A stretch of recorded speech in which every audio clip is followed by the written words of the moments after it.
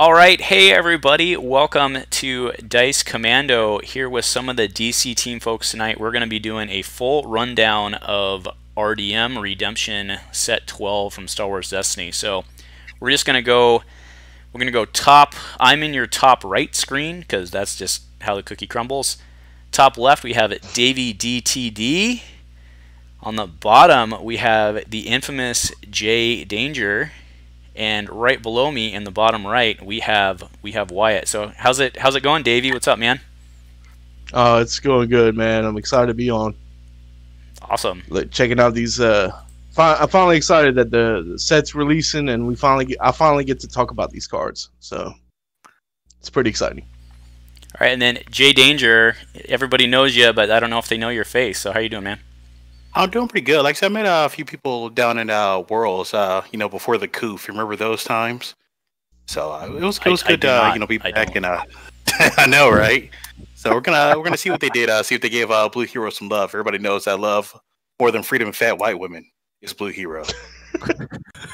Now, I seem to remember, J Danger, you have avoided spoilers up until this point, right? Yeah, staying pure, baby. Staying pure, man. Because Davey and I would have known the cards going into this, so this is fun. I'm looking forward to fresh takes. Yeah, I mean, I did the same thing with when I was over on the Diggity Destiny with the guys out in Houston. We wanted to just stay pure, and then when you get my hot takes or this good, this trash, whatever it is 100% genuine. No faking here. Sounds good. And then everybody knows, or at least remembers the sound. This is Kylo's friend right below me. How's it going, Wyatt? Kylo's friend. Oh no. Hey, I'm Wyatt here. I'm doing good. I want to just preface tonight. I love Destiny. I love this set. I think it's going to be a ton of fun.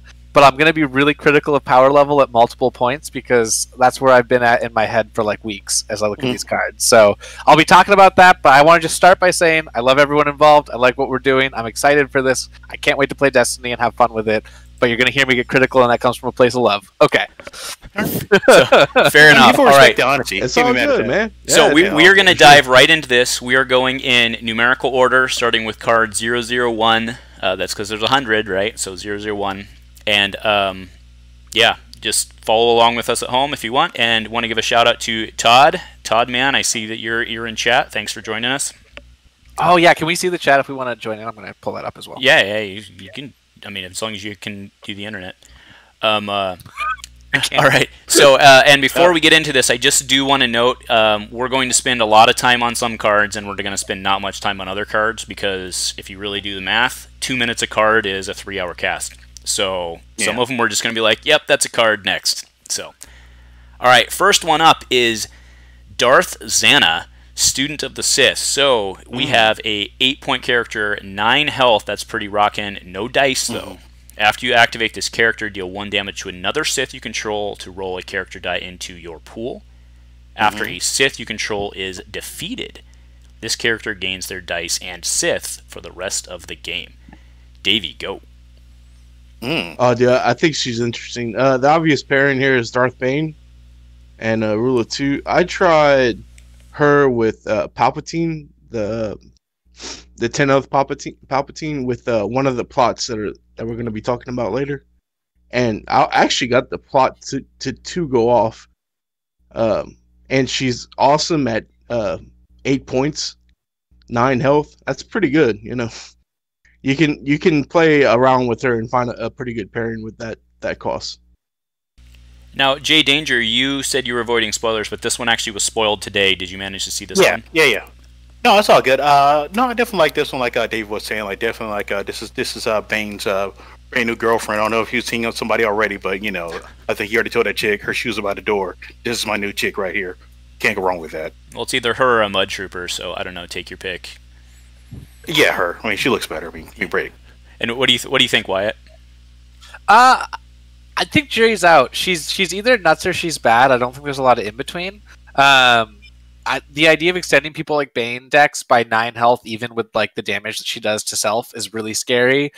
Bane special's dead on her, which is actually it's not. Die sides are inherent. I learned this through playing with her. Even but, the die sides are inherent. Functionally dead on her unless you also have a way to port over upgrades easily.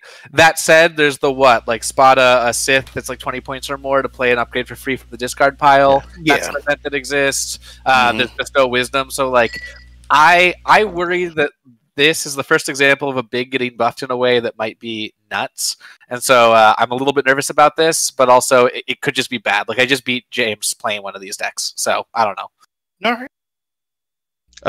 And one more thing, dude, I love the art. The art is fantastic. Art's bad. Like, shout out to the custom artist. Yeah, so this is Cosmic Newt, Newt, and he did at least, I've seen at least 3 or 4 cards doing this, so, you know, I mean, the fact that he did it is amazing in of itself, right? So, all right, but card. I also really hate that with Rule of 2, you can get Baneside just popping off of her. Just insane. Just insane. That is the truth. All right, so number 2, we have Kylo Ren, Driven by Fear. 2 melee, he is a villain 13-17 with 12 health, 2 melee plus 3 melee, resource, blank. You'd think that'd be bad, except before drawing your starting hand, you may shuffle 2 copies of each Feel Your Anger and Anger into your deck. No. Yeah, That's PTSD right. for all of us of the Awakenings meta. It's coming back. After you activate this character, deal 2 indirect damage to an opponent. Force that opponent to turn this character's character dice to sides of their choice. So just a rules note, remember you do have to turn it. So if he has double blanks, you have to turn it. However, since he has 2 blanks, you can just keep it blank. All right, so what do we think on this one, guys? So the second part of that, force an opponent to turn your character dice to any side, you have to be wary of anger plays, because you have to remember that anger is if you're showing 2 dice that are blank, you get to resolve. Basically, it's a free reversal. Yeah. He's pretty. He used to be a little more powerful, but he's really good. Doing 2 indirect just for activating. But you have to keep in mind that you're gonna be automatically re-rolling your dice, so you have to keep a card to the side too. Just you're gonna be re-rolling with this guy. Yeah. All right. It's funny. Anytime. Go ahead. Go for it. I'm sorry. Anytime you activate and deal damage, that's pretty powerful in Destiny. Dealing damage for nothing it's nothing to be sneezed at or laughed at. So I mean, it's worked for the Ewoks for this long, right? You're still around. Yeah, I think he's actually like one of the worst characters in this set, and he's still he's still terrifying. Like I think in this set, he's one of the worst characters, and he's still scary. So that's how I feel about the overall power level. But like he's fun. I think he's a really cool design space. I like that Anger's back. I think he's also fun to play in Infinite, which is cool when you have characters that come out that have alternate format options. And I also think that probably the best thing you do is just turn his sides to resources, because with his blue villain, never get them, and tempt them to make money and not do damage or do blank tricks. So I enjoy the mind games a lot. And an interesting note is, unlike Extremist Plot or Extremist Campaign, you get to put your Feel Your Anger and Anger into your deck before you draw your starting hand. So there are chances that at the beginning of the game, your opponent can draw those cards. Anger is always turned on. Right. He's also kind of an interesting character to consider playing single die, because you're always going to get 2 damage off of him. You guarantee you're a blank off of it, but also for 13 points you can always get out 2 indirect just by activating. That's nothing to sneeze at with that kind of body. A lot of characters like that now, where it's like you don't even bother trying to play them elite. You're just like, here, I'm just, it's like the Aphra syndrome, where it's like you're just here for your ability. I don't care about your dice. Yep, and there's a 17-point character down the line that I think he could be very interesting with at single die. We gonna see. All right, moving on to Maul. So we won't hit much on these because they've been spoiled for a long time. Yeah. But this is 3A Maul. I'm actually not going to read him all the way out because he's been out. But so we have 3A Maul, which then flips into Conqueror of Mandalore Maul. And actually, I'm just going to skip Little Maul altogether, not because he's bad, but because Conqueror of Mandalore, I think, is where the majority of the discussion will be. So obviously, you have his sides here, which you see. What really matters is his power action, which is play a blue event with an even cost from your hand, decreasing its cost by 1. I actually screwed that up just in a video today. It is even. And then specials gain 2 resources or resolve any die that does include your opponent's die, excuse me. If this character has 7 or more resources on it, you may do both in any order. So this guy's pretty scary, I think. What's your take, Wyatt? Oh yeah.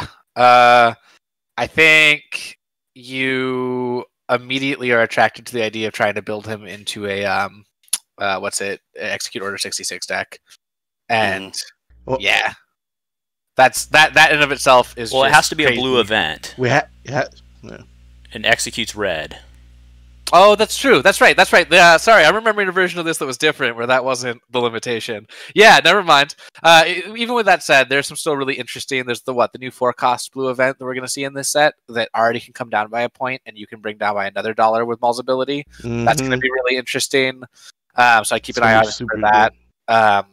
I think the new 2-cost blue villain removal option is amazing that we're going to see a little bit later on, and so with Maul, that's really good.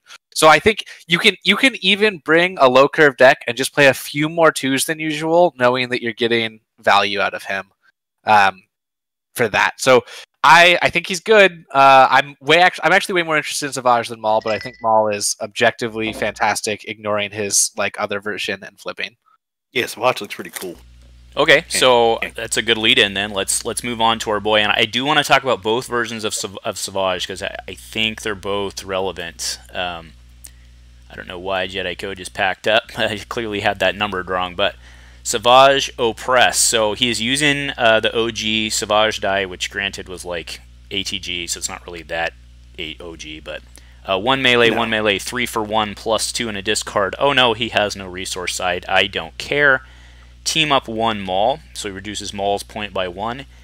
Guardian, PA, discard a card from your hand and spend 3 resources to flip him. And of course he is 8/11 with 9 health. We'll talk about his flip in a second, because I think this guy's probably the more utility for the 2 Mauls that are out there. So what do you think about this guy, J Danger? Oh yeah, definitely put him with BD Maul, the 20-cost one. I think that one is a little bit tried, tested, proven. I know folks really like the new Maul that just came out, Conqueror of Mandalore, but you can't go wrong with the old Maul, right? 3 damage sides, you get his power action, beat people in the face. That's why I like it, baby. Nice and simple. Another good pairing with him is Thrawn as well. Ooh. It's going to protect Thrawn. That's super filthy. That's awesome. Yeah. Davey with the smart, scary builds. I never trust you when I'm sitting across from you, and I always trust you before an event. Yeah. He's going to be good. 11 points for Guardian and 9 health. Yeah. Pretty good. And the bonkers die. Yeah, don't ignore his die.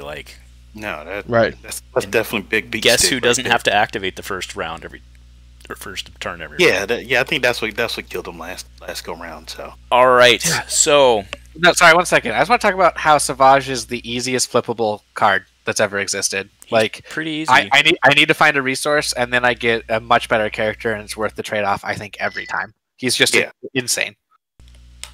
But he has no resource side. I don't care. Doesn't matter. Right. All right, and then Savage Dark Acolyte. So this is a 12/15 for 12. So we've got a middle here. He's a 1 melee, 2 melee, discard special blank. He does have Guardian again, or still.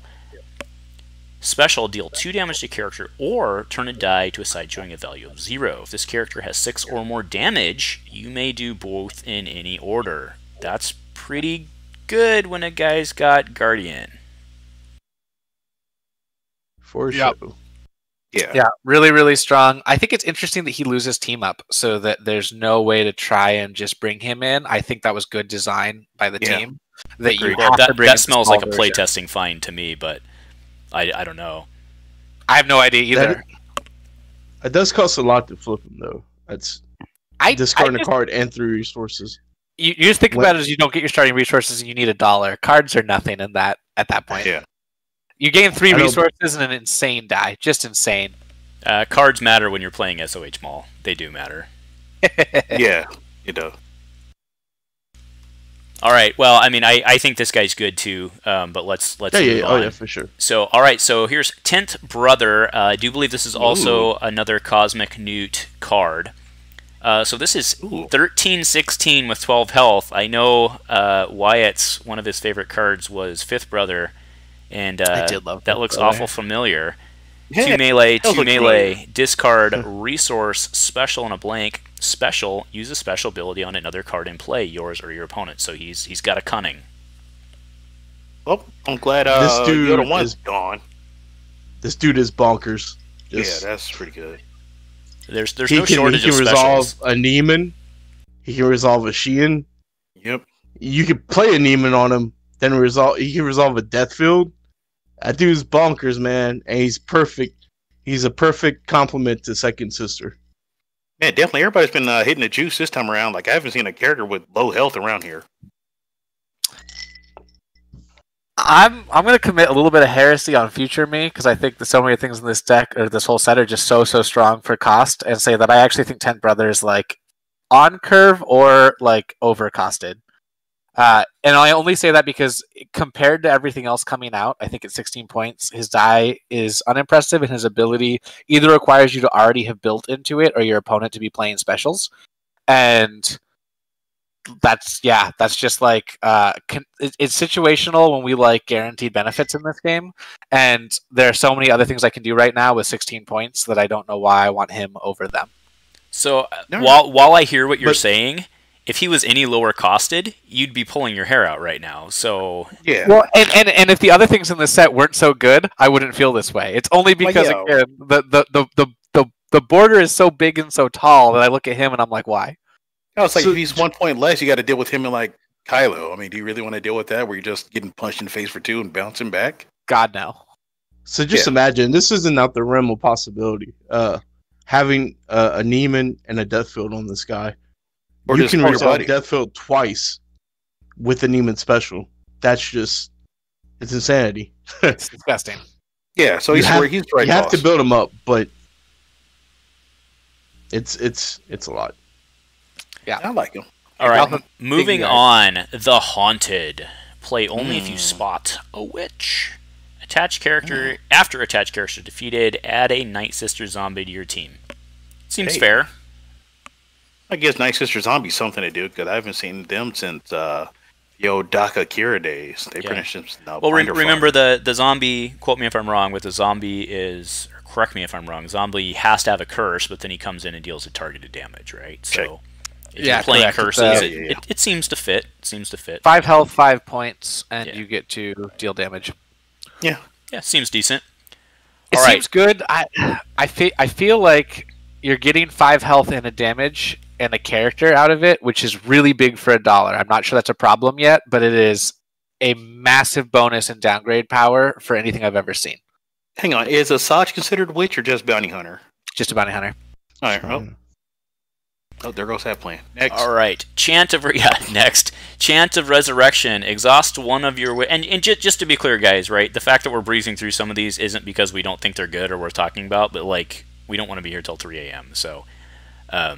all right, Chant of Resurrection. Exhaust one of your witch characters to add 3 set-aside Night Sister zombies to your team. After the action phase ends, defeat those Night Sister zombies. That's effectively 1 for 3 damage and maybe something else. I mean, remember you can't deal Night Sisters indirect, right? So Yeah, Chant of Resurrection, you pay $1 to turn a zombie damage into other zombie damage, and you get 15 health in a turn. And I was told that wasn't a problem every time I tried to say I thought it was a problem. So, like, I challenge anyone out in the community to try and make a support deck and see what they can do with a witch and with 15 health in a turn, and prove me wrong that I'm scared of it. Yeah, Wait, once can again, you I mean, walk me- you can could, you walk dig me Nice through that to- one? Nice just I've not Sure. seen that. So you play 3 zombies. They're gone at the end of this turn, but for this turn, you gain 15 effective health. And so there are so many support decks in my mind. Like back when support decks were a thing and they were scary, a support deck's like loss was its health, right? Like you had to beat the characters that were comprised the support deck. Oh, you mean So so I it's would- just your final last gasp? Right. I got you. Exactly. I So, see. so it's like you just gained the equivalent of I can't die this turn in a card. And the argument that I heard that might be fair is when are we ever going to see a support deck and a witches deck so fused together and effective that that's actually a problem? And I don't like 15 health suddenly showing up for $1. So I want to see if I'm wrong, and so I want to see people build support decks with this card and witches and see what they can pull off. So, Davey, you were involved in testing. Do you have any terror stories of this card? No, not really. It might not really. it might not be a problem at all. I think it'll extend games. It'll give you like a last chance to do something, and it's not second chance bad where you just dreaded to see it come. Well, I think another problem that it's gonna see is the next card we're gonna get to.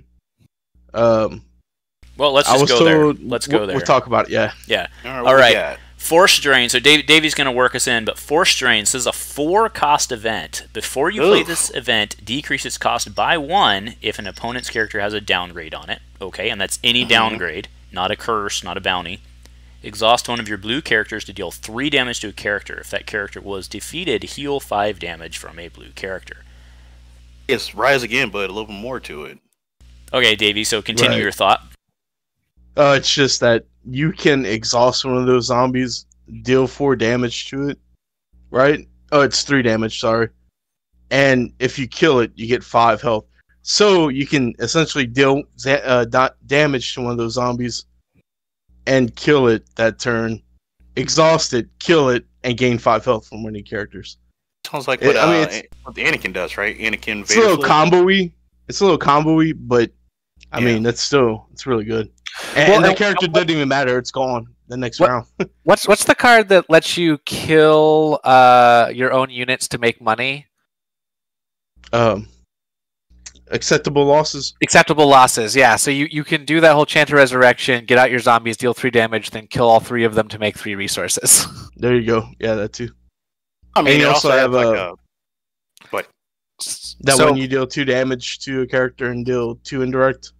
Yep. Stuff like that. Inflict pain. So the one thing to be aware of with Force Drain is, again, it's 1 less cost if somebody you're playing against downgrades but wants to be played with witches or something similar. If you can do a deck that has downgrades and Maul, so if you were to potentially do like a Bounty Hunter deck and Maul and find something there, you could play this card for 2, and that's just bonkers. All right, so there's some... You still hear me, guys?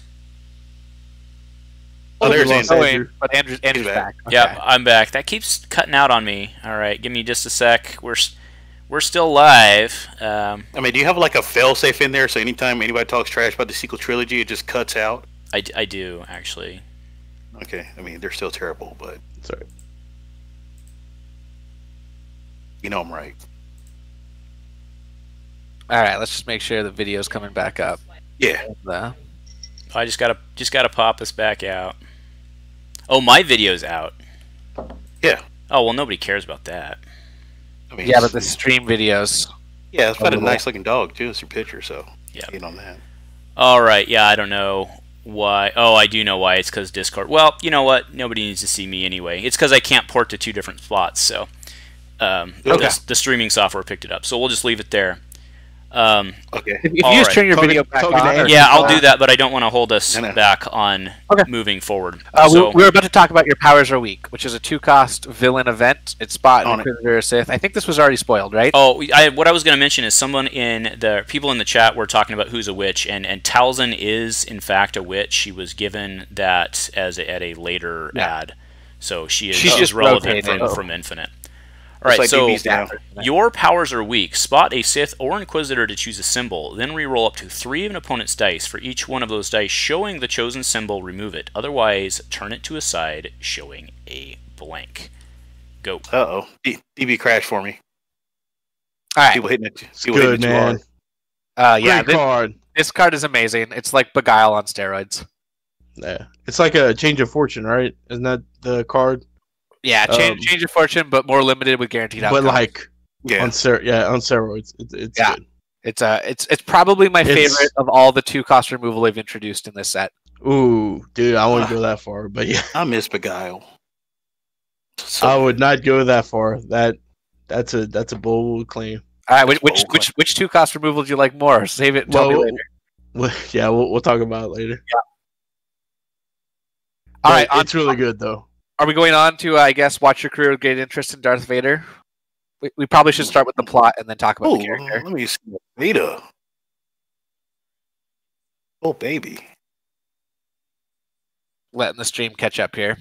Hey, I'd rock that. Andrew, your voice is not coming through for us. Yeah, I'm making some seriously great TV right now, trying to get everything set up. Sorry. All right. You're doing great.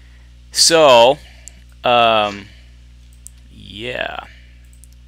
All right, but you can hear me now, and everything's super fantastic. So, next we have.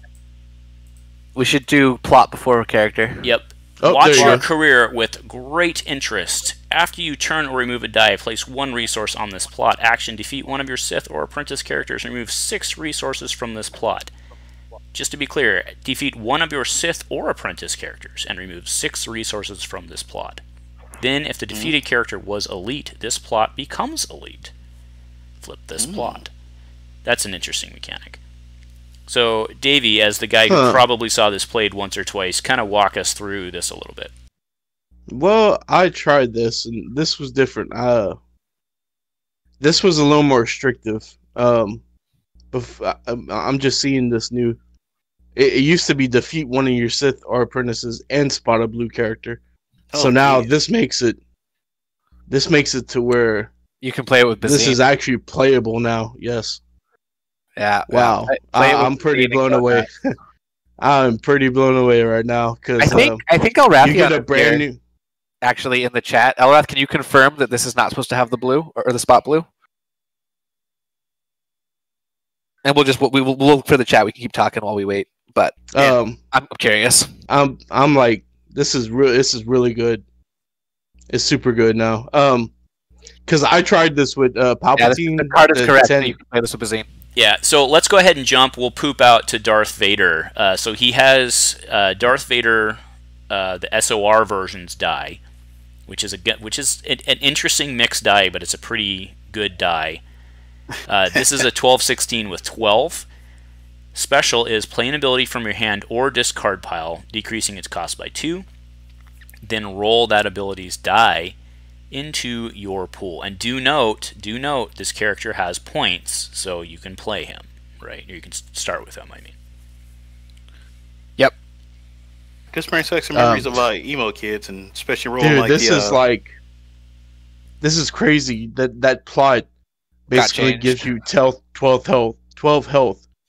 Yeah. Killing your weak character or the character that's see, I think whenever you're playing against someone who has this plot, you have to go after the weaker character. You can't go after their stronger character. It almost doesn't matter though now, right? Because if you play Bazine with something else, Bazine starts charging it, and unless you manage to kill the whatever the big blue is with Bazine, then whatever damage you've done to the blue character gets completely invalidated because you're going to kill it and replace it with a 12 health character. Arathia said kill the Claw Knight. Yeah. I mean, you've been in fun 5 points, but you got to go. Yeah, this is crazy. I also really like this Vader. I think this Vader's a lot of fun. His special is pretty rad. You have to build around it, or if you're assuming that it's in a deck where it shows up late, then it's instantly great. I'm actually really worried that with the plot not having spot blue, it's Bazine in play, you're going to be able to get this out on turn 2, and that's pretty freaking scary. I tell you what, every time I play tested that plot, I was able to get it off, or had the resources to get it off. So it's not difficult at all to get that. No, I mean off. Resources aren't anything like they were back in the day where you're like struggling to get 3 resources. Now you pretty much just crap it out. Damn near start with 3 resources. Now it says after you turn or remove a die. So if you play a Neiman special and you turn 2 dice, do you place 1 resource or 2? Just whenever after you turn a die. So a die, you would turn both dice and then you would place 1 resource. Because it's all I believe per die. It's just one action. I don't know. I don't know, but it doesn't say after you take an action that turns dice. It's after you actually turn the die. So wouldn't it be the die? Wouldn't it be the die that puts it in the queue, or it would be the die that triggers, not the action, right? I think so. Yeah. So Neiman double pumps this. I would think so, because it's not after you freaking nuts. It's not after a character after an action does this. It's after you turn a die. That would be my interpretation, but I'm wrong frequently. So yeah, Ryan in the chat. That makes sense, dude. Ryan in the chat is pointing out this would also work with Kylo. So, dude, this plot is sick now. Yeah. So gross. Yeah, all right. So this is scary. Moving on to interrogation chair. Looks like the most uncomfortable chair ever. It's like interrogation platform. For 1, support, action, spot, and inquisitor, and exhausts support to choose an opponent's character die. Then deal 2 indirect damage to that opponent unless they resolve that die. Huh. So wait till they roll a blank, hit him. That's right. Well, this is supposed. Inquisitors force blanks all the time, so it's yeah, well, it's pretty good. It's supposed to work with the plot, basically. You can. He's got you can great blank a synergy. die. I will say that, like, stuff really, definitely it's like a jigsaw puzzle, right? Like, different things are fitting into place. You're not trying to, shoehorn something in there. Everything seems to work really great. So, big hats off to the guys over at ARH. If you get this card down turn 1, it is way above curve, but Inquisitors were kind of bad, so maybe they need a card way above curve. Yep. I just want to point out for everyone in chat who, and even myself, who may have heard something that I heard different. To be clear, if it's on a blank, you can't force them to do this.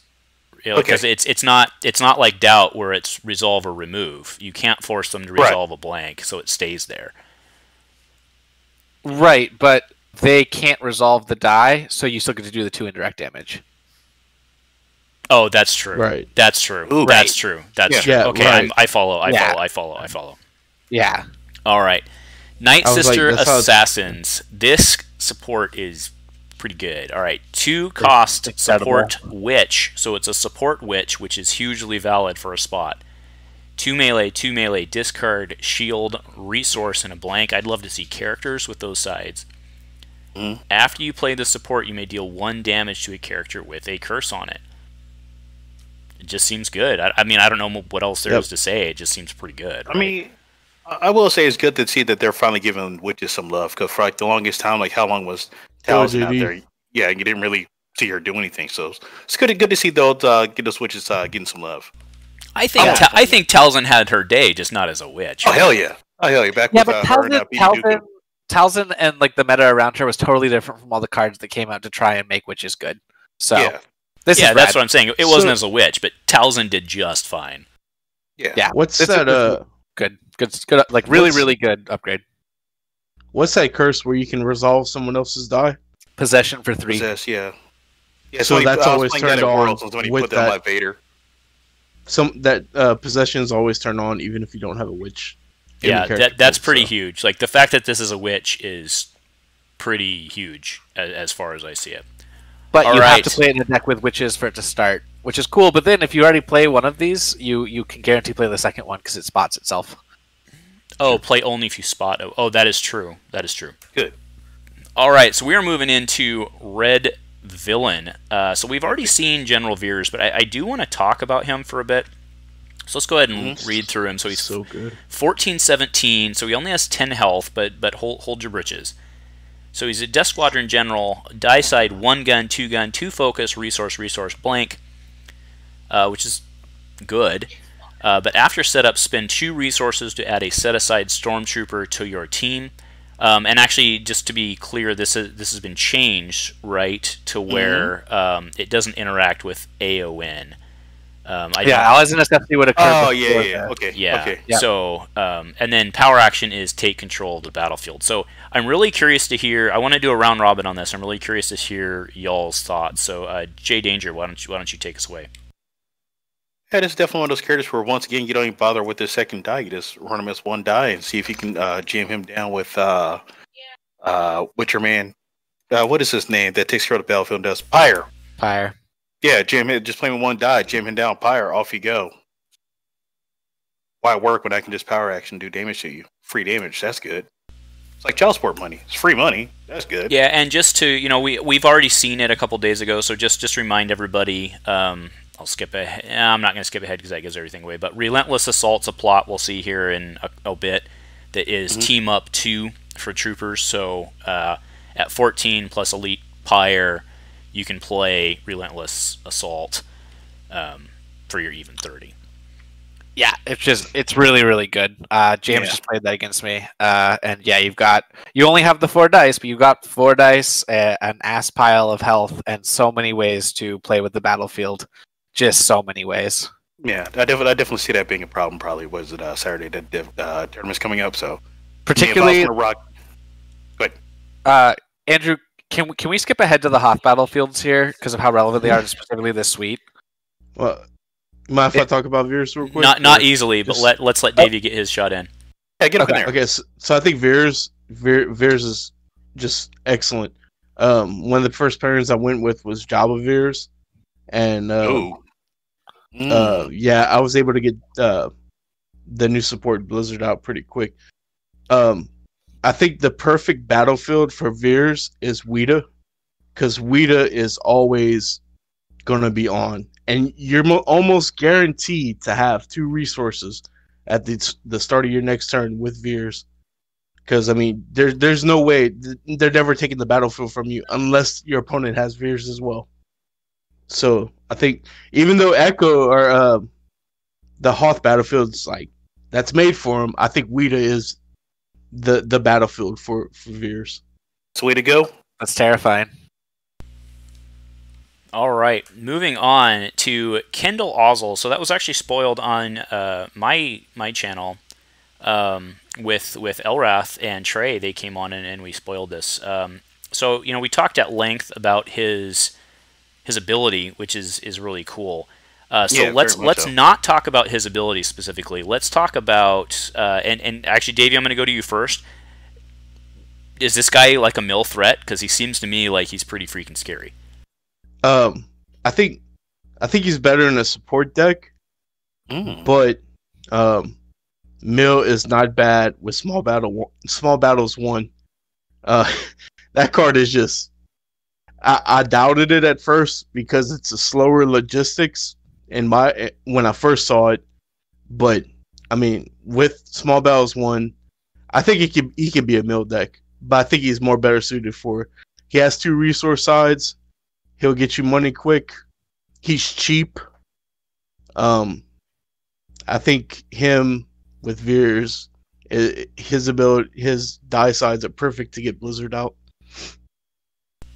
Okay, fair enough. His everything is just so nuts. Yeah, like he's like top notch, dude. For 9, 9 points, 8 health, and a die that is chock full of value. Like everybody has a blank, so that's not even a big deal. And his indirect, sure, it's not like ideal, but there's nothing bad about this die because if worst case scenario you get 2 indirect off of a 9-point investment, that's not bad in the slightest in a turn. No, he's the perfect character for small battles 1.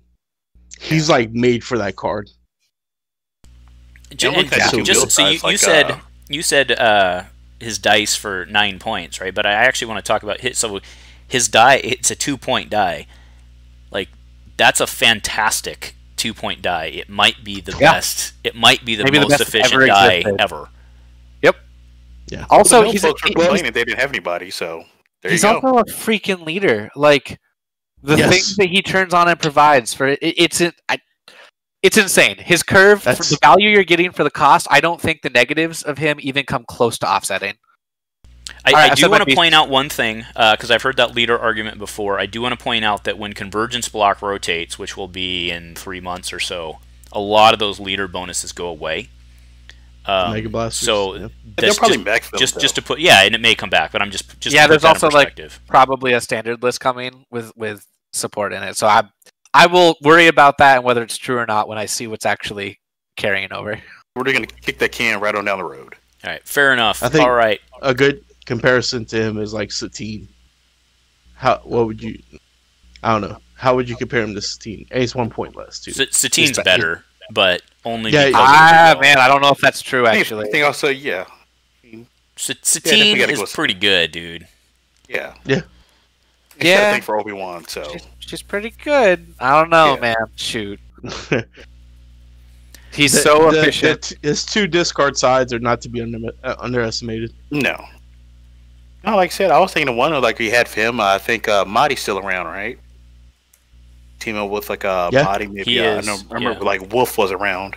The points don't work out great because you can go Ozzel for 9 and then Modi's 12, so that puts you at 21. So if you can find a 9-pointer, which we will find later, you have a 5-guy discard. So, Jawa. Ozzel is also like a potentially knockout option to consider AON with because he has the 2 resource sides on his dice. So like if you want to play into like the 32-point area, you could pick a lot worse lineups than like him and what he's also amazing with Krennic. Just amazing with Krennic. Look at his sides and the synergy with Krennic. Off the chain stupid. Yes. So that's 22. So then you could still run a 10-pointer, run Jabba for your Reap. Yeah, it seems not horrible. There it goes. Meal for All days, right. baby. Moving into the Stormtrooper. So I'm going to take this one. So this is a 7-pointer for 8. 1 gun, right. 2 gun for 1, plus 2 resource blank blank. While you're fighting on Hoth, this character has plus 1 health. So I know there's been a lot of discussions about creep and whatever. This guy does. I mean, this guy is the basic increase over your First Order Stormtrooper, right? First Order Stormtroopers are 7 for 7. Oh yeah, the only change is that you're sacrificing roughly. Well, by the old math anyway, you're sacrificing roughly a quarter to a half in die value for that 1 health, which is something I'm more than happy to trade. So, I mean, this is a straight creep on the Faust, and then if somehow you manage to fight on Hoth, touchdown. So yeah. I mean, side note, when can I get back Padawans? Oh, just chill, buddy. Yeah. We're not done yet. I'm just tossing it out there. Dude. Yeah, so Padawan, fam. Yeah, J Danger, you haven't seen any of the non-spoiled spoilers, so no, actually, really, I've not. Yeah. I've been here, chilling out with the girlfriend, trying to get her to play Marvel Champs, but she's dead asleep because she works all the time. So, all right, next up is Sibo. I think that's how you say it, Sibo. But then he's a Rodian, so it might be Tasibo. Who the heck knows? So he's a Spectre sympathizer. Well, that doesn't make sense, except yes, he's a spy. All right, so 10-13 for 10, 2 focus, 2 disrupt, 2 discard, resource, and a blank. That guy's broken, right? Oh, hold on. Detect. After this character's detect ability detects a hero card, give an opponent's character 2 shields. He's going straight into mill deck. You don't care. Very fast. I don't even know if that's true. He's going in a straight choke out deck. Like for real. Call up Khabib. He's going to choke this deck out. Look at this. 2 money pops, 2 discard. Come on, man. He's going to mill deck. I kind of think he's bad. I actually kind of agree. Yeah. So like Tim, it's like put your man also up there. I mean, no. So here's the problem with him. He could be a couple things really good, but he's nothing you want him to be enough. So like he's got an incredible die, probably the best die we've ever seen at 10-13. His health is fine. Detect is interesting, but his detect is bad in any hero matchup if you want to win by damage. So he's already setting back your team if you're a support deck, which he's kind of built to be a support deck, except those 2 focus sides are almost bad. Like 2 focus is good, but not the density he's at. He has one good, like guaranteed good mill side, which is that double discard, but no way to get there easily. So like if he's a mill card, you need a lot of like other focus or ways to snap it off.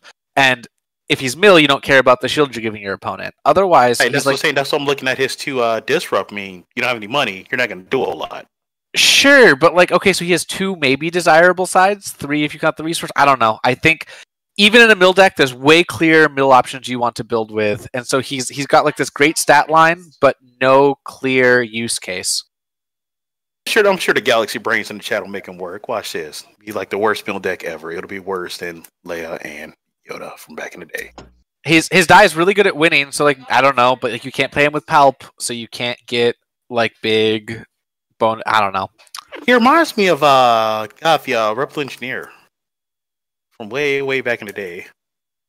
I suppose he's probably built to be good with because he plays right into Bala. So if you wanted to do a Bala red and like use him to get focus on a Bala's dice, but I'm not sure the gas is in the engine there.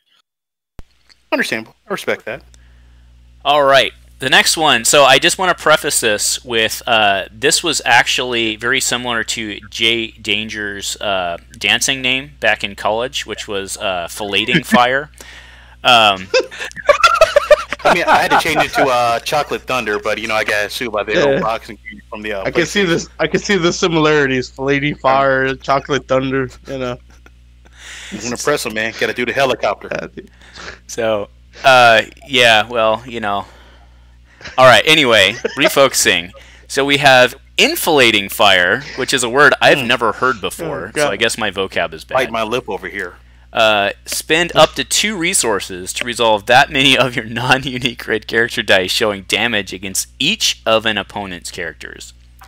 Ooh. Let me read that again because it's a double take. Spend up to 2 resources to resolve that many of your non-unique red character dice showing damage against each of an opponent's characters. So remember like salvo? This is double salvo. Yeah, it's not just like, a free salvo. Well, I mean, you have to pay for each die, but like... It's a better salvo. No, it's I like it. A hell of a lot better salvo. Like, non-unique reds, though, it's kind of hard to find a non-pay side on a non-unique. Yeah, it is. Well, the first thing I think of is like Stormtrooper. What else? What else is out there? That's why you got your man non-unique from before. IDTs, man. No, yeah, it's gotta be non-unique. Yeah, IDTs. Well, IDTs, yeah. For the focus, and they have pay sides too, as well. Yeah, and do note, right? Just for those watching, it can't be because you're resolving 2. You still have to resolve them independently, so it can't be a modifier. Right. So, yeah. You can do indirect. I'm glad it's resolved instead of removed, because that would be kind of busted. I find this card to be another example of just like its ceiling is so blown off of what we've seen before. I mean, it's salvo just twice. Sure, it is a card that was previously like decent, at the very least decent, and now you get twice that card for 1 slot in your deck. Well, but let's be clear, it's not salvo. It's a 1-cost salvo. Yeah, salvo wasn't played. Sure, but it's a 1-cost salvo or a double-cost double salvo. If you have that option, this is going to get played more than salvo. Yeah, but it's not going to be. I don't know. I just don't see it taking. No, I think why it's valid and that the ceiling is really high. I think functionally, I think the card's fine. But it's really going to suck when you roll in your megas and you hit, and you take it in the shorts, right? I mean, it's going to happen, but folks are still going to play like Focus Fire over this by far. Sure, but I actually agree with that. I agree, but I'm predisposed to love Focus Fire. So, all right. Next one is offensive position 1 red villain. If an opponent removed 1 of your red dice during their last turn this round, roll it into your pool. Take control of the battlefield. Your man Pyre just lubed up. He is so happy to see this. Take control of the battlefield. I know, it's like all for it. Pyre is someplace making it rain right now in your binder. Go take a look. Yeah, as long as there's cards that can chuck the battlefield, because at some point Pyre takes the battlefield too many times. So well, we have a surprise for you in the battlefield department. I know. We used to have a card that let you essentially undo 1 removal for 1. We now have a card that lets you do it while also taking control of the battlefield. Like, it's strong. I like that it exists. I like what it's buffing, but it still is better than the equivalent stuff we've seen before. I mean, all right. Somebody put in the chat right there is that card beforehand is like just for the Ewoks. You can suck it, you little murder bears. I never want to see you again. Fair enough. Actually, yeah, hell yeah. All right, next one is Reckless Charge for 2. Choose any number of your non-unique red characters and deal 3 damage to each of them. Ready those characters. Oof. Yeah, they're definitely going balls deep on the non-uniques. Saphira got some love. I don't think this is good value, but it's not good. I don't think it's good. It could be, but I don't know. I would absolutely try this in a Death Trooper deck. I'd take 5-die Death Trooper, and I would attempt to play this on turn 1 and just see how far I could push that. Like, it doesn't have to be good. I'd still try. Yeah, I think it's like more of like a one of.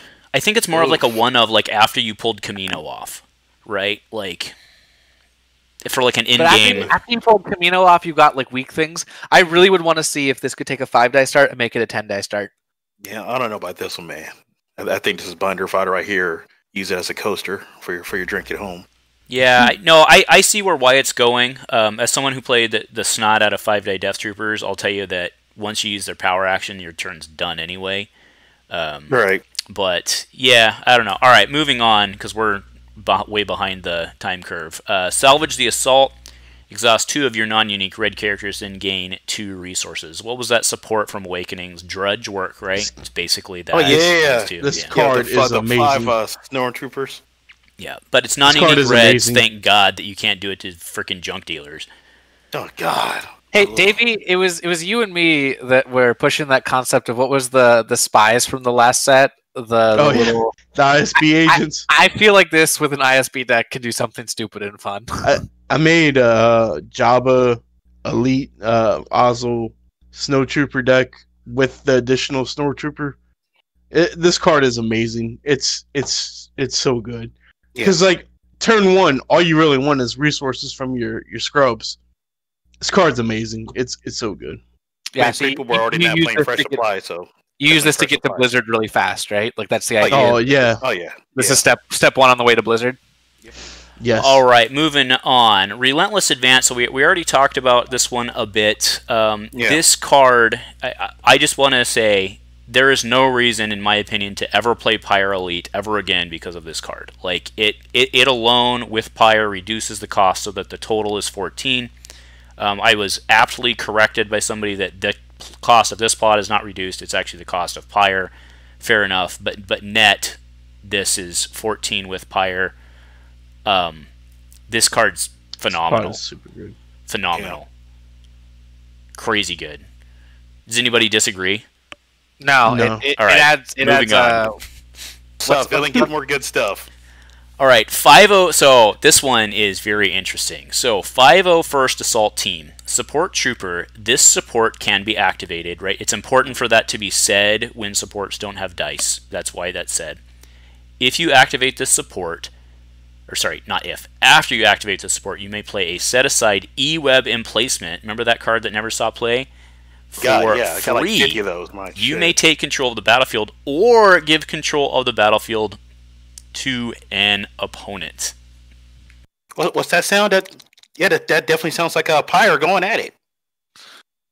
So good. Pyre's getting so much better right now. Some plays lubed up, ready to rock. Like question though, Saturday.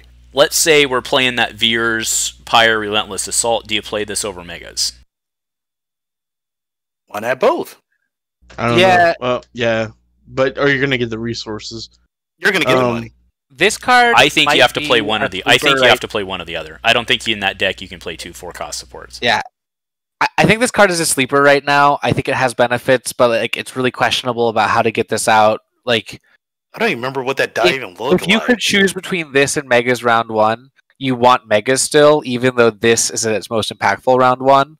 But I do think that after a rotation occurs, I doubt Mega stays in the game, and this becomes a really good option. That's a really good point. That's a really good point. I mean, that die ain't too shabby, fam. One gun, now actually, bug, two for bug and 2 shields. You need stuff to bounce. J Danger, you have it pulled up, right? Yeah, looking at it now. Doesn't E-Web have something on it where you can resolve it for more if you control the battlefield or not? Yeah, after you, while you control the battlefield, the value of this die size are increased by 1. Yeah, and you're and again, it's not that you're rolling in the die; you're playing the support. So the support itself works for you. Ooh, I don't know. This might be better than Megas in the end game.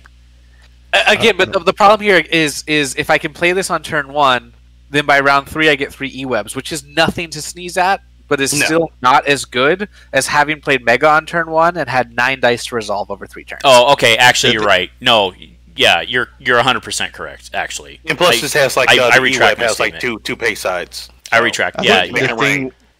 You're right. The thing with all right, big old Blizzard one. I want to get y'all's take on this one. This is a set-defining card, so skipping over this set or this card would be inappropriate. So, Wyatt, what's your take?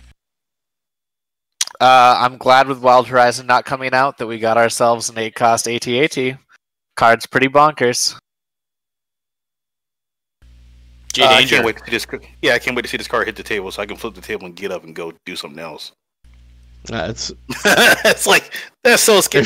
Trey's right. It's like that's like Sony plops that down, dude. It was like playing like Millennium Falcon 1 like way back in the day. You see that hit turn 1, you're like, yeah, I'm in for a long day and pack a sandwich. It's a good card. Can't go wrong. I can't wait to blow this card up. All right, Davey. Yeah. Davey's waiting. I can see it in his face. Oh no, give it to me. I'm just saying, there's so many counters to this card, dude. There's reversal, off the top of my head. I think this card against yellow was in deep trouble. Yeah. I've been saying it for the longest time, man. Robbery, make the flag great again. With Convex Robbery and reversal, I don't even know if you played against yellow, especially yellow that can make money. So I just want to interject. I think this is a meta-defining card because I think this makes Dash Han, and spoiler alert for my cast that comes out tomorrow, right? But like, I think this card alone, the existence of it alone, makes Dash Han better. That's bold. Because you have to move faster to prevent it from hitting the table. Well, no, you can either reversal it, and when you're out of reversals, you just jump. This card makes been me a fun want turn. to play. What was the give your opponent a pike set, like the pike? It was whatever the heist one was. Coaxium something or other. Yeah. This card makes me want to do a Coaxium heist just for the adventure of completing a mission plot and playing this as my reward. It's bad, but I would build that deck for fun with friends instantly. All right. I think that card's in trouble against yellow. That's my... Yeah, I agree with you 100%, Davey. I love it. I think it's a set-defining card. I think it's fantastic. But I think when you get reversaled, you're going to be a sad panda. All right, next is... Can't wait.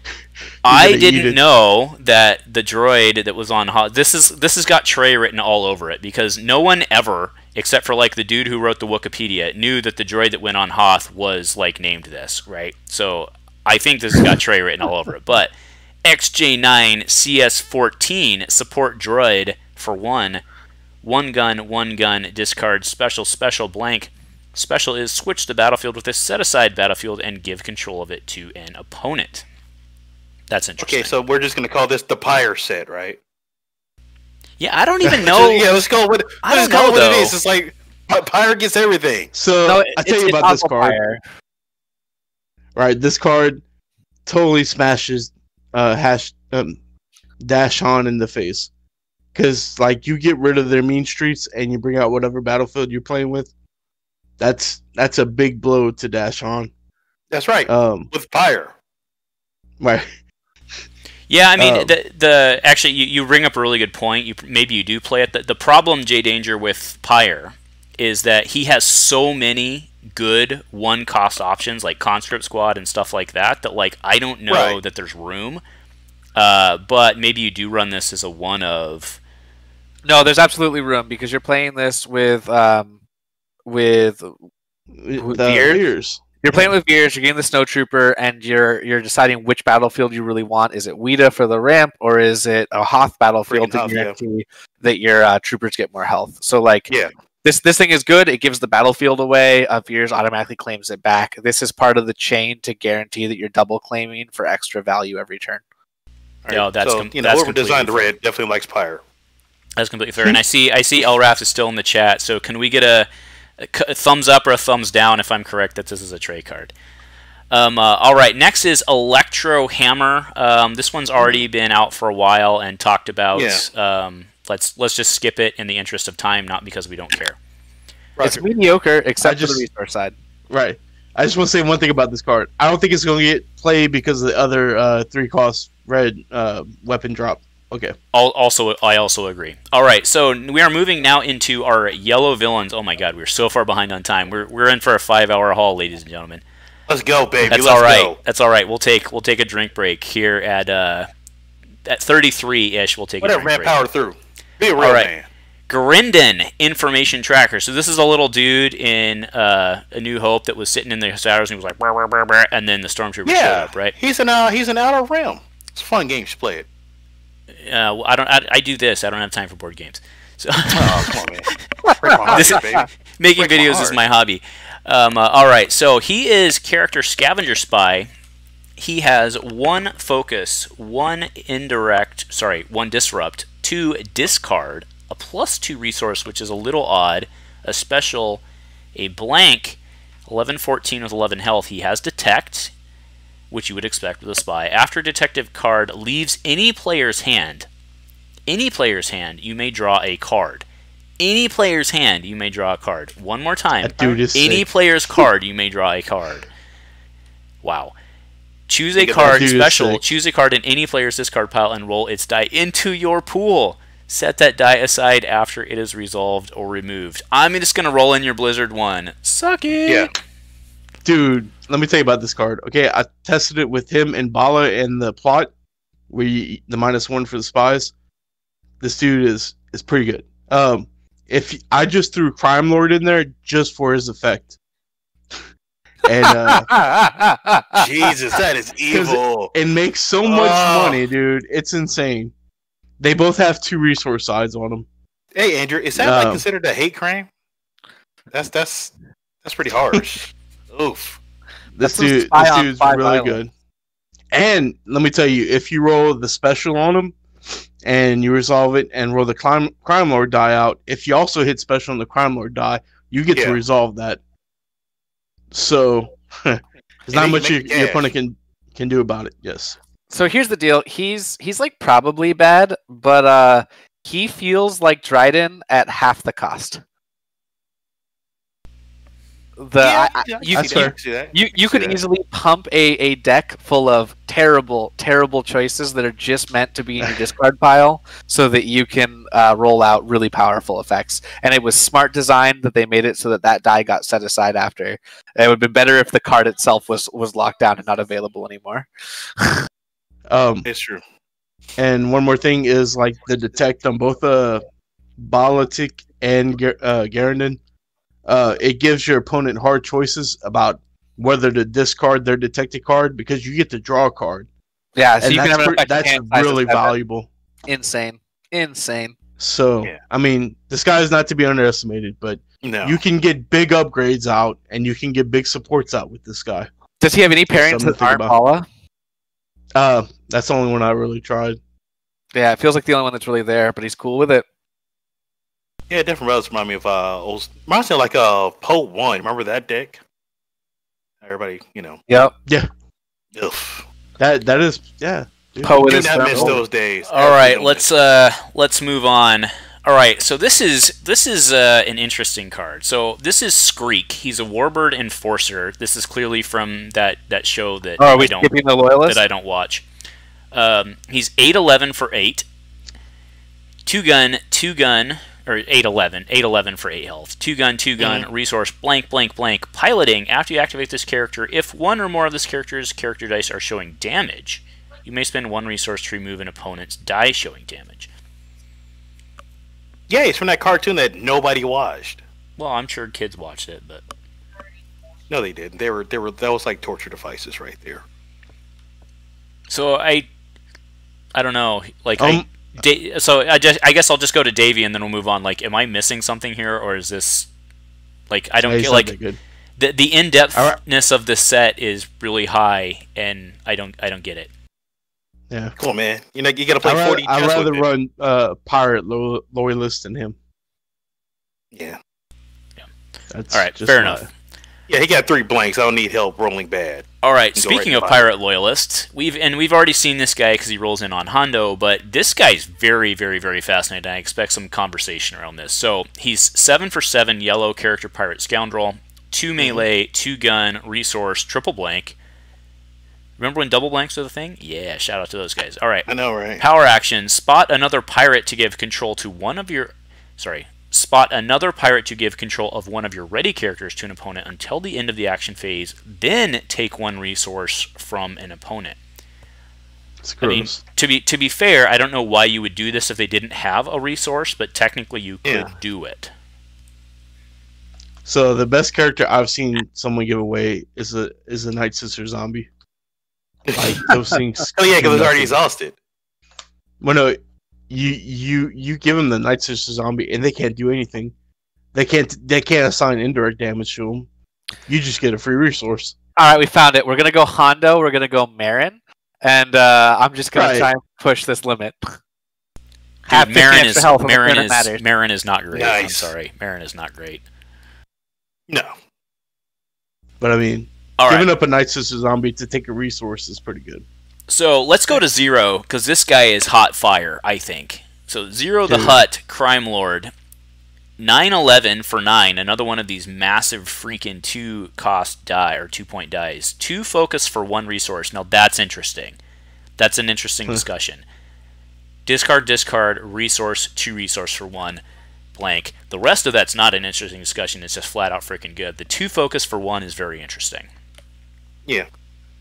Because I feel that you would play a card from your hand to focus 2 dice if you paid 1 for it. But I don't know that resolving a die on the table is worth it. That's a very interesting discussion. What do you guys think?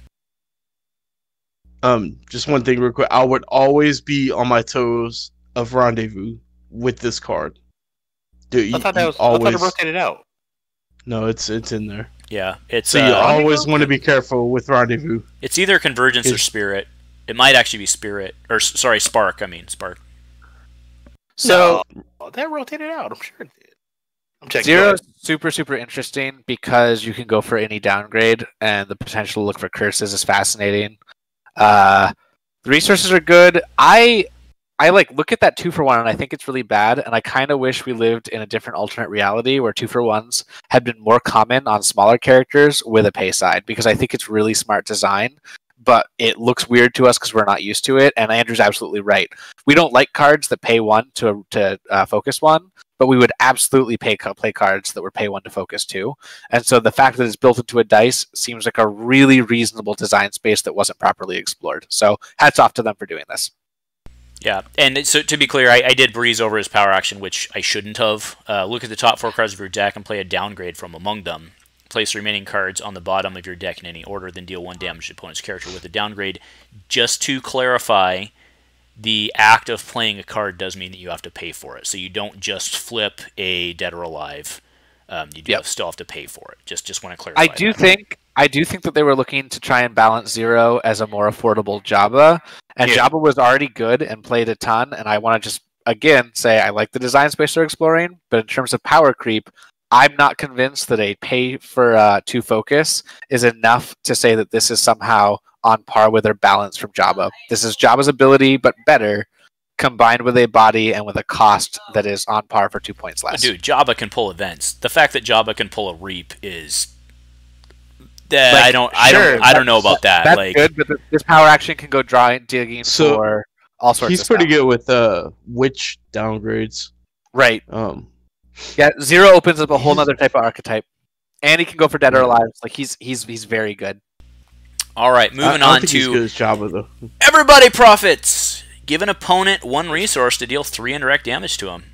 I think this card's amazing. Yeah, that's getting nerfed. I think that's getting nerfed. This is gross. Yeah, that's going to get pulled down at least 2.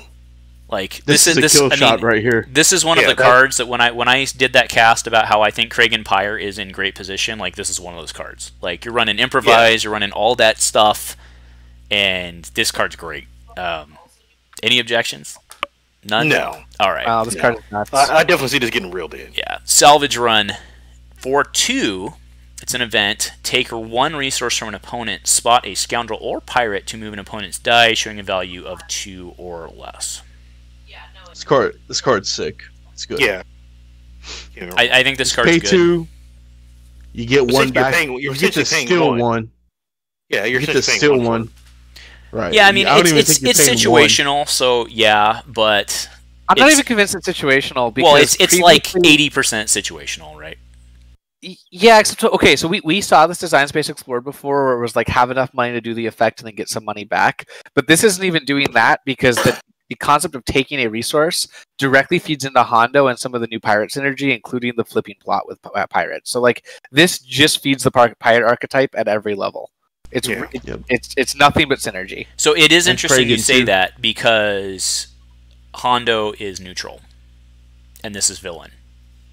Yeah. Oh no, I'll have to play another yellow of something so I get this. Yeah, that's hard. That's Well, hard I mean, okay, fair enough, Hondo, Mr. Sarcastic, but yes. All right. Hondo Oswald's pretty good. Triple Dark Attack. 1 with Ambush. Yellow event. Choose an opponent's character and force them to activate it. Then you may activate one of your pirate characters. Gee, I wonder if we know anybody who would like that. I know. Ugh. Oh, geez. This is Kragen's. What's that card called with the Neiman that you get to activate? Pushing Slash. Top deck. Pushing Slash. Yes. Yep. This is Kragen's Pushing Slash. Yeah, please activate your Jawa and then go ahead and let me activate with Ambush. It's interesting though, right? Because for you, it's a net neutral. It's net neutral. You're just taking one of their dollars. So, like, I don't know that this is actually. What are you saying? What do you mean? Go ahead. It's got Ambush, and I choose which character they activate. If it was not choose, it'd be fine. But I can always choose the least opportune character, force them to activate, and then I've got Ambush, and we both just activated our characters. Yeah, here, activate your layout before you do anything. Bye. This is Instigate combined with Disruption. Yeah. No, I get that, but it's on the villain side, so you do lose a little there from the punch. Arguably, it's even better, because normally villain doesn't get Instigate. Nope. Well, that's fair. That's fair. Like, this is bonkers. Yeah. It's good. But it has to be a pirate, though. Kragen Pyre everywhere. Sure.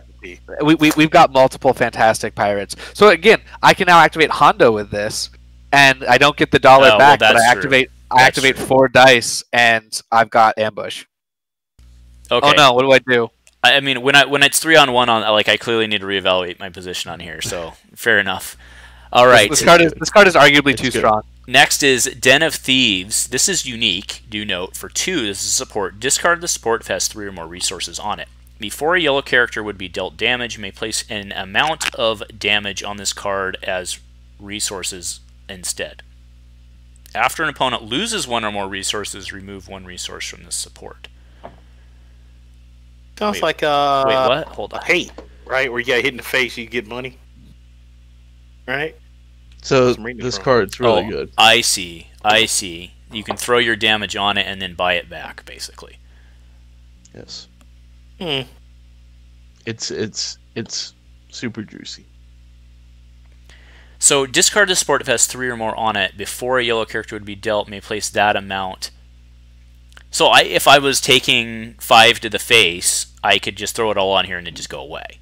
Because you can still overkill this, right? Yeah, this card's pretty freaking good. Yeah, this card, like Bubble Shield.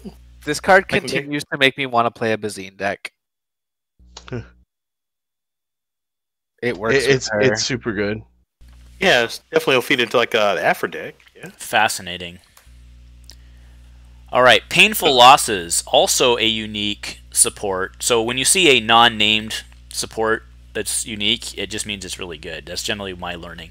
1 for Painful Losses support. After your effect causes an opponent to lose 1 or more resources, you may exhaust this support. Then deal damage to an opponent's character equal to half the number of pirates or scavengers you can spot, rounded down. Yep, more Kragen Pyre. What the F? They're gonna be everywhere. No, it's not. Escape. It doesn't work on Kragen Pyre unless you're playing the support because it's rounded down. Oh, so you just do the. Sure, this is just a reason to play pirates and Jawas as much as like build a pirate Jawa. It's a tribal card. This is it's perfectly fine to have cards like this. Like it's strong, but only in the right deck, and like that's fine. Oh, well, that's a lot of this. I think it's okay. Pirate crew member. So really quick, look again at Pirate Loyalist and the idea of giving away a ready character, and think about playing like a split of Loyalist and Jawas with that character, and trying to build board state out of like pirate ships, raiding parties, and all the other pirate cards. You could get pretty nuts. Oh, I mean, fair enough. All right, so now pirate crew member. About to get to the. Yeah, I do want to talk about this guy for a bit because I know there was like I think this guy's really good, but I know there's a lot of arguments on why he's bad. So pirate crew member is a 1-cost support pirate, 0, 1, +1 guns, disrupt blank blank. Before you resolve this die showing damage, increase its value by 1 if all characters on your team share a color. And do note that that's it's a static effect. So if like you're playing a multi-deck like Kragan Pyre, and one of them goes down, it suddenly becomes +1. So it's actually in game. It's a better die than Conscript Squad. And when I had done that in my video earlier, I said it's a better die than Conscript Squad in game, which it is. But I think a lot of people were reading that as I was saying it's better than Conscript Squad. I do not think this is better than Conscript Squad. No. But I think this card's still pretty good. What do you guys think? It's on par with Conscript. Do know that it is a pirate. It's a pirate, so combine it with Painful Losses and all the other synergies that we can potentially pull off. Plus, what's the pirate card? It's like Raiding Party, where you take all their money based on the amount of pirates you have, and you can now potentially have like 4 or 5 pirates. Oh, Plunder.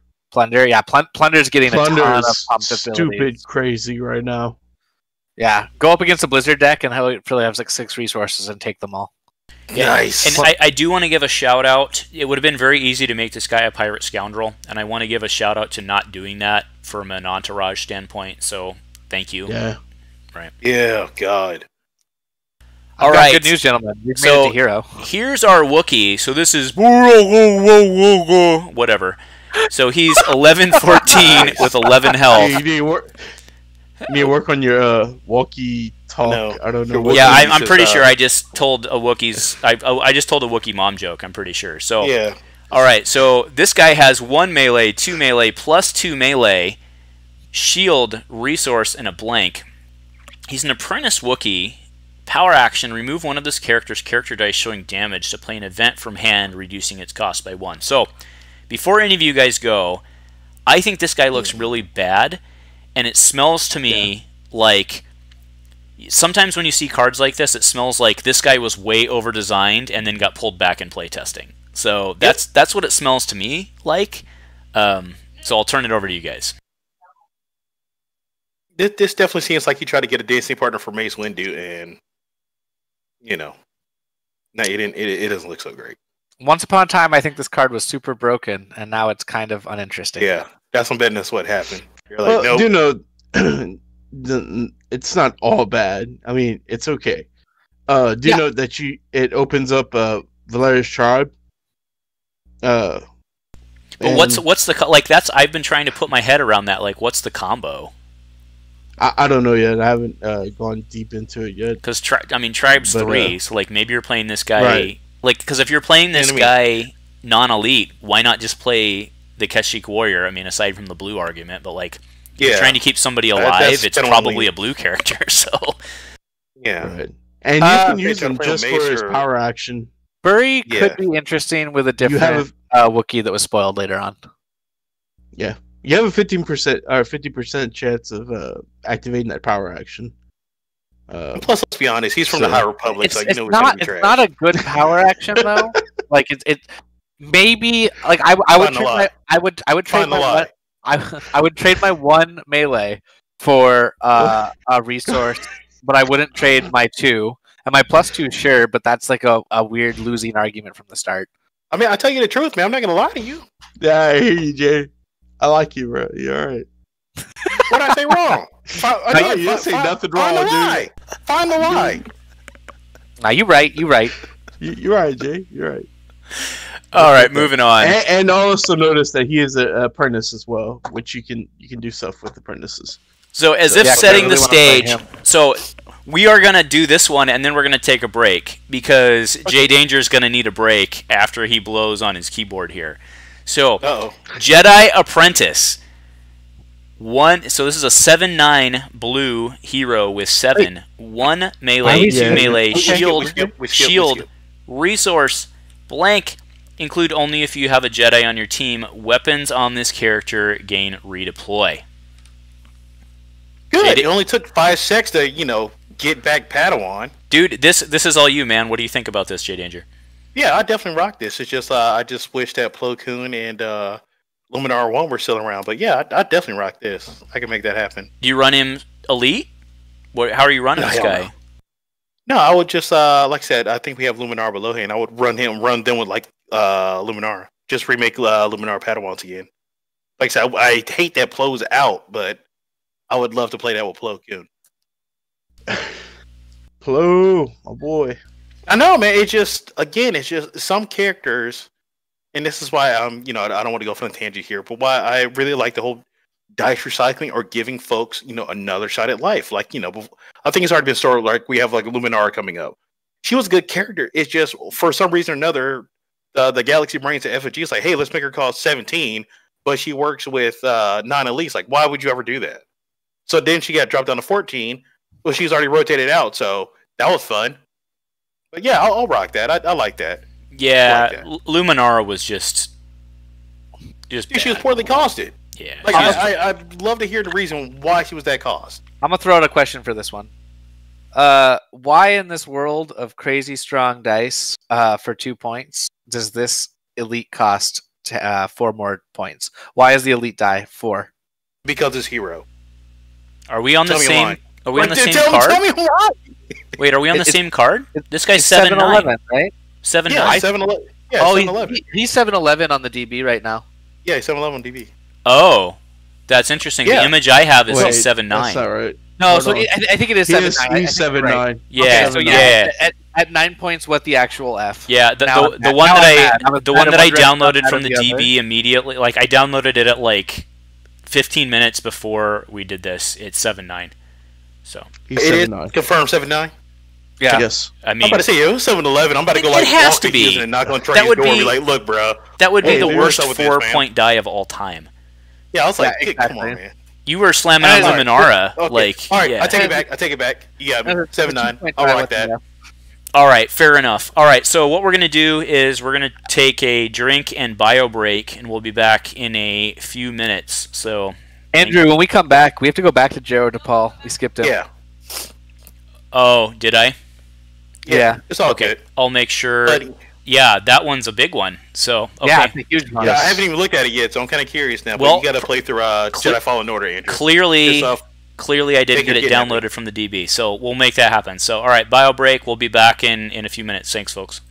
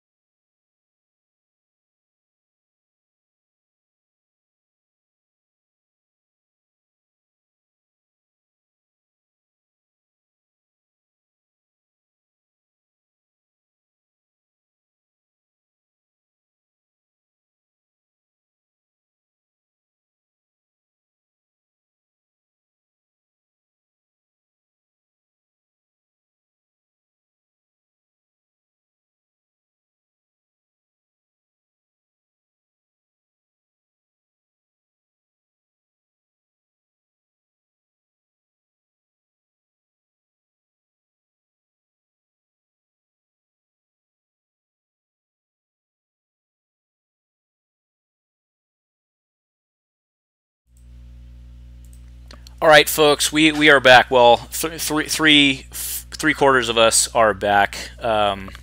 Davey is just doing his thing, which is fine. No worries. He'll be back in short order. It looks like because hold on, let me reset this because I had Jaro missing, and of course I have to reset the show, or in terms of the slides.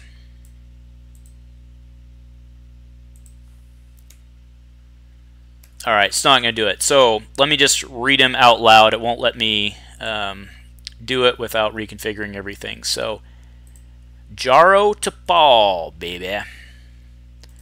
Jaro Tapal is 2 melee. He is a 13-16 with 13 friggin' health, ladies and gentlemen.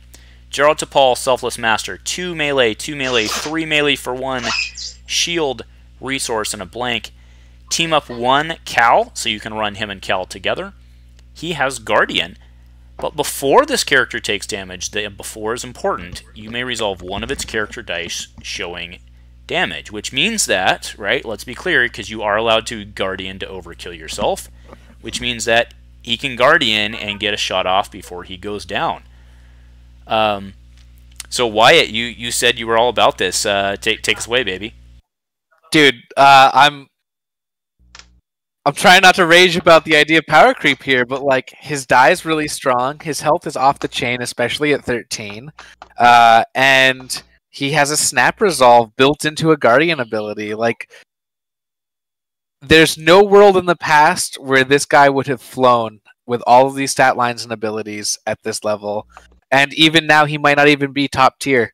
But no. Like he's insane for what he has on his card for his cost. Yeah, especially with team up. I'm honestly if Kid Fisto's dice back in the day, he never saw play because his ability was kind of. But like this guy's so far above Kit Fisto, so far. Oh yeah, no, we're not saying that. Don't get me wrong. Kit Fisto's I mean, 13 freaking health is already 13 health is crazy. Like 13 health is fantastic for a 16-point character. Yeah, I always felt like with Guardian, you should have like a little more juice to you. You can at least take a few shots. Yeah, and I buy that, but he also has like a snap resolve. Like you should never, or not never, but like you have a 75% chance to resolve damage every time you activate them, unstopped, on top of a Guardianing. Like dude is just a powerhouse. And he works perfect with Cal, so that way we can get him a chance to ramp up and get his stuff online and go from there. Yeah, I like him.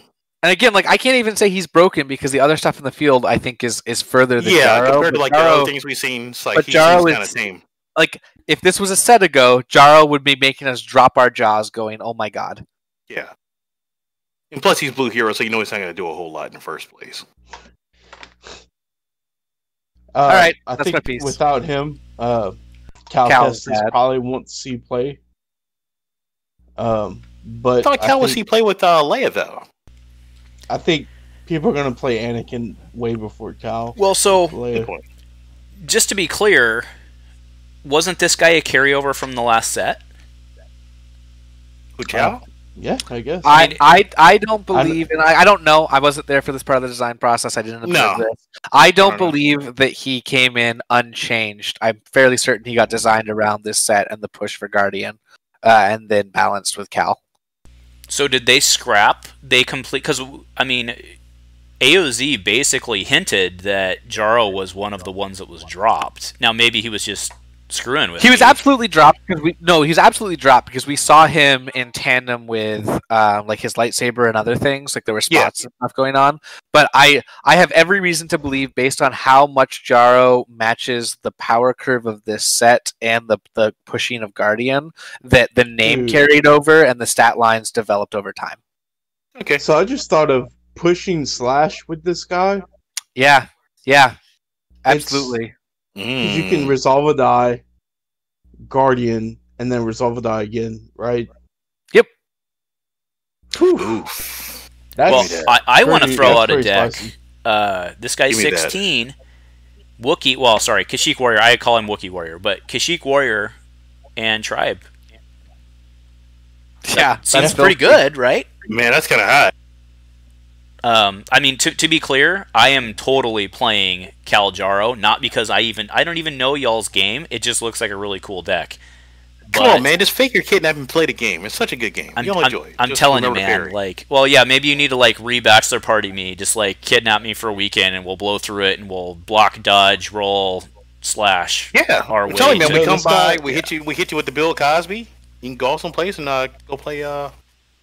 So that's my deck. I like Jaro and Kashyyyk Warrior and Tribe, and guess what? Run to safety still works. You get all the red healing. You get all the other blue shenanigans. That seems pretty freaking good, man. Stupid. I think where do you run the safety from? Just stupid. Wait, what are you saying? Where do you run the safety? Is red, yeah.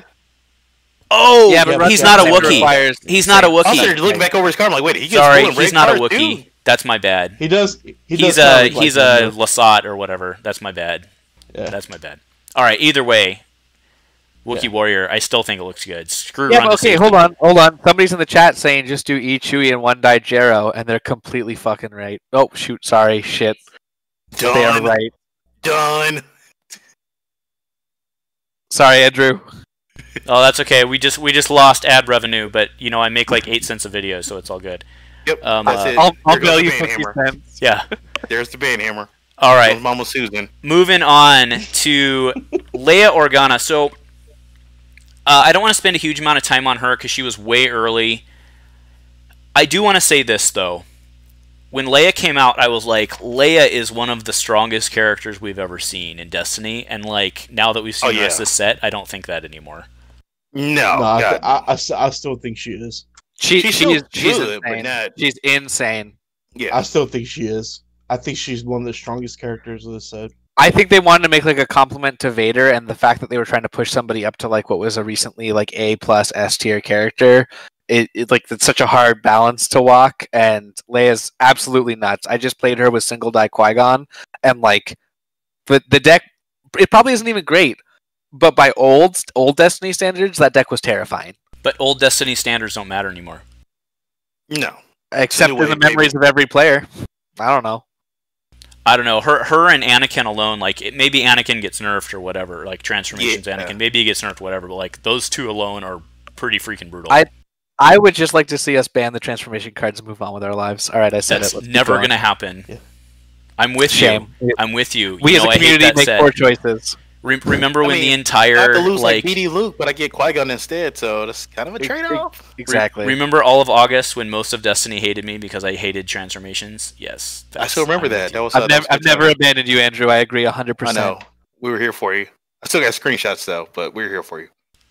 All right, moving on. Luminara, we've also seen Luminara. J Danger, I'm giving you sole comment on this one because, I mean, you've been waiting 3 years for this one, baby. Yeah, I'm trying to say it's like, go back and look at the original Luminara and give me a good, valid reason as to why she was 17 points with her ability. So this is, again, I really like the thing of like, let's go back, find characters that really didn't get any shine and give them a second chance, like Luminara. Like, say, you can definitely just go through like just the first 7. Look at Guns Leia from the first one. Her action is complete buns, but her die is great. So, no, I'm happy with this one. Yeah, well, I mean, if Wild Horizons had hit, we'd have had a hell of a Leia, but... Yeah. And actually, so this is an Elrath. I think this is an Elrath shout-out because I remember listening to casts of him on other people in the past, of him saying Luminara in his accent, and like I know he was big on Luminara sucking, so like I give him a huge shout-out for this one. I don't know if this was his card or not, but he definitely had a part in this one getting selected. So my question is, how do you build her? Is it best to go single die her and then 2 elite Padawans for 2 8 health double die characters, and then you've got 2 points left over to do something like lightsaber mastery? I don't think so. Mastery, yeah. I think I even think she's a trap. Like we saw with Tarful, like Tarful never really made a splash with Wookiees because of the static effect, right? Like when she goes down, your apprentices lose the health. So I don't know that. I just don't like her die at double, but I think at single die she gets super insulated from those problems. I think just to get her special, because she has, 2 specials? Hey, maybe you can rock her 1 die and pray you can get down Neiman. I think she's pretty killer with Mace Windu. That's just me. I mean, it'd be good if Mace had like a dancing partner. He's been out for how long now, and he's had like what, Satine? So if you're playing her with Mace Windu, are you bringing Padawan Braid to turn Mace into a? Yeah, of course. You are. And it's the a thing one about shield. Mace is like you get to dig for it, so it's not like Sure, you have a huge Padawan percentage Braid. chance to start with it in your opening hand. Yeah, that makes sense. Yeah, and you can also play Padawan Braid on herself. It's about as combo-y ruin as you want to yet. go, right? Like, I'm not huge on combos in Destiny, but like when you can dig for your combos and they are free and they give you a shield and a health, that seems pretty decent, right? Yeah. All right. Yeah, I mean, I'll rock her. I mean, like all the Blue Hero, like it's looking good so far. Cause there's been plenty of times where I look at like the other stuff. I'm like, oh, look, it's Blue Hero. Let me check in my trash can for Blue Hero. All right, so we're moving on to Qui-Gon, and I'm giving Wyatt the podium because he's been a Qui-Gon guy forever. Thank you. Oh my god. So Qui-Gon Jinn, Qui-Gon Terror to Behold, 2 melee, 3 melee, 4 melee for 1, 2 shield. Oh, he doesn't have a 2 resources, just a 1 resource and a blank. Character Jedi. I know it's hero. It's hero. They can't give it to him. No, hold on. Because he'd be 23 freaking points. This character has +1 shield and +1 upgrade limit. PA, remove 1 shield from one of your characters. With 3 or more shields to gain 1 resource. Oh yes, he has 14 health. Wyatt, go. Okay. You said a man got shanked, give him another $1. All right. I'm just going to briefly have the podium here. I'm going to say 2 things. The Destiny player who plays this game for fun loves this. I love Qui-Gon. I used to play Qui-Gon Satine with Bandolier, trying to make him big, and this is everything I could have ever asked for. It is all the benefits of Bandolier built into him. I can play him with the new form we're going to get to later, and he's absolutely insane. Again, I just did a single die him, double die Leia, and I had more fun than I've had in a Blue Hero deck in ages. Cool ability, insanely strong die. That said, the power curve on him is also massively problematic. If we talk about him compared to something like Vader Terror to Behold, the only difference between him and Vader is he doesn't have a double. He does not have a double resource, and he doesn't have Vader's inborn die protection. But for 4 points less, I think that trade-off is negligible. I think that we've gotten a die that is way too strong at this level, combined with inherent abilities that are nuts. Again, I'm not saying that he's broken. Yeah, it's not like, oh my god, he wins every tournament. But like the valuation of characters is completely out the window when I look at him versus Vader. And the Qui-Gon player in me loves this. I cannot wait to play it as a just like fun enjoyer of this game. But as a balanced like appreciator of this game, I hate what this represents. So I'm very torn on this. I love and hate it. So back to you, Davey. And then after your rebuttal, I want to know from you, particularly after doing testing, whether you play Chopper or whether you play Satine. But your part first. I just don't. I don't know. Comparing this to Darth Vader Terror to Behold, he has a way better power action in protecting his dice. And you also have to have 3 shields to be able to get a resource while removing one of those shields. That's not that easy of a task, you know. Yeah, it's not hard to keep I don't know. Right? I think, and the 2 resources is not to be underestimated for Darth Vader as well. Sure, he's also 4 points less. Like, well, I know that Vader had 1.5 dancing partners. Qui-Gon has like dozen. Yeah, he has like that is true. Satine, Chopper, Ahsoka. Satine, Chopper, Wookiee Warrior, there's so many options, and there's also plots and even lower points. Like Qui-Gon has a ton of potential options, and again, I think Qui-Gon with 1 die and with Leia, I mean, again, 15 points for 14 health and just like totally broken limit values is nuts. Oh yeah, dude, I didn't even realize that. You can Qui-Gon Wookiee Tribe. I didn't even think about that. I was too hard up on yellow because there's all sorts of yellow crazy upgrades right now. Like, you want this guy with the Vibra Sword and stuff, right? But like, Qui-Gon Wookiee Tribe does not suck. No, forget that. We're gonna get to the form, and we're gonna come back to why I think Qui-Gon is absolutely bonkers, especially because the form is strong. He's built for the form, and he's perfect at 1 die with the form. He does not need 2 dice. Him at 15 points is absolutely insane, and he becomes turned on for Bacta instantly. Like, you thought Palp was bad? Oh my god, get ready. And again, I don't need Qui-Gon to win. I love him for fun, but he is insane for his stat values for his cost. All right, moving on. Force Mirage. Spot 2 blues, to resolve one of your dice showing a shield as if it were showing a different symbol. I mean, that seems Yoda. pretty utilization, right? I know. Yoda's card right there. Yep. Honestly, Yoda, but it doesn't even matter. Like, Leia, Qui-Gon loves this card. This card is hot as shit, and because the Blue Heroes needed the help, I'm not even going to complain about it. Yeah, pretty much. I love this card because I want to. You can get 3 resources for Yoda. Just for one, you know. Ooh! Yeah, this is a ramp card, it's a damage card, and like and the other thing I love about this is that you have to spot 2 blue characters, but you can resolve any shield die. So like any of those 2 shield die on upgrades that you've been lukewarm about are now fantastic. All right. This is Force Auto 2 of in hero decks. Force reflexes. Well, yeah, it's because it's 0. Like zeros are. I'm pretty hard for zeros. All right. Force reflexes. 2-cost blue hero event. Choose a blue die in your pool to remove up to 2 dice, showing a combined value less than or equal to the chosen dice value plus 1. If A, then B, then C, but B. No. All right. So if you have a 3, Yoda, Anakin. Yeah, no, exactly. That's exactly. Oh well, I said 3, but yeah, that's exactly where I'm going. Was with all those, you know, 4. Actually, the Yoda shield side's a good example, right? Like Qui-Gon. I don't like this card. It's a better, I guess, a card. I remember that. I remember card back in the day. Card. It's easy. You roll out Mace Windu. Oh, I can't pay for 4. Great, move 4 of your dice. I don't like this card because this card is just infinitely worse than your powers are weak, and that bums me out.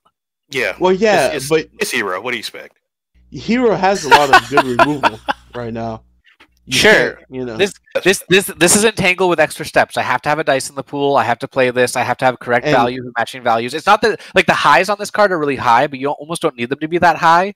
And like lots of, I would argue almost every other faction got a more usable 2-cost removal than Hero.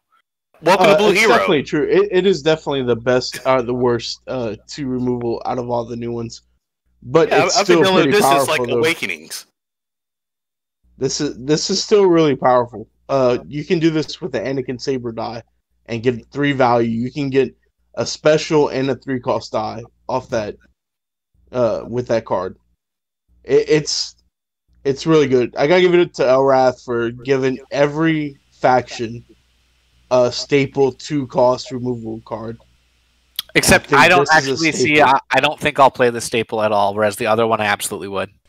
Well, we'll have to see after rotation, right? Like, honestly, this up against Jedi Mind Trick, I don't. It's not even a question. Yeah, but rotation, maybe you have another set to come. So, no, again, sorry, I want to just like throw back against this. I don't know from Davey. Davey, I love you, but right now I can play Jedi Mind Trick the moment my opponent's dice are in the pool. I cannot use this card until I've activated.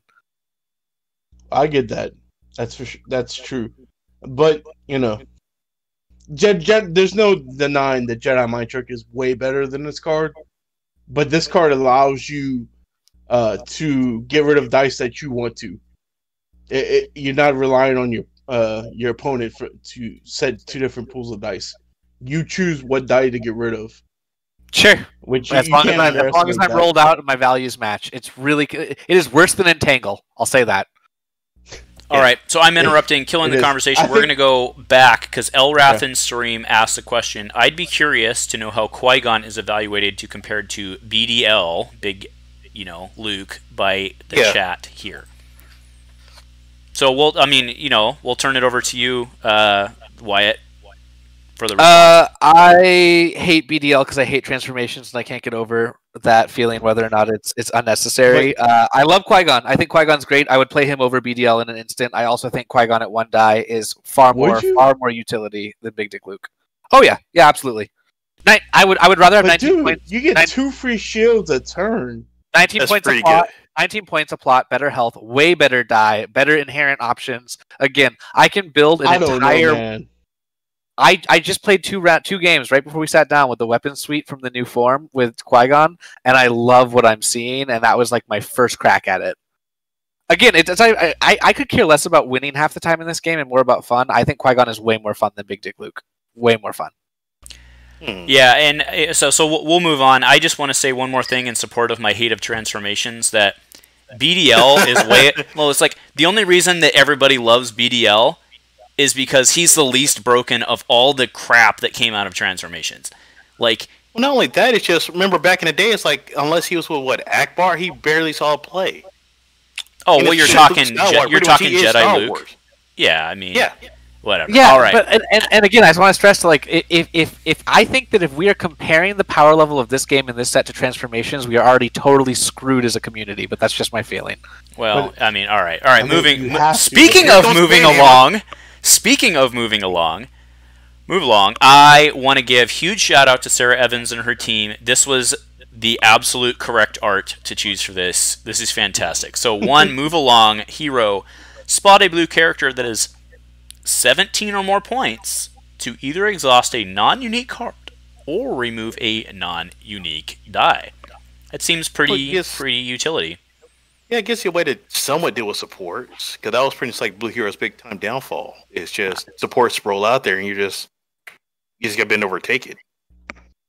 No loot, no reach around, no nothing. All right, next, you will go to the Dagobah system 3-cost event. Give 3 shields to one of your apprentice characters. Add a set-aside Jedi Trials to your team. So do note those happen in order, which means that you can trigger the plot. Well, I mean, on an action you can, but... Yeah. I think it's awesome. I love this card. I don't know that we really... Thematic. So, to be clear, us not discussing this doesn't mean this card isn't exciting. It's just there's not a lot to discuss here. Like, this is pretty good in the right deck. There's a lot of deck building options around this. It's so good. This card is amazing with Leia. Just amazing with Leia. Yeah. You can rip it off the top for 3 shields, and then you can play it to give Leia another die. And my God, does she not need another die? Okay. So we're going back. Jay Danger's giving us the thumbs down. What's the story there?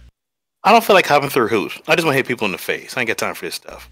Oh, well. Jay Danger, the Johnny player, doesn't want to jump through hoops. What? No, just roll 3s, baby. I go through enough playing Blue Hero. I got to sit there and scrape and beg for resources. I got to beg for damage.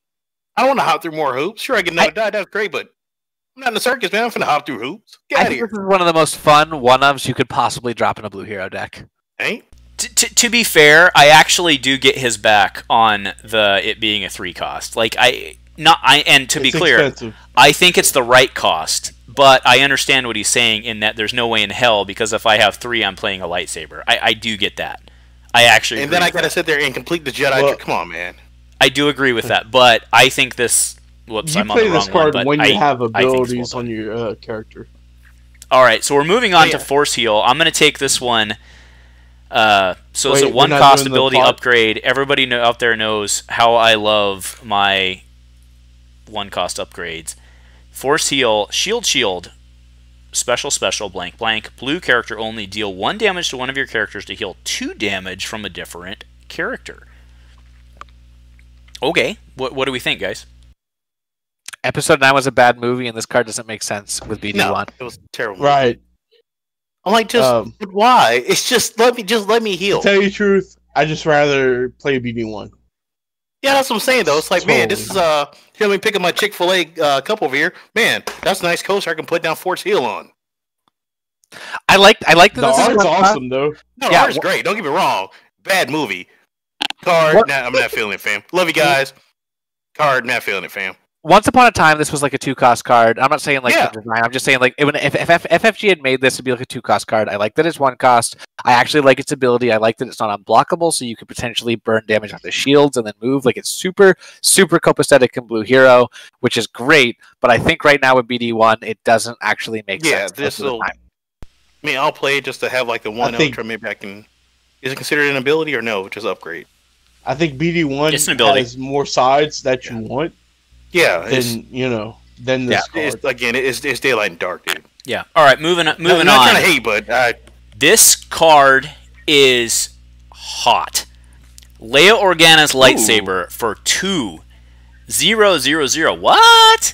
1 shield, 2 shield, blank. Upgrade weapon. Before you resolve this die, increase its value by the number of shields on attached character. While this upgrades on Leia, it gains redeploy.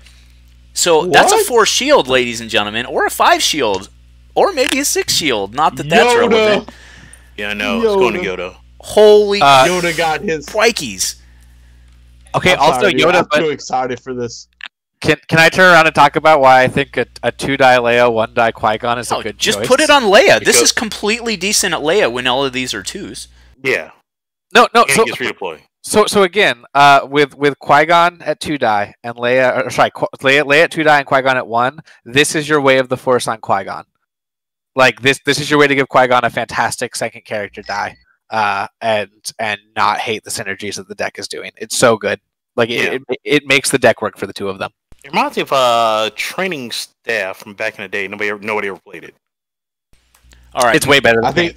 Moving on, just because of time. Not that card. That card. I think everybody agreed that card's crazy. But we get to Andrew. You jumped over the Jedi Code. Just a heads up. Yeah, Jedi Code. For some reason, I had it earlier. That one's also been spoiled. But go ahead and it's fine. Yeah, I mean. Yeah.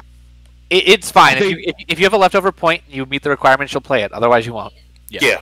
Just one thing about Jedi Code, the Apprentice, Jedi Apprentice, this card is like perfect with him.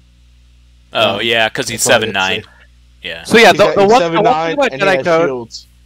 Yeah, is also that it's like an action. It's once per turn. That's pretty good. All right. So what's showing on the screen right now? Do remember, guys, that the guys at home can't see what I'm showing on the screen, so they're rolling with it, and they're doing a fantastic freaking job. By the way, give these guys a shout out in chat, please. Everybody, give them an applause. I should see a bunch of applause in chat. All right, this is Admiral Ackbar, so I'm going to default to Davey here because Davey's been shouting how amazing this guy is, and I don't get it. Well, I didn't get it until I saw the set spoiled, and now I get it. So Homeboy was playing the playtest version, not the at-home version. The real deal. But this guy, I just want to say, as someone who has somehow, I don't really know how, someone who has become somehow the protector of Infinite, this guy's just, like, I hate this guy. Like, this guy is breaking Infinite. Like, damn it, Elrathian, like... I'm putting him on the watch list only because the minute I put him on the ban list without trying him, Trey's going to be up in my... Like, he's going to drive up here and stick his entire everything up me. So, we're putting him on the watch list and not the ban list, but, like, this guy's freaking broken in Infinite. With that said, Davey, take us away, man. I mean, shit, he might be broken now. You better mow this guy down by round 3, or you're in deep trouble. This dude, every side is good on this guy. Yeah, and to get an X-Wing out at the end of every round, it's after the upkick phase. So I would run him elite with apply. Oh, dude, don't give that secret away, man. Don't give that secret away. If you want to know his super secret deck, you got to join the DC team. No, I'm just kidding. But just heads up, we did talk about this at length on the DC Discord. Running two characters with him, I would think long and hard about playing this guy elite. Okay. I feel like I played test games against Ackbar when his health was lower and it was really hard to beat him, and now his health is higher, and I have no idea how he's gonna be balanced into the field. He's terrifying. Oh, but 18 was the going rate for. I mean, we saw in that one product that never existed. That was the going rate for those guys. Sure, but Red Hero just got a litany of ways to keep a character alive. Dude, and you see 18 points or 18 health, and you think 2 9-health characters, but he's so much better than this. Yeah, I mean that's pretty much like a middle. He's calls, sick. Right? A little bit. He is so hard to kill. Once again, you better mow him down by turn 3, or you're going to be in deep trouble. Honestly, the only counter I think that really is great against him is Mind Extraction. Yeah, just blink them. Yeah, that's a good idea, actually. Well, again, it's like just like with like we saw beforehand with Leia, we saw again with Luminar. It's good to see characters that again didn't get a chance. Because outside of with Luke, or if you got bored like me, you're playing bad like me, you did it with Finn, or you did Ackbar, Rey, and Padawan, and did some wonky mill deck with it. Other than that, he never saw play, so it's good to see him back. And plus, let's be honest, he should have been a hero of The Last Jedi. Not Holdo. She was a terrible character. Search your feelings. When you build this deck, he didn't even get a good death, right? No, he got blown out the air like some chump. But we didn't even see it. They're just like, oh yeah, by the way, 30 minutes later, yeah, we lost Akbar too. He got blown out, but don't worry. Yeah. Leia imagined herself back to life. It's all good. Oh, Akbar, who? As if frozen fish sticks aren't common. Like, okay, Come on, man. Sure. Put some respect on that man's name. Hey, blew him out the air like a chump. So Give him some respect. Just real quick for chat, and then we'll move on. Just real quick for chat, I want to put in context of why I'm speaking about him being so broken in Infinite. So it's not just the fact that he gets to also bring the 4 X-wings. Like, that obviously is good, but it's also because you pair him obviously with Grand Design, which you can technically do now, but you get exposure to all of the other red hero supports that have been there through time, which is like Honor Guard, which is good. You get Suppressive Fire for Infinite, for Infinite. Right, which gets you card draw. Right, so this guy in Infinite, plus the fact that you can play First Aid, Field Medic, every red healing thing ever, this guy is really, really strong on paper in Infinite, I grant you that, and we'll try him out, but like, this guy is really freaking scary. But to be fair, when Davey reversals a 16-point, X-Wing, you're going to be really sad. But that's true. But if you play him in Infinite, you got to play Swiftness is a trap because they took away the ambush for it just for thematic purposes. Well, don't forget you get all of the what is it, aerial deployment or whatever it was that activates all your stuff. You get to activate all your sports and all that. Yeah. Yep. Would I be playing Infinite? Just it's not aerial deployment, but it's something to that. It's deployment or something to that effect. So, all right. Anyway, it's Cancer. Moving on. So this is a new one, Bothan Spy. 1 indirect, 2 indirect, focus, disrupt, resource blank, detect. After this character's detect ability detects a support or upgrade, you may play a set-aside copy of Death Star plans on this character for free. Elrath, if you're in chant, or not chant, if you are in chat, can you explain how that works with the uniqueness of Death Star plans? I'm just curious. Hang on, Bothians, didn't a lot of those guys die to give me these plans? They did, in fact. Right. Yes. Plans. I think this guy's sole purpose is to ramp. Yeah, just come out there, catch 2 to the dome, get the Death Star, and then override it. Boop boop, and just you get a 1 cost drop. Yeah, you get a reduction off one of your. So essentially, kind of like the Youngling, Prince Ray Youngling, yeah. That said, I vote that we give some sort of prize to the first person that plays a double Bothan Spy and Elite Luke destroy the Death Star deck. If somebody does it and wins anything, I would be like, here's all the praise. Shower you. Actually, I was going to play Golden Infinite and play Bothan Spy and Mon Mothma just for thematic purposes. Just get them away. Hey, Andrew, Death Star plans is unique, right? Yeah, that was the question I was asking. Is I'm not sure how that works with it being unique. Checking. Elrathan already just fine. It's a May action and uniqueness applies, so you can't have more than 1. Okay. Okay, so you just don't do it. Character. You just don't do it. All right. Okay. All right. Answered. Asked and answered. All right. Moving on to Chewie, Commanding Force. So this one's been seen. I'm really glad to see a Chewie. Like, the Chewie that we saw in Wild Horizons was freaking phenomenal. And that's it's a damn shame we never got him. But this guy's really good too. So he's a 13 health, 14/17 red hero, 2 gun, 2 melee, shield, disrupt, 2 resource. That we'll talk about that. I'll talk about that in a second. Then I'll hand over. 2 resource and a blank. Guardian. After a Guardian ability, not this guy's Guardian ability, after a Guardian ability removes an opponent's character die, deal 1 damage to that die's matching character, and then he has a PA, move 2 damage amongst your characters as you wish. This guy is freaking amazing. I love every part of it, except, and to be clear, I love the 2 resource side, but what I don't get is why Chewie has a 2 resource side. I don't get that thematically. Feels like he should have like a half resource. Yeah, but I guess he made money with Han, right? Yeah, I guess. Chewie making a rain, baby. Drink? But can we get a drink to Chewie finally not having a pay side? I mean, I'll drink to that. I'll drink to that.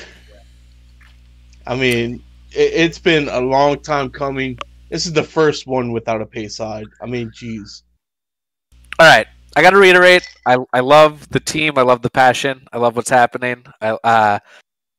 There is a criticism that was lobbied after the first set of Faltering Allegiances that I wish would have been listened to going into this set, which is complexity of cards. I feel like almost every character and most of the cards in general have like almost a legendary level of complexity to them, where they're really strong and they've got on-play abilities, they've got power actions, there's a lot going on. When I look at a character that is red and has Scoundrel, that's pretty unique. They've got Guardian, that's good. They've got an After Guardian ability that affects Global, that's good. And now a power action that moves damage, and all of this that can be played even single die at a 14-point package with 13 health. I ask myself, what the hell is the whole valuation that can lead to a character like this, both in complexity for a new player trying to find out how this game works, and for an established player looking at valuation of characters? This seems nuts to me. But he looks really fun. I'm glad we don't have a pace side, and like I enjoy, like it'll be fun, but I ask myself, what the hell? Hey, it's one of those things where, you know, I take what you're saying, but how many times have we got sets where you go through how many cards are per set, per color, right? Like 15? Sure. And like 10 are ass cheeks. So yeah, I mean, on the pro side, we don't have bad cards. On the flip side, we have a set of what seems like all legendaries for almost every character we're looking at. And like everything we've been through, it's like I might see like one or two cards that are like semi-buns. Other than that, everything else is like blow your socks off. Again, I'm pretty sure we'll have to deal with that Saturday and going forward, and maybe next set, and you know we might run into a brick wall. And again, we'll adapt and overcome as we get there. But for right now, I can't say too many bad things. Destiny is about to be the most fun it's ever been. I hope we can keep it that way. Yeah, got to do a support hill again. Yeah, you raise an interesting point actually with if you were a new player coming in, the complexity is really high. But we need to put into context. We need to put into context that this is the third set in the block, and every third set in the block we've ever seen Second set in the block. This is the second set in the block. Well, no, it's the third because it's set 12 and it's going to trigger rotation. So or let me rephrase. It's the final set in the block. Every final set in the block we've seen. No, Andrew, that's not true. They're triggering rotation. So set 10 would have been Wild Horizons, but it never happened. This has been rebranded. This has been rebranded to ARH2. FA would be ARH1. We'll need to see an ARH3, and then after that we will see a rotation. This is not. Oh, they're not rotating after the set. My understanding, just based on how the fact that Wild Horizons never came out, this is part 2 of 3, and we will require a 4th before we see rotation. So I would keep this as a spark of hope or a second set, not a third. I'm trying to get the confirm in chat, but nothing just yet. But I'm not even. I wouldn't even go so far as to ask them because like Wild Horizons not coming out is still new information in terms of like planning. I wouldn't put it on ARH to decide right now when rotation occurs. I'm just saying that 2 sets have come out. I would not treat this as set 3. Okay. Yeah, I mean, obviously we don't know. I will interject here. My opinion is that we should rotate, and then they can establish their base set / reprint / whatever they want to call it, and move forward from there, and then be completely done with FFG cards. Like, why? I don't understand why. Core set built why wouldn't ARH be? Why wouldn't ARH want to be done with FFG cards altogether? Yeah. Again, the future is whatever we make it to be. I'm not saying that they have to do that. I'm just saying that from a practical perspective, we should think of this as the second set in the block until we're told otherwise, not assume it's the third set. Okay, well then... let me call Trey. What I was going to say was that every third set in every block that we've had has been the to the wall, to the window, to the wall set, right? So all right, anyway... General Riken. That's right, he's back. Again! Which is good because I want to ban this MFer in Infinite. Thanks to my boy Davey right up here. That's right. Let's go. So, alright, General Riken, 2 focus, 1 shield, 2 shield, resource for 10 frickin' 13. 11 health.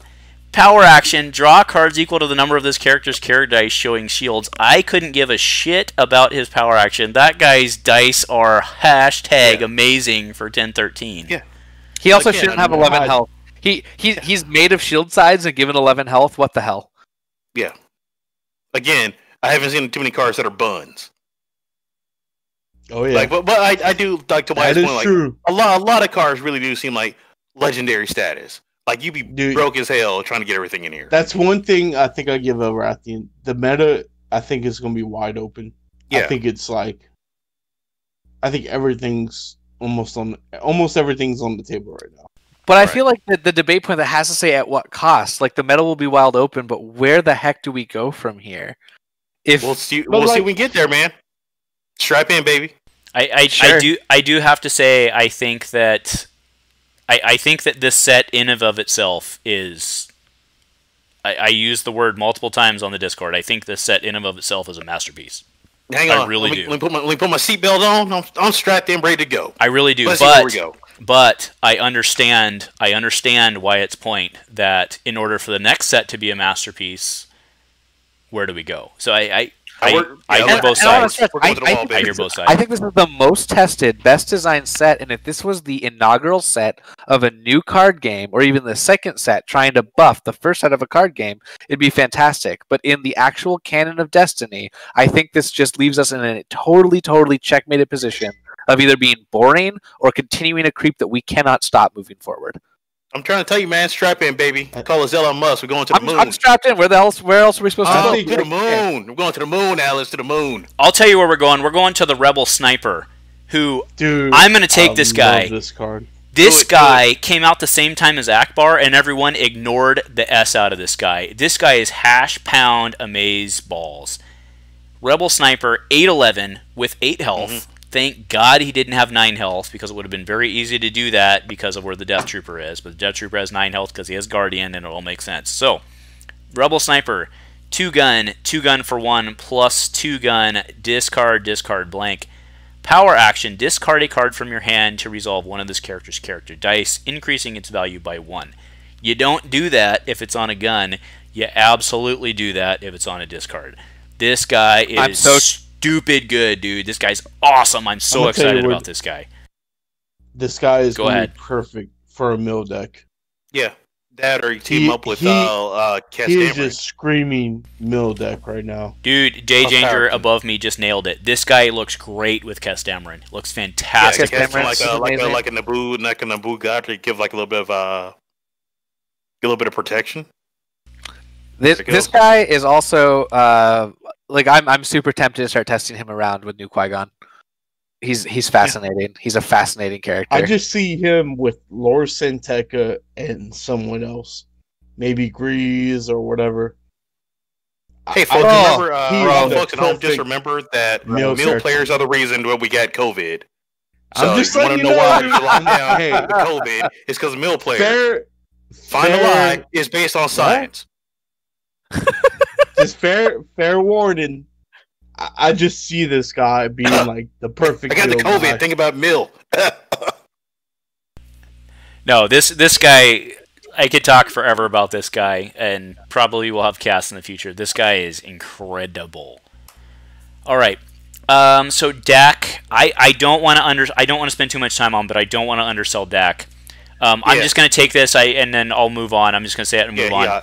I still think that one of the decks we're going to see the most of early meta is Luke, Dak, Rogue Leader, DDS. I still think that's going to be one of the ones we're going to see early the most, not only because people have been wanting to play it for like literally a year, but because it's just so simple in terms of lines of play, simple, consistent, low effort.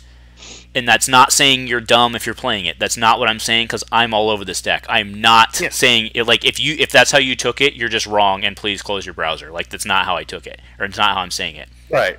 This deck I'm gonna say, if you got a new player, like that'd be a good deck for him. It's just simple. It's straightforward. You roll guns. You blow up the Death Star. This card is fantastic. This makes that destroy the Death Star viable. Yeah, as a win condition. Absolutely. More than viable. It's like competitive. This card is piloting as if FFG designed piloting to not have a cost associated with it. Like we're looking at a 12-15 based on dice alone and ability, with piloting as a tacked on afterthought and not factored into design. Yeah, hey, remember back when FFG used to let us down all the time? Yeah, they're dead. I remember those. Yeah, but I mean, I still think that Dak is above curve.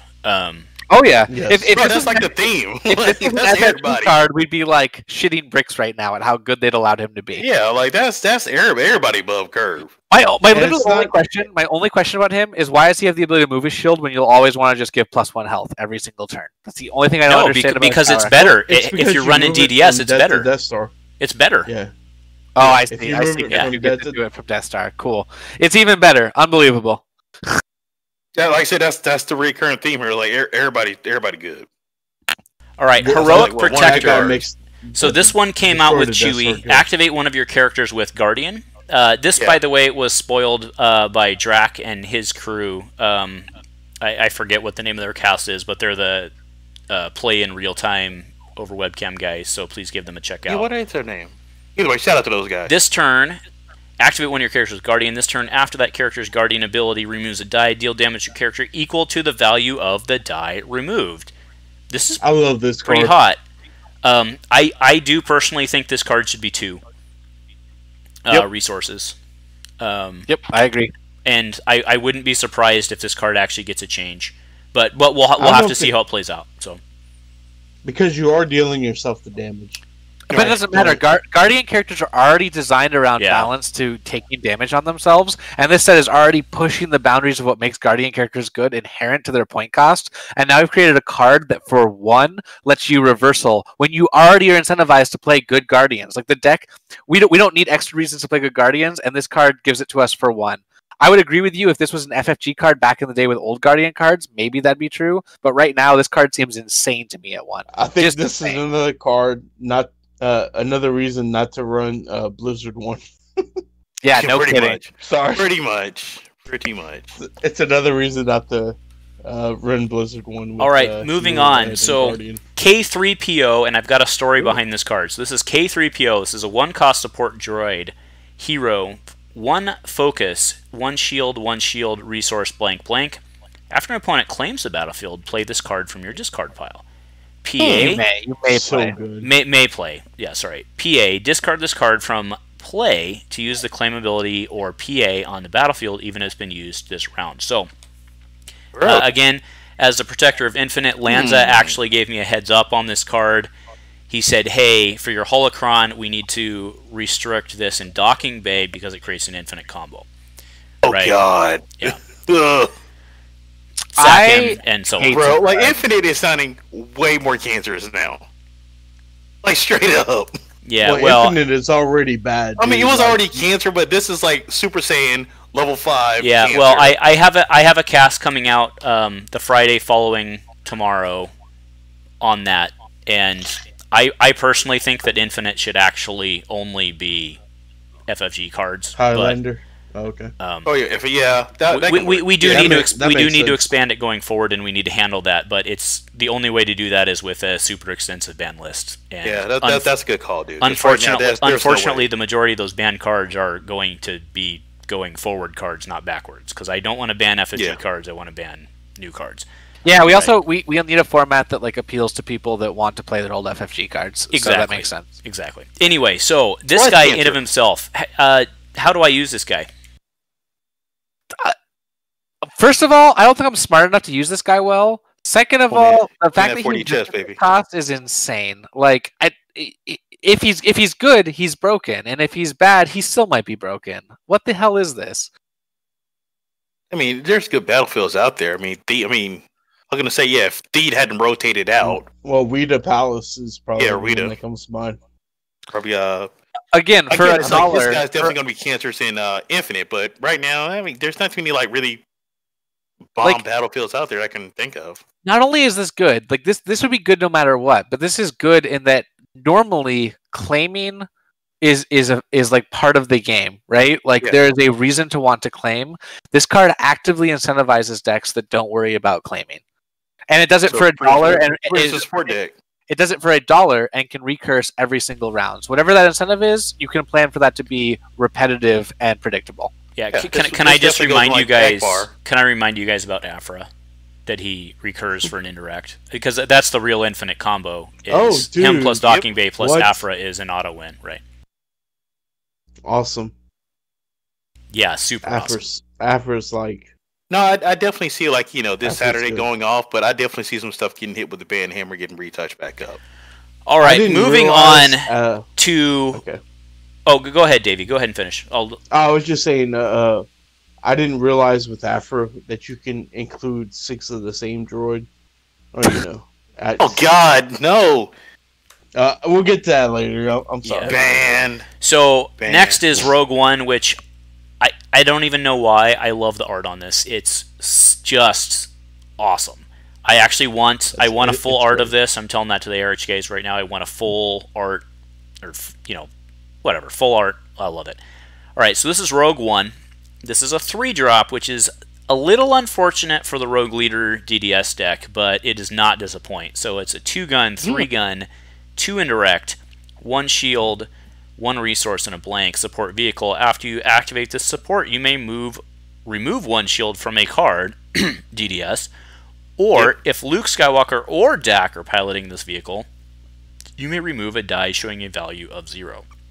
Yeah, super thematic. I like it. No salt or hate, rad as hell. I love this card. Yeah, it's not Crate Speeder. So I mean, wait, it has the same size as Crate Speeder, yeah? No, it's got a 3-side and the 3-side. I like that it costs 3. No, this is one of the best designed. Well, that's actually not true. There's a ton of great design cards in this. This card is really, really good. It's very kind of good. like it's kind of like a pirate ship, but it's like within a different archetype. It's cool. Yeah. It's really cool. Nope. Awesome card. All right, moving on to I think it's good. The card that I think is way better, even though the other one was good. This is Rogue 2 for 2-drop. The reason I think it's way better is because it's 2-drop, and like Dak and Luke, they ain't making money, bro. They're throwing ranged. Like Rogue 2, 2-gun, 1 focus, 1 shield, a resource, and a blank. After you activate the support, spot a unique red to reroll a die.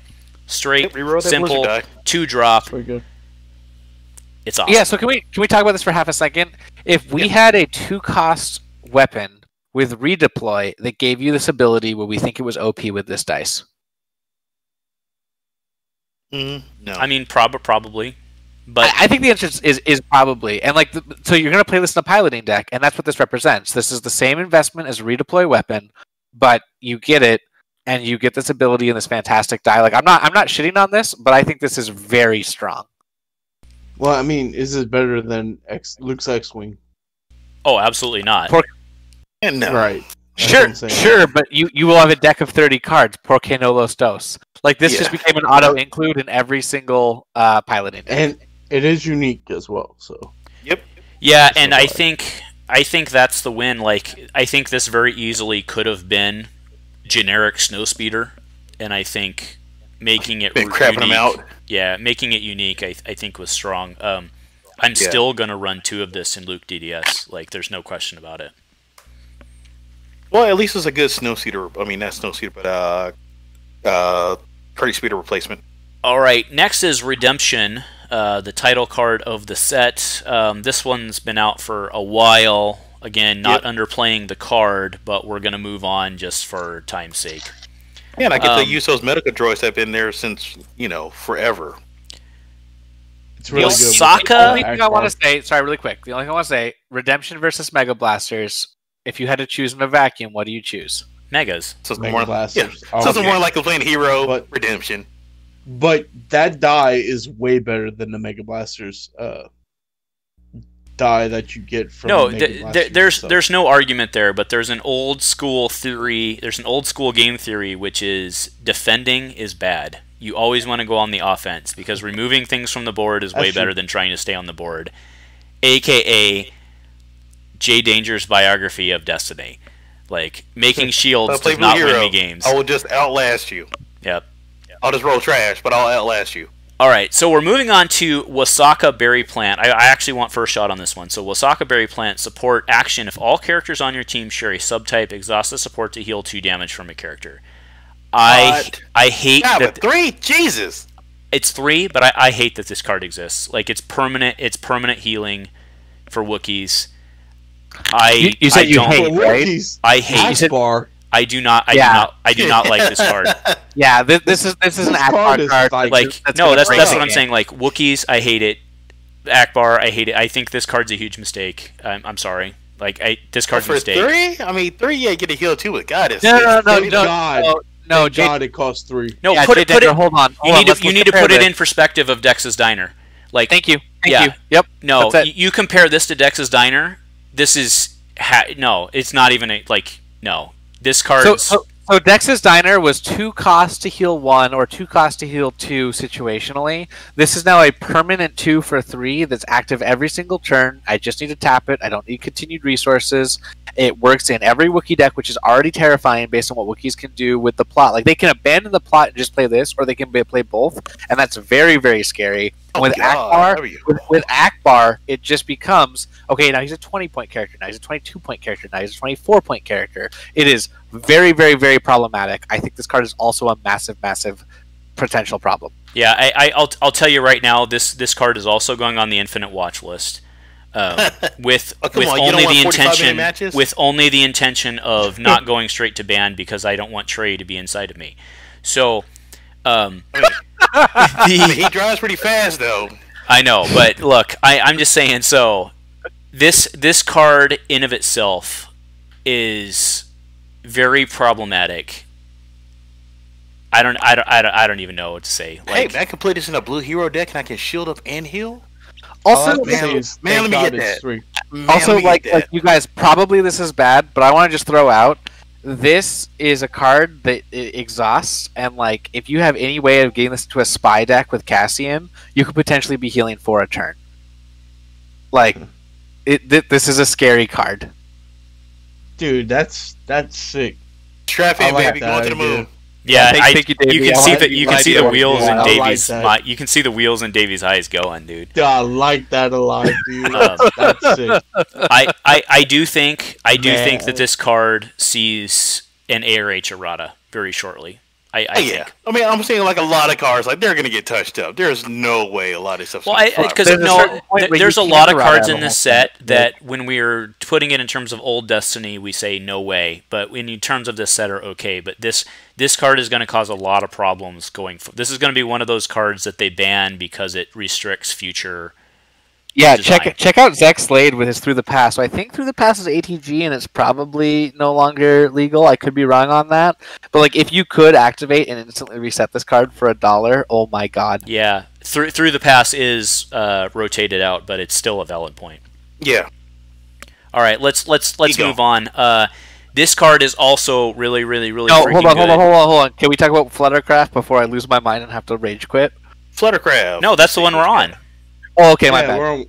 My bad. I was just gonna say, Fluttercraft is hashtag Amazeballs in, hash pound Amazeballs in Duke or Luke Dak again because it has 50% damage sides, 2 gun plus 2 gun, 2 indirect, focus, resource, and a blank. After you activate the support, if there's no damage on it, you may move 1 damage from a character with Guardian to this card.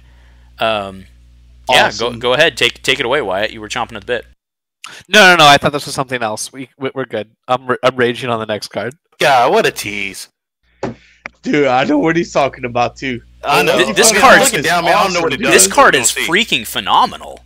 No, Fluttercraft's amazing. Right. I cannot wait to figure out how to get Fluttercraft in a deck with yellow and play Bucket, just because like it sounds fun. Bucket. I love that this card gives Bucket a whole new lease on life. Yep, totally agree. All right, moving on. Bucket's card right here. That card's awesome. Moving on. I'm totally playing that in. Like, I was hoping for like a generic snow speeder that was 2 cost, which I kind of got in Rogue 2, but like this card's better. All right, next. Wait, what? And I love the name too. A Fluttercraft. It's just for a Wookiee. I have the Lego Fluttercraft, right? And I loved it. Sorry. So, Veteran of War. I actually posted that when I saw it for the first time when I was taking all the snapshots of this, and I posted it in the Dice Commando Discord about 20 minutes before we went live, and I was like, this card is freaking phenomenal. Yeah, we're going to do 2 costs. I would like to get on a soapbox when you're ready for Veteran of War, 2 gun, 1 focus, a resource, special blank, unique red character only. After you play this upgrade, heal 2 damage from attacked character. Sorry, special. Resolve one of your red dice, increasing its value by 1. Remove an opponent's dice. We're going to the moon. Get him mad. Do it. Get up in there. Yeah. Am I allowed? Can I go? I mean, I'm on. I am freaking furious with this card.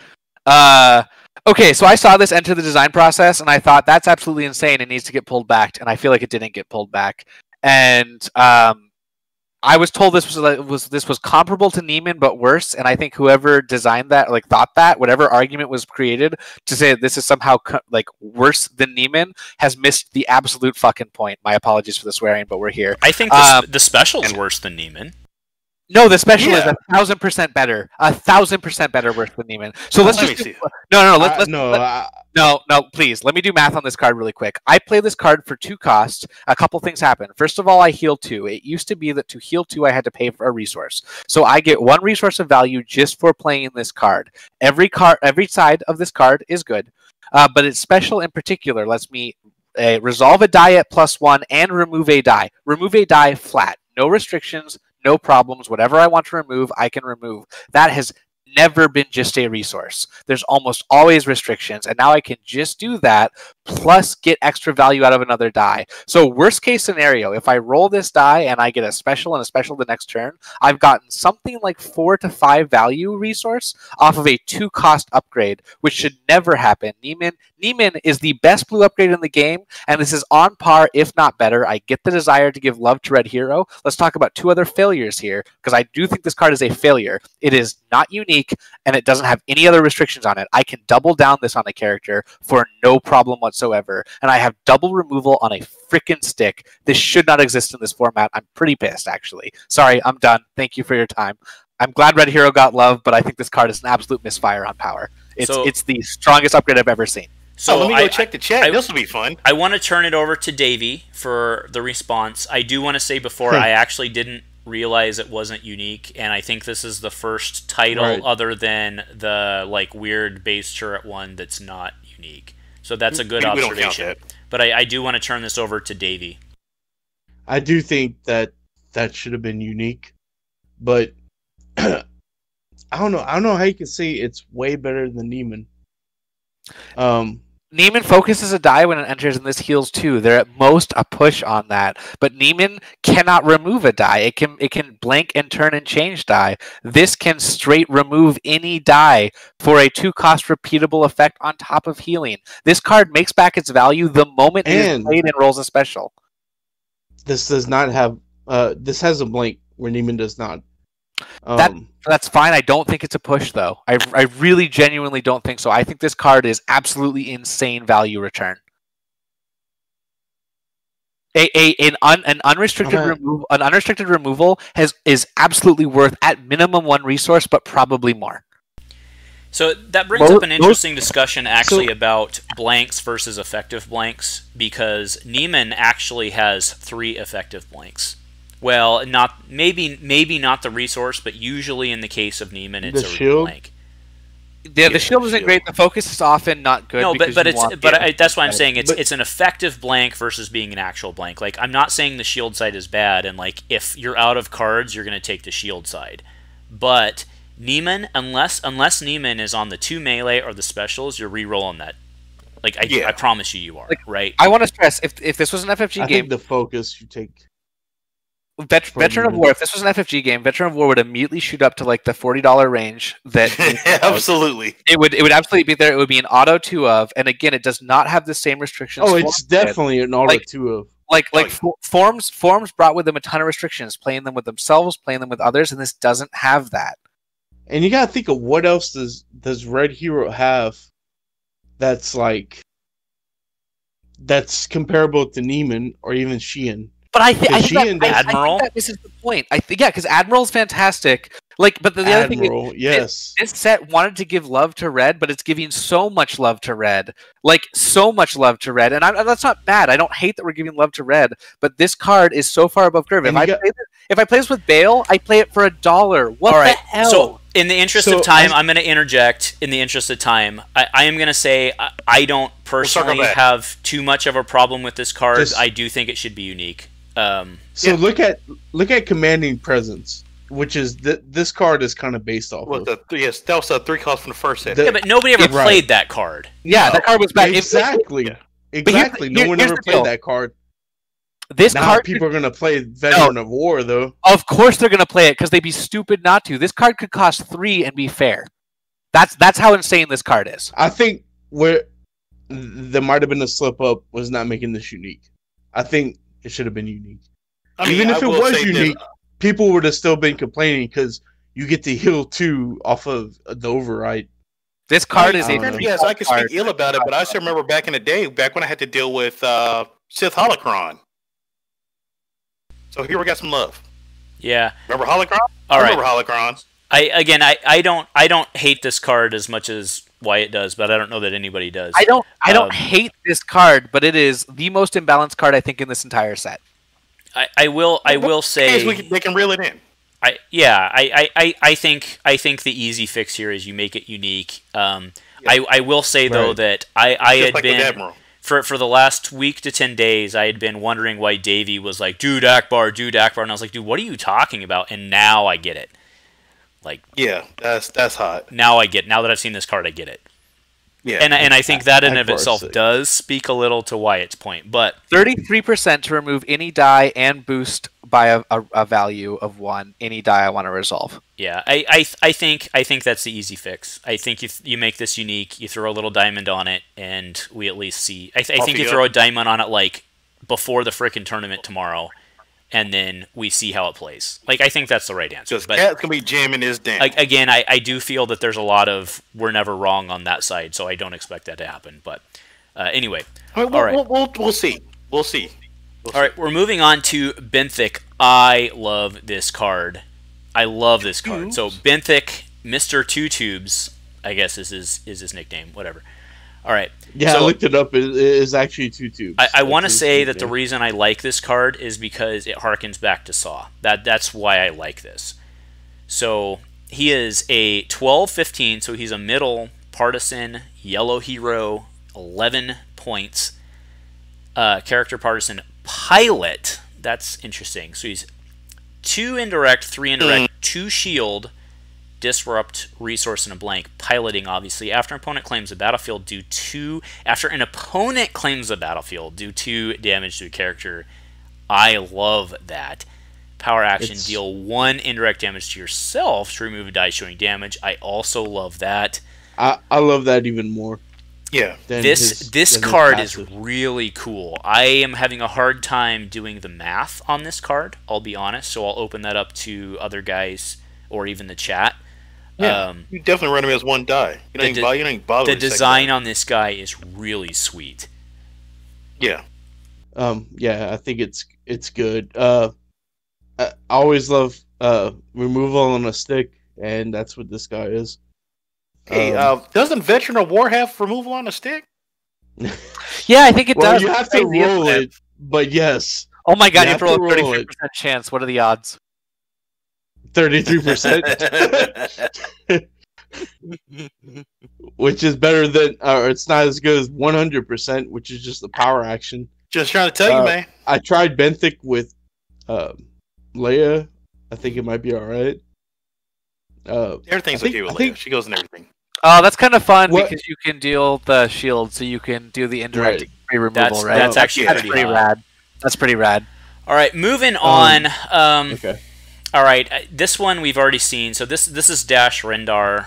Actually, I'm gonna hit 1 forward so we can see the new art on Dash Rendar, which is Cosmic Newt again. So I don't want to spend a ton of time on this guy, but I think we're going to because I'm really worried about this guy. Oh yeah. So I know how Wyatt feels about this because, you know, it's Wyatt. I'm really curious, Jay Danger, what you think about this, not having seen the whole set. So I want to go to you first, and then I want to finish with Davey having actually done the playtesting. So go ahead.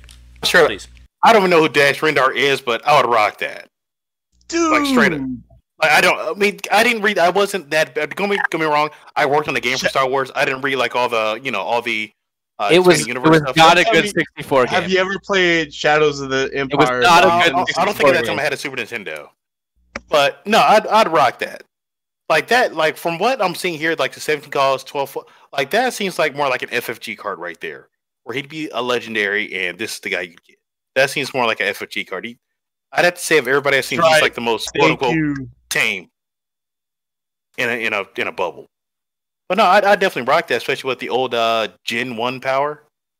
Thank you, Andrew. Well, kinda. Dude has a stat line comparable to Palpatine, but is just straight better. Yeah, like I was saying, he reminds me of like an old in FFG legendary. But better. But $50. Again, I still know the hell Dash Rendar is. 4 2s, no pay sides, no modifiers, not a single bad die side, which is absolutely insane, and piloting and a power action that creates ambush. He's nuts. We going to the moon. All right, so let's go to Davey, who's seen him in playtesting. I think he's. I don't know. I think. All right, let's stop here. We won't back Davey into a corner because we see how this is going. So you don't have to. You can plead the fifth and not have to incriminate yourself. I think he's going to be seriously looked at. I also think he's going to be seriously looked at. Dash should not be playable on a team with Han as it is. I think that's absolutely. I still think Han's going to get a bump. I think he should be unplayable with the team. Isn't that the problem? Extremist campaign is involved. Isn't that the problem? Is to say, well, we'll just bump Han, or we'll just nerf Mean Streets, or like, isn't that not a good thing? Like, to create the card like the and stuff then where it's on the fly compared to like if you look at something that's busted with FFG, right? Like I don't know, Seth Holocron.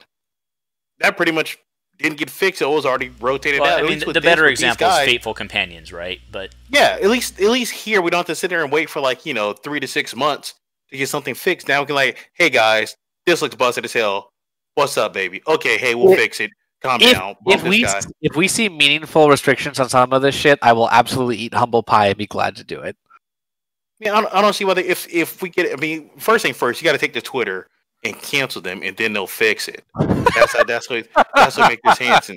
We made cancel culture happen for the ARH guys, and they'll fix stuff. But I've talked to the guys over there, and they seem pretty. I mean, Elthrathian, I've never met the guy in person, I don't believe, but he seems pretty reasonable. Trey, yes, he can be grating at times, but he seems pretty reasonable. Where if hey, you know what, man, this busted as hell, bro. Come on. They can at least take a look. Combination of Dash and I'm not bragging or nothing, but I think my version of him is one of the best, and he's very powerful. He has some cards that are really strong with him. That's about as far as I'm gonna go. Yeah. Same token, if you look at Dash compared to everybody else, it's you want to see some guys get real in, but bro, pretty much everything from we've seen on down, outside of again a few cards that are ass cheeks, has been to the moon crazy. Yeah. Because the first time I saw this guy... let's move on because this is a card we've already seen, and we all know that there's going to be a S-ton of Dash Han this weekend. I mean, can't wait. Going to go back to playing Stardew Valley. It's undoubtable, right? That is. I will be honest, and I'll say it right here. The reason I'm not registered for the tournament yet is because I wanted to see the set before I got Dash Han every round.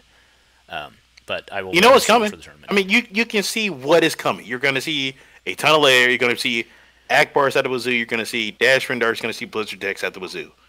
I cannot wait to play the set for fun, but the idea of playing 8 straight rounds this Saturday is exhausting to me. You like Akbar? You're going to get playing Let's Akbar. move on to we'll counter arguably the most OP card in the set with arguably what the what Bro. That's so OP. Was this guy I don't even know who this guy. I assume the fact that he looks real means he's from the Disney special or something. It's from the was it Star Wars special? The holiday special. Not Disney special. Holiday special. Yeah, all right. So yeah. All right, Lumpy. He's a joke card, right? Very clearly. No, he's not. He's absolutely not. This is she. This card is awesome, dude. Hey, look, we're progressive here. We don't know if that's a he or she. Don't cancel us. It doesn't matter. You get to choose on a daily basis, JD. Andrew, this card is monstrous. Moving to Portland. All right. 8/10 hero character Wookiee with 9 health, 2 melee, 2 melee, 2 disrupt, all for 1, a resource blank Guardian, because why not? Everybody got Guardian. I got Guardian. My card's right here. I got Guardian. After this character is dealt damage during the action phase, deal half that damage to a character rounded down. Mm-hmm. Oh, that's actually pretty good. Yeah, that's what I'm saying, dude. That's real good. I just assumed it was a joke because this card looks ridiculous. But no, it's not a joke. And also combine him with Chewbacca, and before you resolve one of this character's character dice showing damage, increase the value by 1 if he has 6 or more damage. Oh, Jesus. This card's good. It's 8/10? Thank you. That's hot. That's what I'm talking about. For 8/10, this card's good. Right, we're going to the moon, baby. We're going to the moon. And we'll strangle on no air, but we'll be happy. Right, that's what I get for first judgment of a card. Tell Elon Musk I said hi. This card's crazy good. Wait, so I don't understand. The other day when you and I were saying that the set was powerful and somebody went and called mom and dad to come in and spoil a bad card, it was this card. And this card's not bad. No, of course it's not. No, like I said, again, I've not seen too many Buns cards out here. I mean, I haven't seen, like, a Chance Cube. When I see something that's an Elite 10 or Elite 9, I never turn my nose up at it. Especially when it has, like, a resource. No, and I really would like us to bookmark this card and come back to it in about a minute and 30 seconds. Right, well, I mean, I can't do a bookmark on a maybe, we're going to see. Right, but we're going to see. All right, I'm going to skip this one. I don't want to talk about this one because this is a trigger point for the argument that we had 2 days ago. Wow! All right, go ahead, Davey. Go ahead. No, wait. You talking about Obi-Wan, I'm not going to comment. I'm just looking. Yeah, this is Racco Hardeen. This is not Obi-Wan. This is Racco Hardeen, and this card was my trigger point for a lot of things. Wow! I think Racco Hardeen is he's really strong, and he has a lot of subtypes. Yeah, maybe one too many, but I think when you come into him, and you run into a lot of sequencing problems with him. Yeah, you get a free resource after you activate him for the most part, but if you're not running supports and you're running upgrades, it's kind of hard to like skip a turn when you're playing Vibro or something to affect. You know what I'm saying? Right. No, I think that's crazy. You don't think that's good? No, I think Reiko is probably the single best single die card we've ever seen. More so than Qui-Gon. Yep, because you play him at 15 points, and you have a very, very good chance of getting a resource every time you activate him. Yes, there's no doubt, no denying that. But it's sequencing, especially when you're running with someone like Ahsoka, it's kind of wonky. Sure, if you do like Ahsoka, that could be wonky, but like he's nuts. He's nuts on almost every stat line. I think you have to play him elite because of Vibrasword. Yeah. I think. Yes. And I'm saying like definitely like a reoccurring theme is like a lot of characters where you're just like, I ain't bothered with their second die. If you're running Vibrasword and you're trying to get the resource to play Vibrasword, are you going to activate him first and lose on a turn of playing Vibrasword? You know what I'm saying? Yeah, that's fine. You do something. No, yeah, absolutely. You do that. Vibrasword is best used as an overwrite. Round 2 overwrite. Davey, I think the biggest challenge with that is that you're not going to play Vibrasword on your first turn, regardless of partner with him.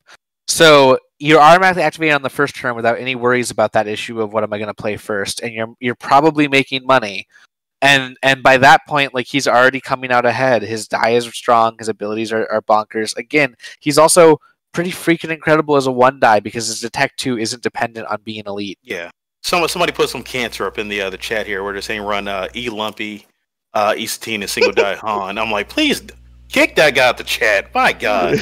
Oh, that's Todd, man. Get out of here, dude. Todd, you know better than that. Out. Todd, you can play all night right there. A+. Todd's my guy.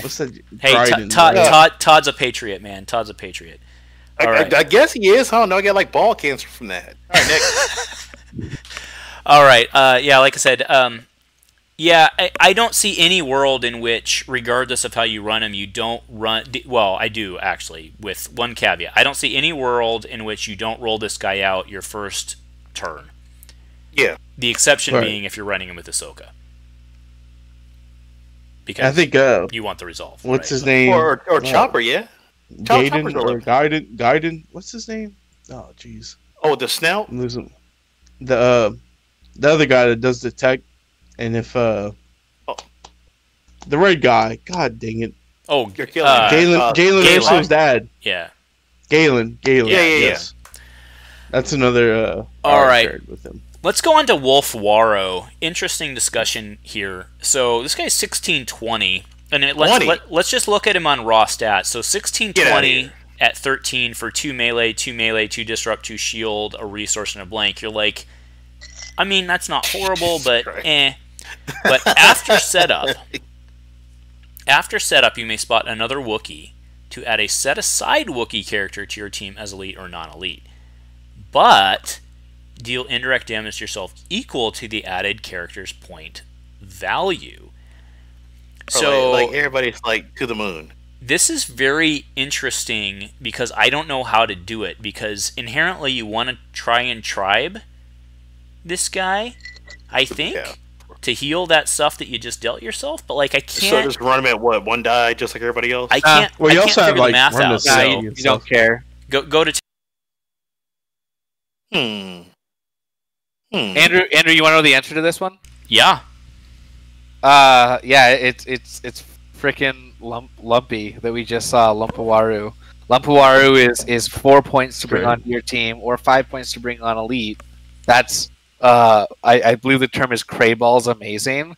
So you can play this character at single die, bring in an elite Lumpy, spread the damage around, and also play Chewbacca, and now you've got double dice that are dealing what? He deals damage before the game even starts. Yeah, but again, this doesn't matter. If I play single die Chewie and single die Wolf, I get to bring in elite Lumpy, and now I get double Guardians that deal a damage. So I have 2 built-in dice removal. No. I understand, but what I'm saying is you deal yourself the indirect, and you throw it all on Lumpy, and then you toss half that amount back to your opponent before the game even starts, right? Right, exactly. That's what I'm saying. Oh my god! And also, you don't have to throw it on Lumpy. You throw it on Wolf because he's got 13 health. Like, no. But you want to throw it on Lumpy so that you throw the damage across the board. No, Lumpy. Yeah, Lumpy's during the action phase. Right, correct. Oh, it says action phase. Oh, okay. Yeah, I can't wait for this meta. It's gonna be amazing. Ugh. So this is what I came up with. I never tried it, but I really wanted to. I think Allies of Necessity, Wolfwaro, and 2 non-elite Wolfwaro and 2 Wookiee warriors with Chewbacca. Gross. Nice. Oh, you bring in Chewie, you mean? Yeah, so you... Was that? Yeah, bring in Chewie. Yeah, bring in and Chewie. And do yourself 17 indirect, spread out between 3 or 4 characters. And then what? You play the 1-cost card that gives all your Wookiees Guardians?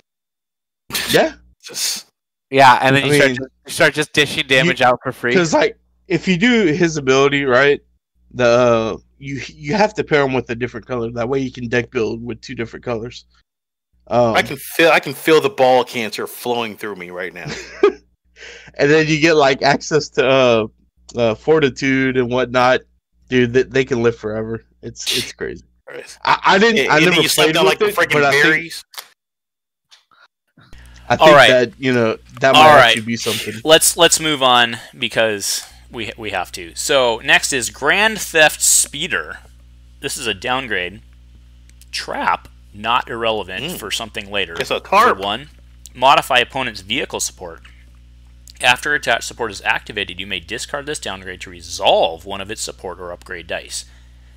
And it's a may, so if they roll in, if that AT-AT rolls in on its big ol' 7 for 1, you just say, chuck it, take 7. Yeah. Now, I do want to be clear, though, in the case of the AT-AT, it's only, because the AT-AT does the roll-in die, it would be only the AT-AT's associated die, not the roll-in die, right? Still. So you have to keep track of that. But this seems pretty good. It's a nice little trick for traps. If there's not any objections, I think on. El Rathian. I was gonna say name, and I respect him for it. I like this card. I was gonna say, yeah, and it's thematic too, right? But totally. I'd say I think Luke and Wicket are a good combo for this card. And I think that with vehicles being prevalent as they are, like with Blizzard and Outrider, I think this is a good card. Still say, man, bring back the Flick, make it great again. You'll slow down vehicle decks. You'll thank me later. All right, so let's make a deal. One of my favorite characters in Star Wars, Hondo. He's fantastic, right? Great. That's my man. Great piece of writing, great voice actor. Let's make a deal. Let's make a deal. Play only if all characters on your team share a color. Give an opponent run resource. Remove up to 3 of their dice showing damage. Now, So I've been in an argument with these people. It net costs you 2 and they gain 1, but that's pretty massive. I've been arguing with people about how I think this card is really good, and people tell me I'm crazy. No, you get to move 3 die, no limitation. This card's good. Dang near good. Busted. I think Yellow has no issue making money. Wait, are you arguing this with... is the perfect lane. I want to know who you're arguing card. with. Are you arguing with designers and testers? Because that's no, just other people. No, yeah, this like, I mean, you don't have to name names. I don't know I'm what not a they're crazy seeing. This is person. good, dude. This card's really good. This is the perfect late game card when you have someone like Qui-Gon who's going to be loaded up and rolling out. More likely than not, they're going to hit damage. You pay them 1, and you get rid of 3 of their dice. Yeah, done. And at the least, you get rid of 2 dice, which we're all paying. Yeah, it seems like a up-kicked entangle. And I tell you, Dash Han is going to wreck shop with this card, especially with Mean Streets. You get it for free, and you pay them 1 to get rid of 3 of their dice, up to 3. Yeah, this card seems problematic to me. Yeah. All right, moving on. Rallying Cry for 0. So I was told this one was actually spoiled. I actually missed that spoiler. My bad. Rallying Cry for 0. Play only if one dealt damage to one of your characters during their last turn this round. Spot a yellow character to remove an opponent's die showing a value of 2 or less. This seems pretty good. It does. I think that's another staple. Yeah. Literally 2 of. Yeah. Absolutely bonkers. I think like decks like Chewie are gonna suffer because of this card. Decks that have mixed damage are gonna suffer because of this. Oh yeah, so you decks that run Fiber Knife. Right, you can't Guardian. Actually, so like if you get Guardian with Chewie, and you get dealt a damage from Chewie's Guardian, you can play Rallying Cry. And they're not take away one of their dice. No, it's not on their turn. Yeah. Well, no, I'm saying if Chewie Guardians your die, and you get dealt a damage, you can play that card and get rid of Guardian my own die, trigger his ability. No, if you get Guardian. Okay, yeah, all right. I follow. If you get Guardian, I follow. Okay, all right, got it. All right, next is Sound the Horn. So we talked about this a bit, and this was kind of alluded to in the trap already. So I think this is like one of my top designed cards of the set. I don't think it's fantastic in terms of power level. I just think it's a really cool design. Because if you play this card right, it's a massive swing. But you have to build your deck around it. You have to take a lot of suboptimal choices to get to make it work. And if it does, it works. I mean, am I wrong there? And I think it gives you a chance to pull Wicked back, because for the longest time, Wicked and Traps never saw the light of day outside of with BD Loot, and that's it. So it's good to that you're trying to give Ewoks some love instead of seeing them beat your face and pull walks. So I want to draw only one parallel, which is I think this card is, I agree, fantastic design, super fun, amazing.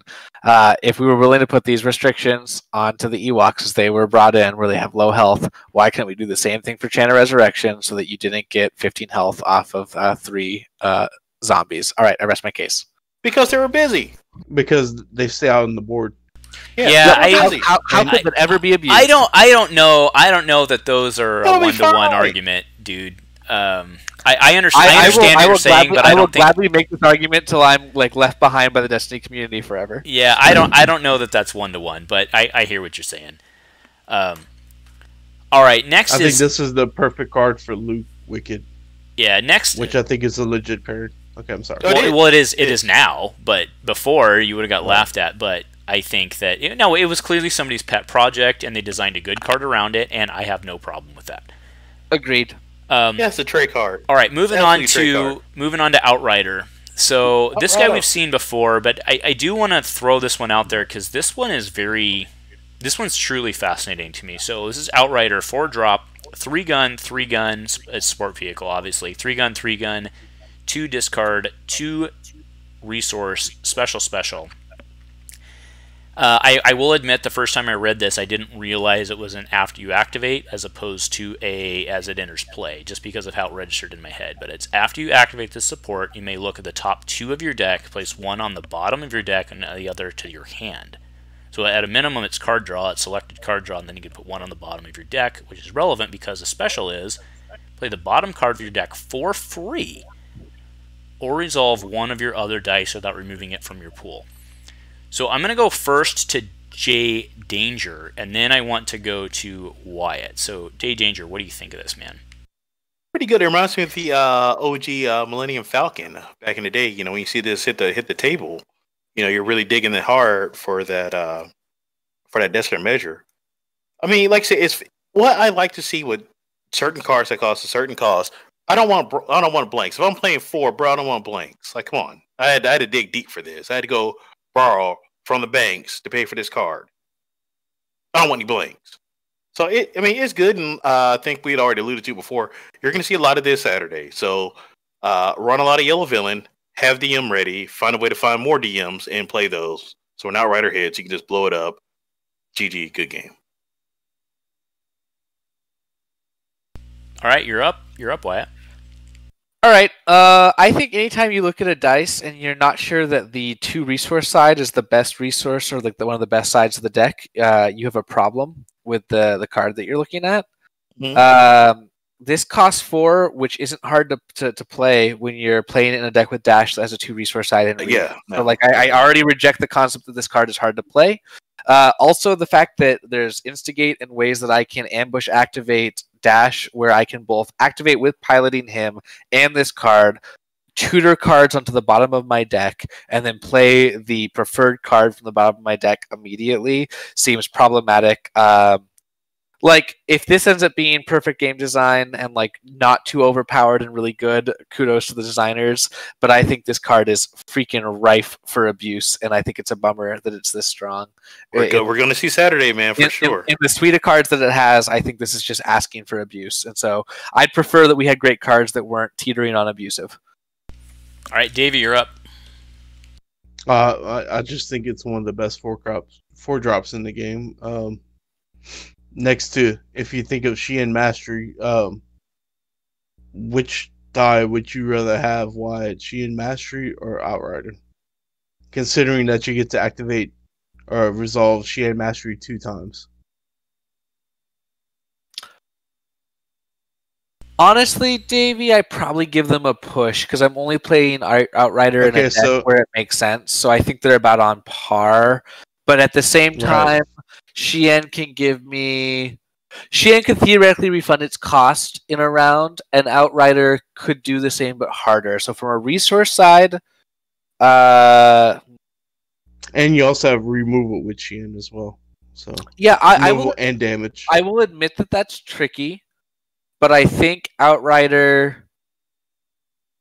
Yet again, Xian has restrictions because it's a form and there's a whole economy of forms. Outrider does not have the same restriction. Also, the fact that I can bring out Outrider and Entourage, I can clone the Entourage special with my Outrider and then resolve the Entourage as well, makes me think that this card has, again, just rife for problems. Yeah, I think that's one thing in watching people play with Outrider. I think that's one thing people tend to forget is that you're allowed to, you don't have to play the bottom card of your deck. You can resolve another die, especially a special, with Outrider and resolve that special. I think, God, that's people forget. People forget that you can resolve an Entourage special and then resolve the Entourage special. There's that ball cancer again. Again, Dash Han has Reap, has the ability to play all sorts of 2 sides, has the ability to get out this, use its special, get into Entourages, and then if an Entourage is showing special and you can activate Dash, pardon me, if you can activate Dash using his power action, you're able to activate, get this special, and you can snap resolve double. Like there's just so much room for abuse. Again, this card is either card is either good or it's abusive, and I hate that we are towing that line. Well, yeah, I do want to interject. the thing with Dash On is there seems to be this assumption out there that you have to choose which way you want to play Dash On, which is Scoundrel Package or Fast Package. And I just want to point out that you don't have to play it either way. Like, you can absolutely play your Scoundrel Package and still have a jump for when things go wrong, right? And you also don't have to play Hired Muscle and Fickle Mercenaries in order to still deal 4 off of an Entourage special. Exactly. So, I just want to keep that in context, that a lot of people are thinking that this is 2 decks, and I don't think that in many cases it is 2 decks. I also want to stress, like, and I appreciate that it's a 4-cost die, but it has an on-playability, which is fine, but like there are no bad sides here. There's literally no side that shows up that I'm not interested in resolving. And yeah, but a Shein, it's 4 costs. are you like, happy on, to man. see? Right. No, because when I play for a 4-cost drop, it better be strong. And I want to see a agree with blank you. note in cheeks. I agree with you, and it's strong. But when I play Shein and I pull up on my 2 shield side, I have to go, do I really want this every time? And I want to say there's 2 of those. And on this die, I'm like, nope, everything seems great. Yeah. That's fair. Like, all right. I feel that, again, like, once you get to a certain cost, like, you shouldn't run up on, like, one side. You shouldn't run up on, like, a blank or a 1.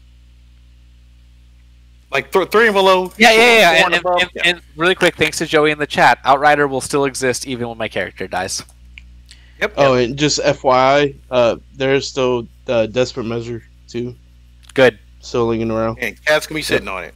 I'm glad Desperate Measures exist if this card is going to be all over the place. Yep. All right. Battlefield. We got insurance. Hero Battlefield. Defensive Perimeter Hoth. Power action, remove 1 of your dice to give a character 2 shields. I think that's good. That's great. Pretty good. It's just as good as removal. It's good. Yeah, I like that. It's like pretty much like Thief, but for Blue Hero. I think it's good. It's really good. Yeah, I'd rock that.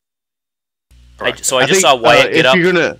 I just saw Wyatt get up Yeah. on action. I've been looking for a good break. I think with the battlefield and moving into the neutrals is actually a good break. Let's go ahead and take a bio break, refill the drinks for everybody in the chat. I do want to say for everybody in the chat, thank you for being with us, but also smash that like button. It helps us with the algorithm, and it also helps it pop up on other people's stuff so they can come in and join the conversation. So we'll be back in literally 2 shakes of you know what, and we'll see you soon.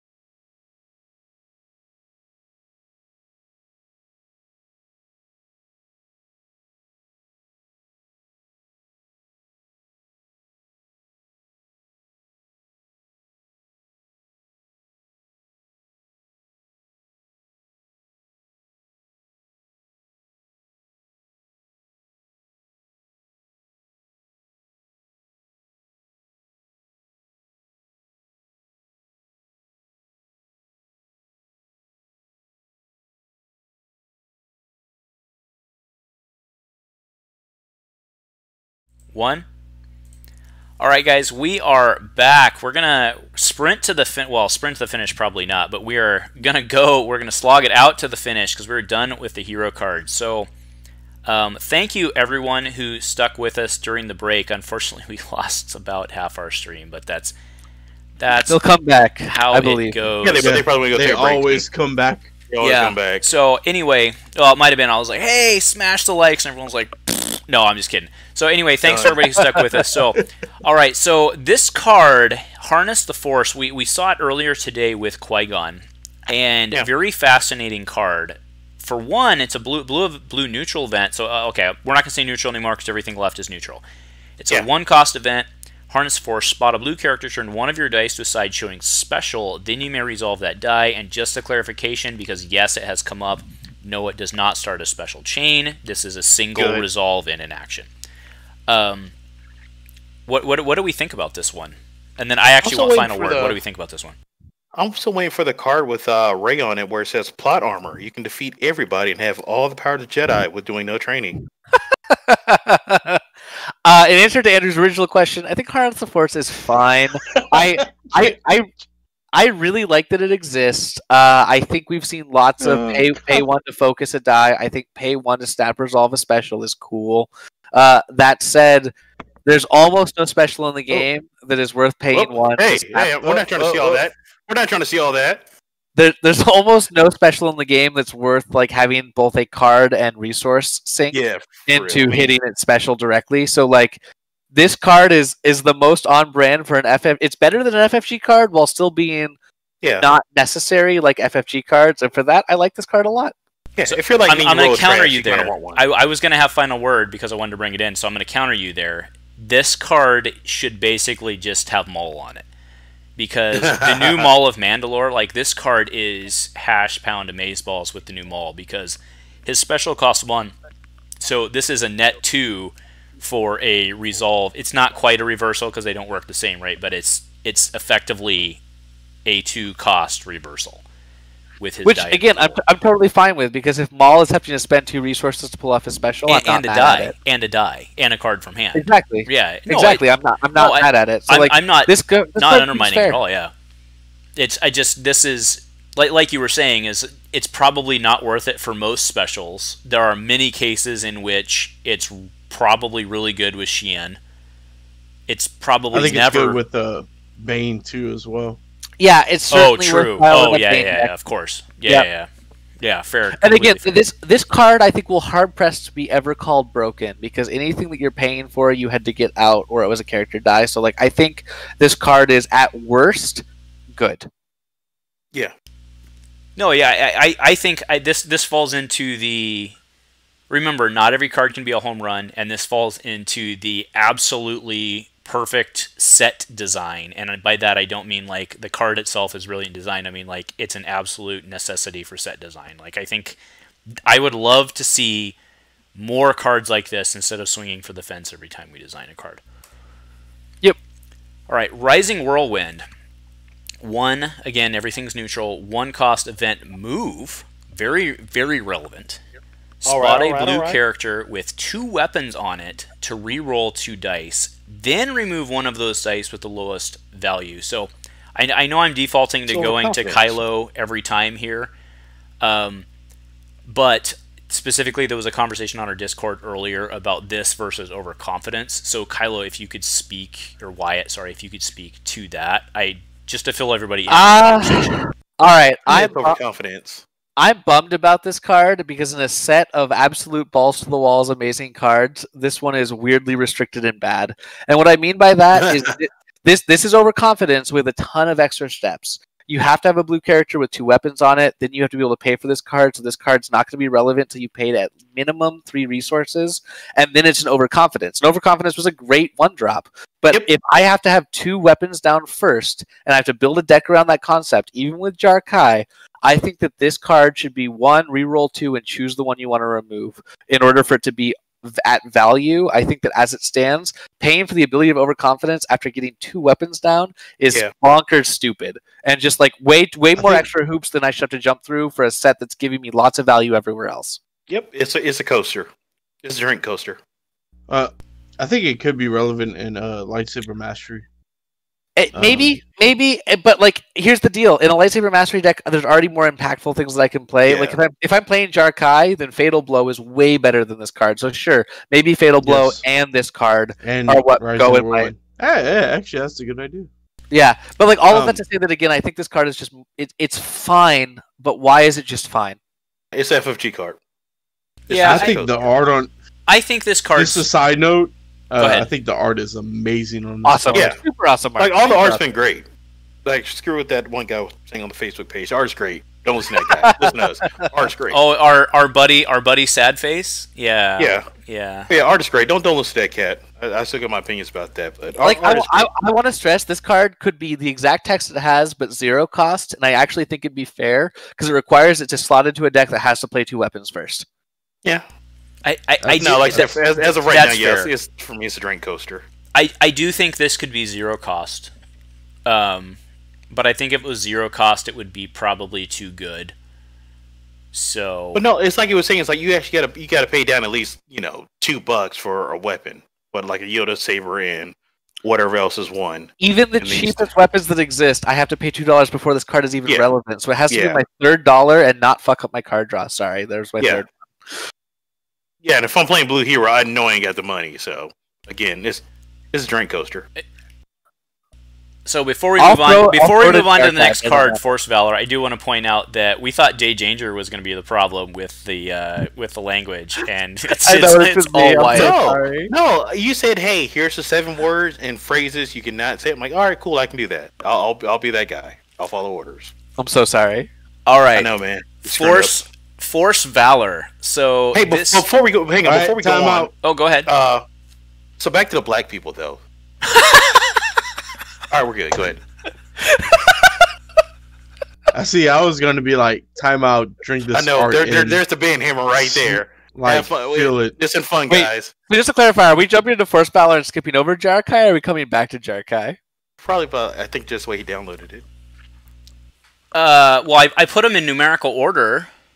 Oh, you know what the problem is? Jar-Kai is currently showing up as Force Valor as an image. Oh well, Well, then We'll follow your lead, Andrew. We'll follow your lead. then we got DB screwed because I just went forward and we don't have Jar-Kai. Okay, so here's Jar-Kai 77. Are good? You're good? Yeah, all right. So that's what happened. All right, so All right, hit it. Jar-Kai's next. So 1 cost upgrade ability form. It is super awesome that we have more forms, and it is super awesome that they decided baby.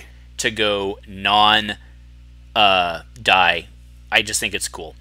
Blue character Yeah. only. Limit 1 form per character. Attached character has +2 upgrade limit, but not forms. Sucka. Before you resolve an attached character's weapon die, if an attached character has 2 or more weapons on it, increase its value by 1. Thoughts? I mean, just by the artwork alone, it's like so straight up, The good. Mandalorian is the best thing Star Wars going right now. High Republic is trash. Wait, Search that's your feelings. that's not Know it to be true. that's not Asajj. It looks Yeah, like it's Luke, man. Asajj. No, it's Asajj. It's no, Asajj you're and looking at the wrong Ahsoka. one. No, I'm on the DB now. Oh, it's never mind. It's DB Asajj screwed and me. Ahsoka. DB screwed me. My bad. I That's on me. love That's this on me. card. And here's the deal. This card might be OP. I don't even know anymore for forms, but forms have always had an economy to them. Yeah. And I love that this forces you to build a weapon deck. It's been a really long time. Yes. Blue Oh, bro, has for had real. incentive For to go real. weapons. Also, real. this card takes the concept of the Diadium, what was it? Diadium Force Crystal, I think. That never saw the light of day. But never saw the light of day because it was bad. It takes that concept, it makes you build a deck around it, and it gives you that benefit to weapon die. It's awesome. I think this Yeah. thing with Qui-Gon is super, super fun. Again, this could be broken, and I don't care. I love it, and I want to build around it for the rest of my life. No, it's really good because like for the longest time, like you rarely saw upgrade think- that's outside of like what Raylo. Everything else is support, Hill, or Mill. Or abilities. Blue's been flush with Oh abilities. yeah. Oh my This is god. Yeah. begging me to play weapons instead. I mean, I'm I down. think I'll check it Wyatt out. nailed it as far as saying that this forces you to build around weapons. Yeah. I I mean, who knows? I mean, maybe you'll find like a Mace Windu deck. Yep. I think this is A+ design. It's one of my favorite things that they've made in this set. I really, really love this card. And it's not like stupidly balls to the wall. It might be. I still don't care and love it. No. It's also comparatively, no. I'll also say this: it's unique, and I'm kind of curious what the decision was to make it unique because the other forms haven't been... It doesn't make any sense to not have it unique being a form. No. But here's the thing: all the other forms have not been unique. Forms have had on-play abilities where you play them and you have to discard a form. It's interesting to me that You're right. And again, you're right. I'm not complaining. I just don't understand it. I don't actually understand why this is non-unique because there's no on-play ability, which is fine. But it's unique, and it's just weird. I just don't understand the reason. It probably shouldn't be unique. Actually, that's true. Actually, that's fair. I didn't see. So that's the second one I missed on that one. It doesn't matter because if the only ability you're going to be running in that deck is correct. I think it's irrelevant. But to the great gods of Destiny, would you do me a favor and just take this unique symbol off of Jarkai and drop it on, please, to Veteran of War? Okay, thank you.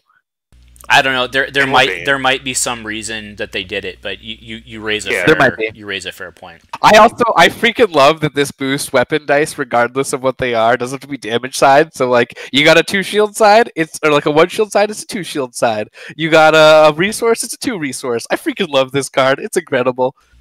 All right. I see, like, trying to throw it into like a Mace Windu deck. See if we can try to make him work because he's been there forever and damn straight. And like. Just one more thing, weapons have been so undervalued. Bro. So undervalued. And Jarkai just destroys that. It's so fun. We don't see. Hit it. Well, I just wanted to say before we get off this that this is another one of those cards that probably needs to be checked in Infinite because this with 2 Shoto lightsabers is really scary. Oh, yeah, dude. Yeah, that's true. God. The ball cancer. All right, so back to Force Valor. Hopefully, with y'all, we're in order now. I'm going off of numerical order, which I do realize is on the DB is out of order at this point, but they'll get it fixed. They're putting in. Yeah, we're not eating their lunch. All right, so Force Valor. This is a upgrade ability, and it's got the choose thing, which always gets me hot. So 1 melee plus 2 melee. Actually, yeah, because Trey's a Magic player, and that's what Magic's new thing is. Yeah, he's all about that, like that. Choose one of these 9 things. So, all right, 1 melee, 2 melee, resource, special, blank. Play only if you spot a blue character, but you do not have to play it on a blue character. Choose and do 2 of the following: deal 1 damage, heal 1 damage, turn a die to a side, showing a special. Well, special chaining doesn't suck. Not showing a special. Not showing. No, not showing a special. Oh, well, okay, then that's different. That's fine. Neiman into that joint. So actually, that's relevant because I kept getting boned by what was the form from from Faltering Allegiances? It was the one with the Mon Calamari on it. That thing I thought was so amazing, and then once I actually got it on the table and realized it was not amazing, this seems to smell like that. Yeah, that's the way it goes, man. You compare this card to Forced Meditation. It's almost the same size, almost the same ability, except you don't gain a resource. This ability is awesome. 2-drop abilities have been missing, especially besides Neiman. Yeah, that's top of the mountain. What else do you need? Yeah, right. I love this card. I love this card. All right. Its design is great. I just almost essed my pants when I saw the art for this card. Yep. Real art, not the disjointed art that I got. Dude, I don't know. Yeah, the art for this card is awesome. I was told that they were going to stay away from Mandalorian stuff, but when I saw this, I was just like, cool, dude. That's like the best thing going right now. It wouldn't surprise me if either next set and then also get an expansion for Outer Rim just goes like balls deep on Mandalorian. No, okay. That's like the best thing going. Real quick, can we talk about the math on this card and why I think this is just like one of the best cards in this whole set? It's good. So it's got a +1, or sorry, it got 1 +2. It's got a resource. Both those specials are worth 2 damage because it represents a damage swing of 2. If you want to play it just vanilla, do a damage, heal a damage. The turn a die is really, really rad. This just rocks in an Inquisitor deck because it lets you have staying power and health in an Inquisitor deck while also turning them to blanks. Like, this card is not too strong, it's not too weak. It's like the perfect perfect choice of options and fun for any blue deck. And again, as Andrew pointed out, it doesn't have to play on a blue character. You just have to spot a blue character. Palp loves this card. Loves this card. Like, it's fun in almost any blue archetype that currently exists without being broken. I think it's fantastic. It's the only card that's dialed back. All right, we good to go? We good. Yep, hit it. All right, I want to own this one because this is my favorite card from the set. Get up in there. So, Lightsaber Tonfa, it is a 1-cost neutral upgrade weapon, 0, 1, +1, 0 shield. Sorry, those were all melee. 0 shield, 1 shield, and a blank. After you play this upgrade, you may spend 1 resource to play 1 resource on it. Increase the value of this die by the number of resources on this upgrade. This card is by no means powerful. It is by no means broken. Yeah. The design space on this card is phenomenal. I love this. This is my favorite card of the set. Whoever the hell designed this card, I'll buy you a beer at the next Worlds or Commando Con, whatever it will be. Oh, well next done. Worlds. Well done. So. Yeah. 1 drop blue, done. Dude, this card was so good it made Davey leave the chat. It's just incredible. That's a true story. All right, I'm going to head out. Card is so good. No, not only am I with you, Andrew, but I was playing around with this with Jarkai and Qui-Gon just testing around earlier tonight.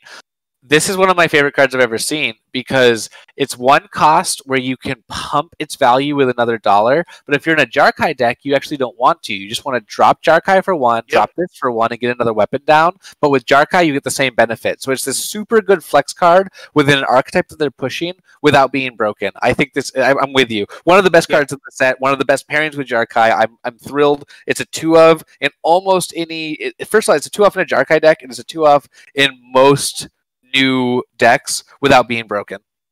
Yeah, and this definitely goes into BD Luke right here. Because beforehand, all the time you get like a bunch of upgrades on him was with Bandolier, but now with Jarkai and Lightsaber Tonfa, BD Luke, baby. Yeah, I mean, to be fair, Luke's challenge is never... Well, I guess... Yeah, that's true. I actually, I was thinking Cal. Cal's challenge is never the upgrade, it's the ability, but... Yeah. But like flip Luke, we've moved past him. Luke and transformations are over. The age of Qui-Gon has begun. The age of Qui-Gon. Yeah, I mean, be confused with the age of Aquarius. I'm giving away all my secrets for tomorrow's cast, but I still think BD Luke is going to be a force to reckon with. So. Oh, definitely. Yeah, I mean he's not going anywhere. All right. If anything, BD Luke got stronger. Yeah, I agree. Go ahead. The one thing that I want to bring about Lightsaber Tonfa is this is the perfect card. I don't know if y'all mentioned it for Jarkai. Yep. You don't even need to add the resource to it. Yep. I brought that up while you left because you were over it. Flop it down, off you go. Got you. I love the flexibility. That's actually one of the things I always liked about... I mean, there's a lot of things that I like and don't like about Magic, but the whole kicker concept I thought was a really cool concept of usability, and that's kind of where that's coming from. So. And it makes a good override card, too, if you don't add the resource. And I guess we'll see in the chat. I guess if that's a tray thing, that means I got to buy Trey a beer, man. Oh no. So got a whole bunch coming to him. Sorry, all right. So this card it's not the card we deserved, but it's the card we really needed. Killian lightsaber. So I learned. Yeah, please break this conversation down. I actually learned what Quillian was. It's the art, basically, of adding a cross guard. So it's an actual cross guard part, but they couldn't call it cross guard lightsaber because there's already a cross guard. But not just that. It's specifically if you were to say something was ribbed. Similarly, it can be Quilliant. So you can't because there's a whole debate I watched in design, which is fascinating about is it Quillian or Quilliant? Because a Quillian lightsaber would be the same thing as saying a nubbed or a ribbed, but not even like a rib lightsaber, which doesn't make sense. But a rib lightsaber is Quillian. So this is grammatically correct after a lot of debate, and I think this card rocks. I was at first not in love with this, but the fact that you get both the on play and the redeploy version of it, I think pushes it into a good card. That also Leia loves this. I think it's better than good. Wait, what? How is this good? This card's amazing. First off, it has redeploy. Yeah, it is good, but you got to compare it to everything else. Yes, it's good. I mean, it's not It is a better version. Heirloom lightsaber. Here's the deal. Heirloom for a long time has been pretty outdated. Like Heirloom was good. Yeah. Heirloom was good, but like we could play Dagger, where there were so many other options. Yeah. Yeah, it was pretty buns. This surpasses Heirloom because it has the ability to proc twice. Yes, Heirloom, remember, I want to put this in historical context, though. Heirloom, the reason Heirloom sucked is because we had Dagger of Mortis. Yep. In of itself. Do you remember when we first saw the spoiler for Heirloom Lightsaber and everybody creamed in their pants at the same time? Yep. And we're like, I want 2 of these, and then all of a sudden, one set later, we didn't care? Granted. But when we first saw Heirloom Lightsaber, we're like, oh my #amazeballs. This is way better. It gets a redeploy, and then you saw Dagger. It's like, what is this? Even so, regardless of comparing them against cards that we can't play in Standard against each other, right? Like, we are in a huge redeploy drought right now for Blue Hero, and this is what we needed. Yeah. Like, we are in a massive redeploy drought. This card is so needed right now. And if I remember correctly, didn't Heirloom Lightsaber come in the Luke starter set, Farm Boy Luke starter set? Yeah, and that's why it was so good, because they're like, hey, suck it, you have to buy 2 of this set that you don't want to because of Heirloom. Yeah, but here's Dagger Mortis. It's like, come on, man. Just at least make it hard for me. Oh, and by the way, Entangle's in the other one, so suck it. Yeah, this card also gives me hope that there's one more season of Raylo left to play. Raylo's never going to go out of style, dude. This card is Raylo's going to be there. Actually, that's a pretty awesome upgrade in Raylo. This card is great in Hero, but it's amazing in Villain. Yeah, and couple that with Raylo gets like the get the lightsaber Tonfas. So it can go like a weapon package. My whole point is this card would be, I think, a 90% auto include in almost every blue deck. Yeah. Even without its after you play or after you move ability. I also just want to return to this in a Leia deck where earlier today I flipped the top card of my deck and gave myself 3 shields and then drew. Well, I don't know if that's the case, Andrew. I think the playability just brings it to a whole nother level. I mean, it gives me something that I want to play with. It gives you redeploy. We have like no redeploy. Like, think of it for Villain. Like, when I'm trying to build I'm trying to build my Maul Savage deck right now, and I'm looking at things with redeploy, and it's Sith Warblade, which I don't want to play. Right. Yeah. Right. So like. That's true. It's like, oh, I played this really we have a ton of really great 2-cost upgrades, and like, I'm gonna play all these 2-cost upgrades on my guy, and he dies, and I lose 6 value. No way. This card is a 2 of in every deck I build because guess what? It's not unique. This card is amazing. Yeah. I mean, I still remember the time when after that rotation happened, and it's like, hey, I want to play Han Kira. Well, you don't have any guns. I still think it's great in Hero, just like a whole nother level in Villain, because the best thing in Destiny is surprise damage, and you can override this and just deal 1 damage to kill the character. Like this is a straight up, like, for me, I believe this is like a FFG card, and it's a legendary, at least $60, straight up. It's great. It's great. Yeah. Great. Yeah. All right. Unfortunately, because of time, we have to move on, but we could talk about that forever. Sure. So, Power of the Tribe. I think we probably don't need to talk about this one. 2 cost, Power of the Tribe, remove a die, then if all characters on your team share a subtype, remove another die showing a different symbol and value. It's right on par. It's functional, it's conditional in the right deck. Fair enough. Next is this card can blow out stuff. Yeah, this one is Small Bladdles 1. Davey, we're going to you. This card is it's the new logistics, but it's so much more. When I looked at it, dude, I soured on it. I was like, I just want logistics. But then the more I think about it and the more I play with it, I'm just like, this is logistics on like a super level. I mean, part 1 for logistics. It's hung in there for the longest time. You can get discard from this card. You can get focus from it. It's amazing. Yeah, it's like Leia's Motivate. Yeah, it's slow logistics for anything. It's great. Yep. Yeah, I mean, to be clear, and actually, didn't I spoil this?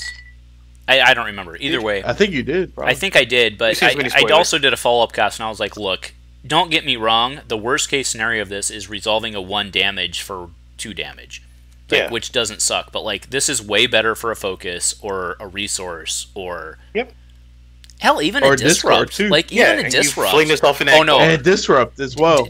Well, good value. I guess resource is technically the best value, but like a discard right now in the current meta is arguably huge, arguably as better, if not more.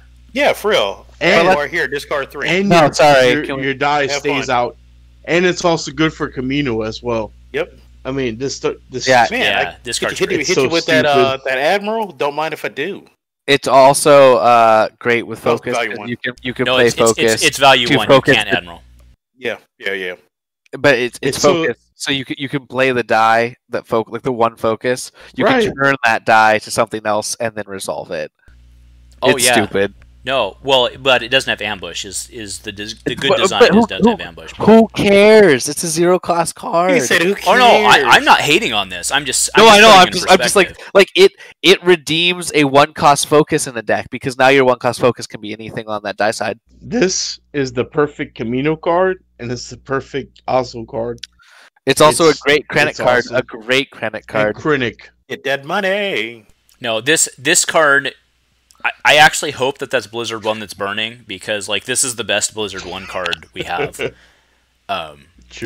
Anyway, moving on. So tactical retreat, and anytime I see retreat in a card name, it brings back good emotions because I still think retreat was a fantastically designed card, but not with until it get busted. Well, not with mean streets, but tactical retreat. Give control of the battlefield to an opponent to give shields to your character equal to the number of red characters you can spot distributed as you wish. Thank you, Pyre. Pyre needed more Pyre this. Love. Yep.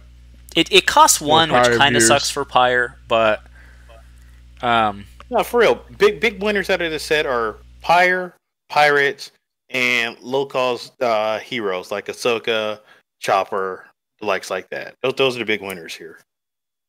And busted stuff. All right.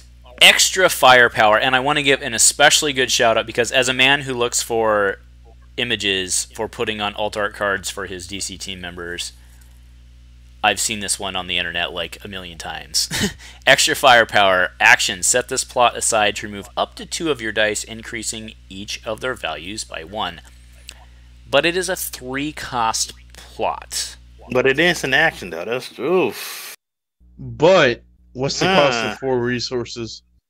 No, and I think that's the good point. It's like if you treat this as a intense fire or focus fire, sorry. Yeah, focus fire. If you treat this as a focus fire, it's really bad value. But if you treat it as a Krennic flipping and resolving resources, it seems pretty good.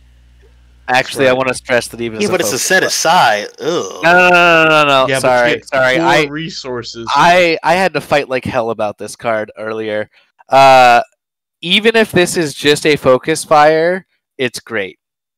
Because as focus fire goes, okay, let's compare this to lightsaber mastery. Lightsaber mastery gives me 2 cards that are buried that I have to pay full freight for. This is a focus fire that's buried that I get to pay for free.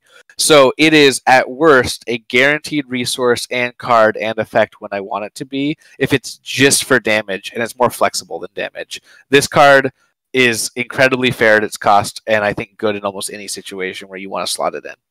I'm like, where can I find my bomb hero plot? I mean, I don't see a relentless advance over for hero. Jedi. Because it's heroes, dude. Called. Like Jedi Code. Where have you been for this game? Like Jedi Code is so good, dude. I promise you. You get Jedi lightsaber out, Jedi Code is like you can't wait to get rid of that die, the Jedi lightsaber die, just to get rid of another die. I mean, I didn't even put the lightsaber in my Quillian deck. Shit. I should bring it back. Moving on. Dude, I'm still blown away that you guys all weren't, like, rolling on the ground in ecstasy about Quillian. Like, that thing's so good. Oh, yeah, I mean, I'm rocking that. That's definitely, like, first round, first pick. All right. It's a great card. Tactical. I think extra firepower is good as well. Tactical superiority. Support intel. That's very, very, very, very, very relevant. Support intel. Before you play an opponent's card, exhaust this support to decrease its cost by 1.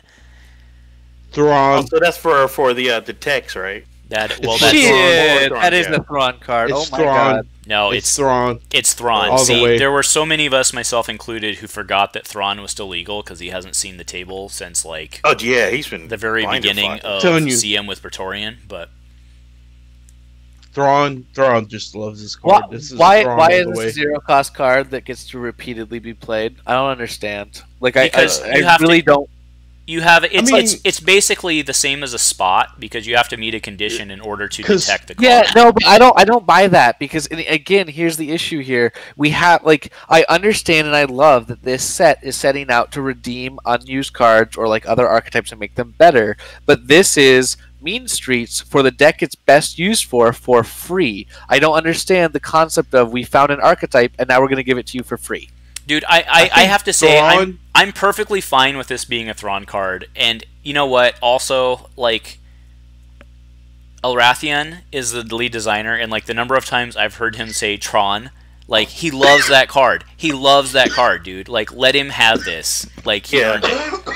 You're definitely seeing a lot of love for like okay, I can tell that's El Rathian card. And like I and can tell it's not just a Thrawn card. Like there are detects that let you play. Like I think this card. yeah, I is feel fun. all about Thrawn. I'm like, oh yeah, I'm with you. I'm with you, but show me anywhere in this game where a zero cost thing can give me one resource repeatable every turn. The closest we have to this is Forbidden Lore, and it's good I for think- abilities and gives a card draw.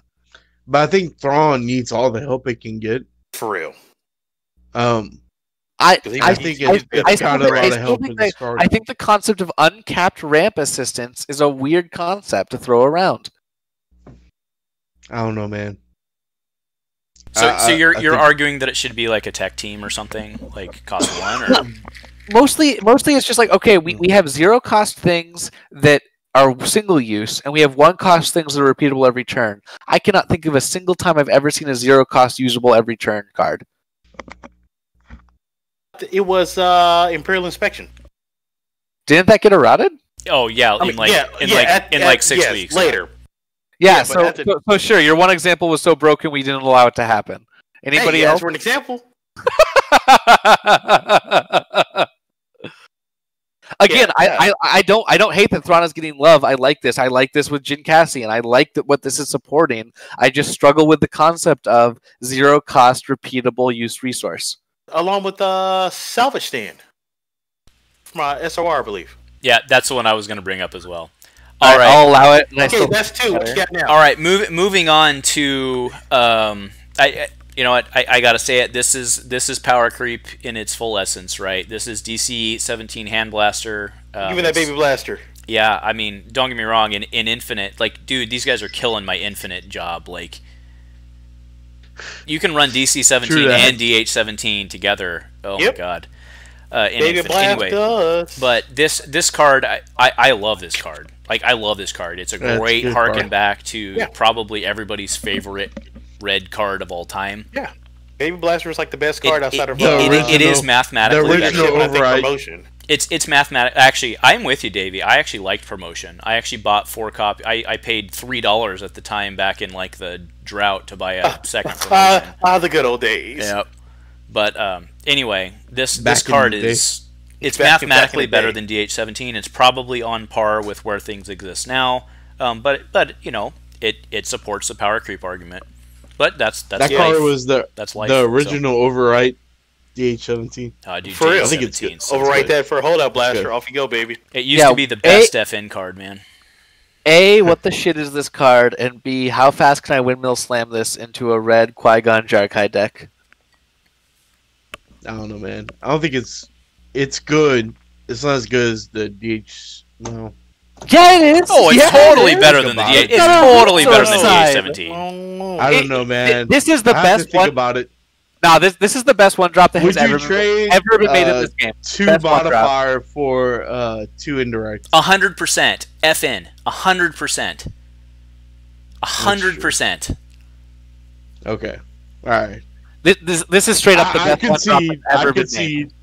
Like, I can why see- does Andrew have such a hard-on for Grievous Striker, even though it's not that great? It's because it has no freaking modified sides, and you can do... And it's redeploy. Yeah, well, I mean, that too, but, like, my Yeah, point but- is, like, there are other cards out there with redeploy, and I would play a Grievous Striker over an A300 any day. I am freaking shook that this card got no modifiers and a resource side and what? Guns need some love, baby. Guns. The resource side, yes, I think. Yeah. Let me quote my best friend in the whole world, Joe Colon. No, I'm just kidding. But like Joe is a very smart player, and one of his favorite things he loves saying is, if a card can pay for itself. I mean, I'm paraphrasing, but he's like, if a card can pay for itself, I will dry hump it. Like, I think if anything, that's this. Had like a discard. I mean, disrupt on it, right? No, I had a shield. I think if anything, the ARH committee has released too many weapons that have a resource side on them. And I know why they do it, but it's good, it's great. But if you think about it, FFG, they didn't release too many weapons with a resource side on them. Yeah, but to be fair, that led to a support-heavy meta. So I don't hate it. I wanted to just change, and we'll correct back. Right. I want to take a second to just give all the hats off to Zach Slade here in the chat for saying that you can Jar-Kai with guns with Qui-Gon and it becomes the JHOM, the John Wick deck. Nice. Fully support. I'm gonna go build that as soon as we're done. Thank you, Zach. I'm for it, dude. Yep, absolutely. All for it. Oh, but hang, that reminds me. Okay. So that actually needs to happen. Somebody needs to play that on the DC team weekends, just so that I can make the thumbnail that's the John Wick deck. I'm ready. I will build that right now. Yeah, but that means Wyatt actually needs to attend a DC team tourney, and I don't know if that's possible. So listen, take it up with Zach. Sorry, he has me on Sunday mornings. So earlier, Andrew, you asked me why the Electro Hammer would never be played when I told you, this next weapon because of this one is the reason why Electro Hammer will never be played. I just want to point out to the stream, I'm modding this and I'm moving these guys along, and Davey just told me to get off the DAC 17 and move on. Davey's in charge now. No, dude. No. That's not true. That is not true at all. Good. All right, so this is the security baton on steroids. Security baton. Dude, I still think Riot Baton needs reprinted. Whatever. Oh, yeah. Security Baton, 2 melee, 2 melee, 3 melee for 1, a resource, a blank, a redeploy, booyah. After you roll this die into your pool, you may re-roll it, suck it. Yeah. Before you resolve this die, you may remove 1 shield from Bahoon's character. Yeah, it's also suck it. Insane, dude. Yeah, it's pretty good. Electro Hammer will never see play because of this card. Well, but it's unique. Oh, wait, no, it's not. Yes, sir. Nope. Yeah. This definitely goes in like a Thrawn deck. He likes it. This goes in any red deck. Electric Baton, or whatever it's called, has removal. But I don't know, dude. I'm running this every time. Yeah. So let me ask you this. Hey guys, can I just... Wyatt, as the Qui-Gon resident, are you now trying to run Qui-Gon with red? Yeah, so I built a pure blue tonight. I was thinking about yellow, but I've already been really wanting to get red. I want to just take a second here to clarify a question. Small Battles 1 says resolve one of your red dice showing a value of 1 without removing it from your pool. If I play Qui-Gon and I have Jar-Kai and I have a 1 cost or a 1 point die showing with Qui-Gon and Jar-Kai, can I Small Battles 1 to resolve it at 2? And then at 2 again? No, it's the Ataru Strike argument. So a 0 would become a 1 that would be 500 pages, baby. But here's the problem there. Jar-Kai says when you resolve a die, you resolve it at +1. It says before you resolve. I just it's the Ataru Strike argument. Yeah. It's before you resolve an attached character's weapon die. Small Battles 1 is resolve one of your dice showing a red value. So it's showing a value of 1. I resolve it, and now before I resolve it, bumps. So don't I get it at 2? Yeah, I mean, again. I won't put Facebook. I won't put my flag in the sand here because I'm usually wrong. No. El Rapion is saying I'm right. Yep. I said, I cannot wait to build this deck. Yeah. Don't at me. I'm Qui-Gon ready and all over the place. I'm so excited. I won't put my flag in the sand because I'm usually wrong on stuff like that. But I don't see how that's not a Ataru Strike. But so here's the thing, right? 95% of the time when I say something and then I ask Gandork about it, Gandork tells me I'm wrong. So generally, your best bet is to have me say that you're wrong, because then Gandark will just automatically say that you're right. So just to clarify, if I play Qui-Gon and Jar-Kai and I have a DH-17 showing a resource and I've got 2 weapons, I can play Small Battles 1 to get 2 resources off of that die and then resolve it again for another 2 resources, and I'll get 4 resources off of a DC-17. Johnny, here I come. Yeah, but the whole Ataru, like the reason I referenced Ataru is because Ataru actually says showing. Yep. So, hey, I remember that whole thread of 500 pages, and that's why I muted like the Destiny chat. Yeah, I don't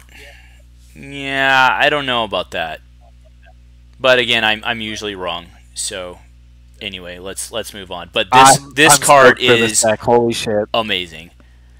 All right, dude, I could talk about well, actually, I did do a whole cast about Aphra. Yeah, so I was about to say, I could have sworn you did a whole cast for us. I also want to say that again, this is a Cosmic Newt art, and this is clearly like he did a lot of good art for the set, but this one's the best, like hands down. Oh yeah, straight up. This card is a gorgeous card. Don't listen to Facebook randos. This is good art. This is a gorgeous card. Yeah, Laffy face all you want. This card is this is a good card.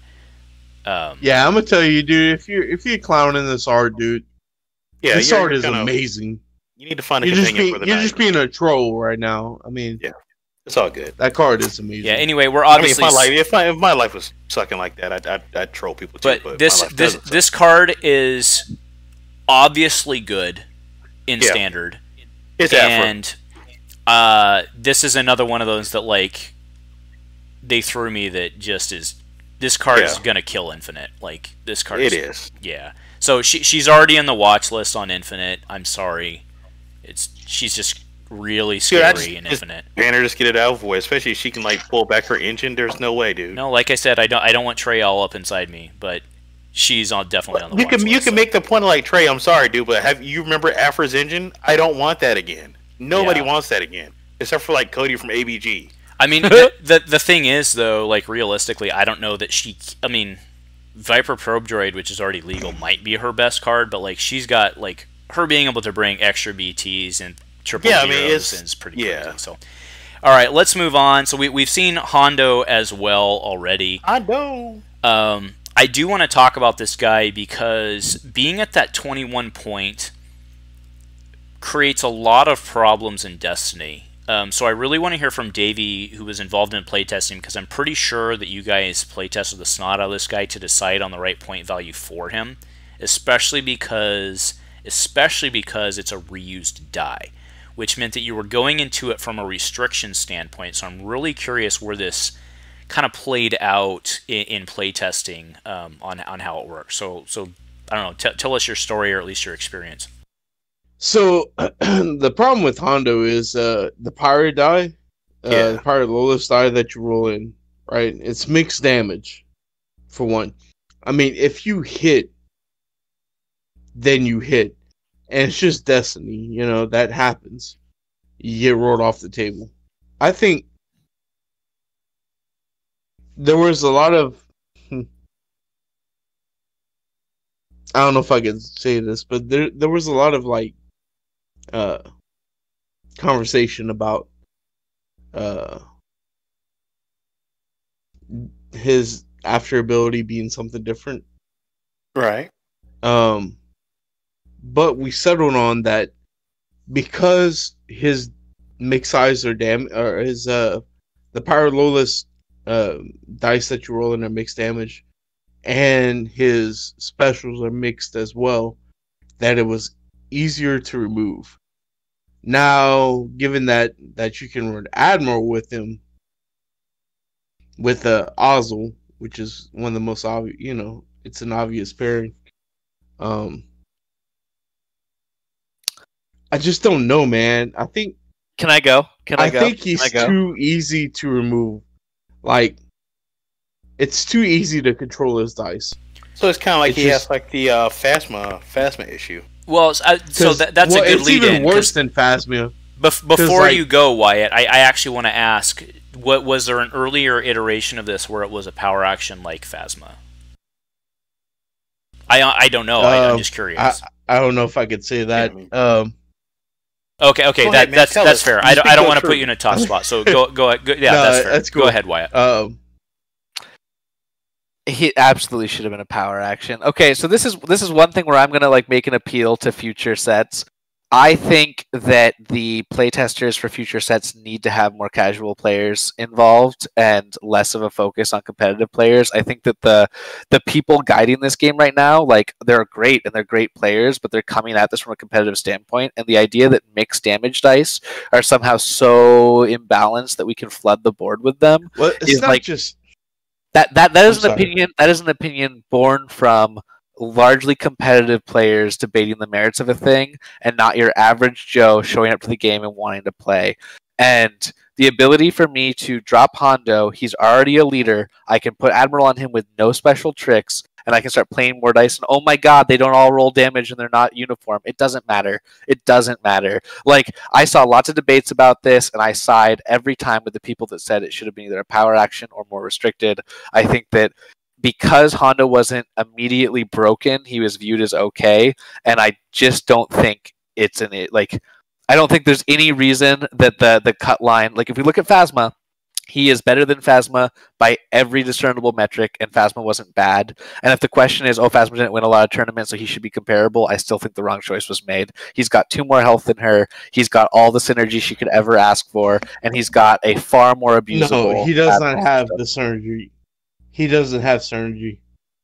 Yeah, that's one thing. I agree with that. Yeah, Phasma's ability he's to a- resolve all dice as one in one shot was huge, especially with military camp. That Right. said, Phasma had, Oh given, yeah, bro. That was had they given Phasma 13 health, it would have been a very different game. Right, Hondo's got Yes. 14 health. I agree He's with that. 14 health. He's got pirate synergy out the wazoo. He's got a ton of ways of dealing with it with new cards that are here to support it. Like, there's more pirate synergy like support now because there was more troop support before. I But agree again, with that. Like, pound for pound, Hondo has more going for him than Phasma, and Phasma wasn't bad. And he has it in multiple different lanes. I think we've done a bunch of testing with Hondo as being able to run Admiral and whatnot. I just don't. I side a little bit with Rathian that because he has mixed damage, his dice are easier to remove. And it's not just the mixed damage; it's his dice as well. yeah. Um, Yeah, I can move his dice all day. I I still don't know, maintain. man. I still maintain that argument is born from comp players making comp decisions for a comp community, and that it's not reflective. Like, if that's all we have left, if all we are is a comp community, then maybe they made the right call. But I don't think that's absolutely in any way reflective of vanilla Destiny. Yeah, And so let one me other interject thing, here. He doesn't make any resource. He doesn't make any resources by his dice alone. No, Let me interject here, Davey, on that one. Because I agree and I disagree with that statement in that tempo matters. However, we have to be careful not to view it in the old block status. Like, removal is a very different beast right now, and I think, yeah, I don't know. There's definitely two.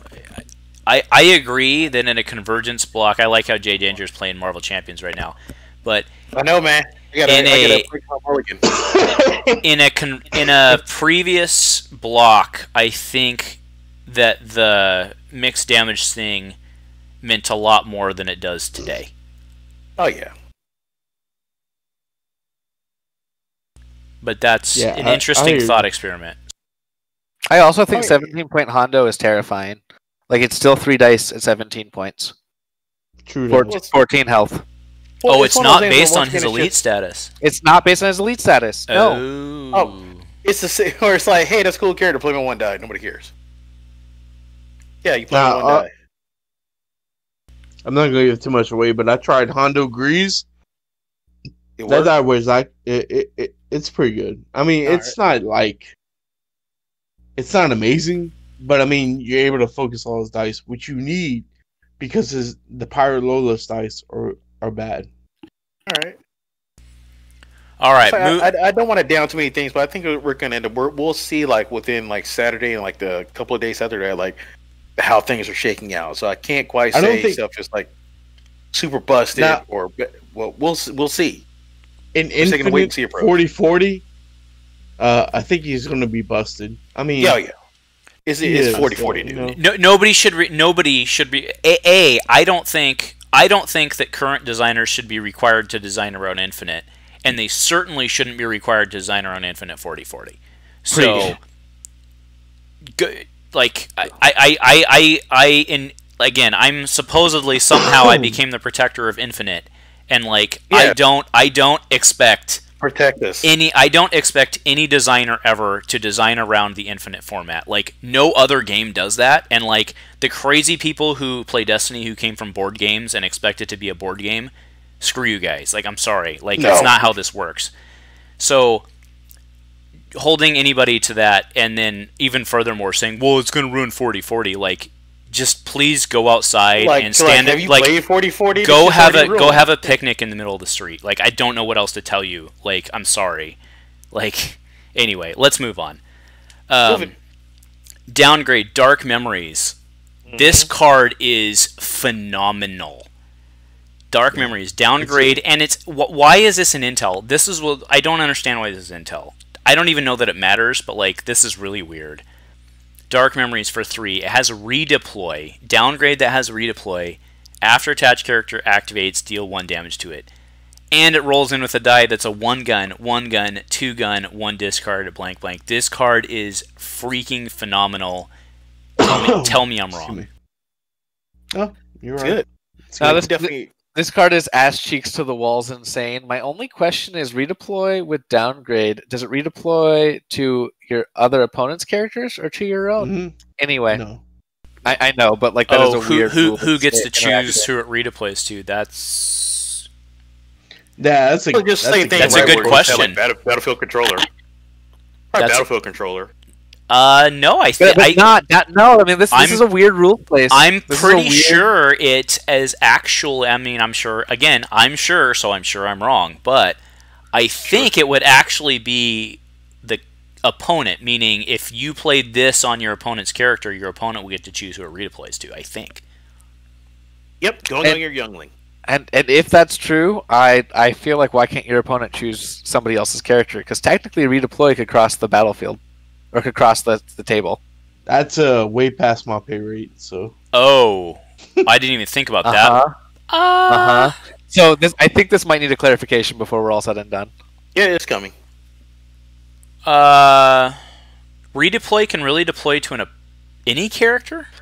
So in co-op, redeploy can redeploy to your teammate, and if that's true, I don't understand why redeploy can't redeploy to an opponent. And downgrades are supposed to be like decisions for downgrades. Like if there's too many of them, it's decided by the player who's got the downgrades on them. So I don't understand why if a character dies with a downgrade on it, like the intent of this card is clearly that the person who played it chooses where it goes next. But practically within the rules, as I understand it, I think it actually would go to the person who's on right now, and they should be able to throw it across the table. So I think it's going to need a clarification.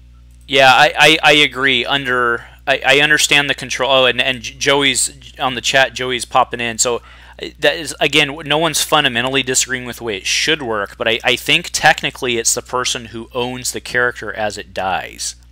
Yeah. Right, exactly. We'll see. some more Could be great worse. art, by the way. Yeah. Oh no, this is. I mean, you put it's good art, Ahsoka, and you put man, Ahsoka on anything, and I'm gonna love it. I mean, what's the greatest piece of art we've ever seen? Shoto lightsaber. Come on, right? Yeah. I mean, I do want to I'll stress make sure though, This art is superb, by the way. I do want to stress that this Throw it card out there. though is also, I think, floating above curve, and I don't hate that, but like, man, this is an assassin droid. It's a but 3 cost, probably- dude. No, like an assassin droid is a 3 cost. Like a possession is a 3 cost. This, if it's playing as intended, has value every round, regardless of what character it's on. So it's more flexible than possession with guaranteed results. It's pretty nuts. It's still a 3 cost, but Like I think it But gets it's a super really playable good with, 3 cost. Night Sister Lair. Yeah, Like, for sure. It's probably But the it has best to 3 be. cost. But this is probably the best downgrade we've ever seen. no. So I agree with that. I think this is the best downgrade you've ever seen, but I still don't think it's over curve. So that's where I'm like, I mean, can it be the best and not be over? No, so the downgrade that I think Possession is the best. No. Dead or Alive is the best downgrade we've ever seen. Dead or Alive is hands down the best downgrade we've ever seen. The 3-cost downgrades. Possession is the best one. No, this one's better. Removal and you get but my point is, pound for pound, this is the best one. It's better than Dead or Alive, and it's better than Possession. Okay, actually, that comes with the caveat of if free-to-play works the way I think it does. But yeah, if this is as intended, that the person that plays it controls where it goes, then on turn 1, I play this, and I get value out of it, absolutely guaranteed for the rest of the game, every single round. That's nuts. That's true. So, yeah. All right. Anyway, we're good. Next is Headstrong with my boy Cad Bane. I know there was some serious speculation we were going to see Cad Bane, and we didn't see it. But they tease you, baby. They tease you. Headstrong. Spot a yellow character to remove up to 2 dice that were rolled into the pool last turn this round for 2. Davey's got his hand up. It's in the air like he just don't care. So, what do you got to say, bro? Wyatt was asking me earlier what the best 2-cost mitigation was in the game. Yeah. From this set, this is it. There is no hands down. This is the best mitigation of this set for 2 costs. Hey, Davey. Guy rolls out his Blizzard. That was cool. Take that right There's back. no competition, dude. This is the best. Davey, I'm going to call it a tie. Okay. And here's why I want to call it a tie. Wait, with the what? Blue Villain mitigation. No, with the Blue Villain one. What was it? Your powers are weak. Oh, yeah. Your powers are weak. Cost 2, rerolls 3 dice. If it hits the side I call, they are removed. Otherwise, they are blanked. I think guaranteed outcome on 3 dice is comparable to a responsive 2-die removal. Okay. I'll go with that. Yeah, I can't argue with that. I still think this is the best one. This is like you get to decide what to remove. Oh yeah, this card is attractive and good as shit. I just think that like your powers are weak is on par with it, and it still makes me mad that the blue hero one isn't as good. It's the way it goes, man. Welcome to my life. FFG's dead, but the specter of letting Blue Hero be worse still. Yeah, I'm trying to tell you, man. I've been dealing with this since just like the pre-launch. Every time, dude. It's just I'm used to it at this point. I still think that with this set, they gave us staple 2-cost removal cards. Yeah, they're gonna go in. And I love that every faction got one. I think it was a great choice by the design team. I fully support what they're doing. But this is neutral. This is neutral. Right. Yeah, but every faction got one, so like every blue, red, yellow hero and villain has. And because yellow has always been the best faction for making money, so all the yellow removals would always be better. So like Andrew, you're right, and this is probably becomes a de facto 2 of in almost any yellow deck with money. Yeah, pretty much. Nuts, but and you have to think yellow villain, they were one of the most restricted factions as far as removal goes.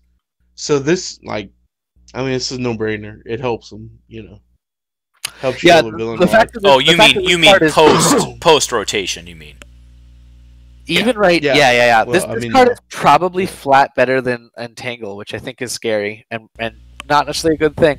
Well, just because it doesn't have a limit on it. Entangle didn't have a limit on it. Yeah, unlimited. The window matters. So I guess the only benefit is like if somebody has action cheat. I don't know. Yeah, like you said, somebody rolls out Blizzard.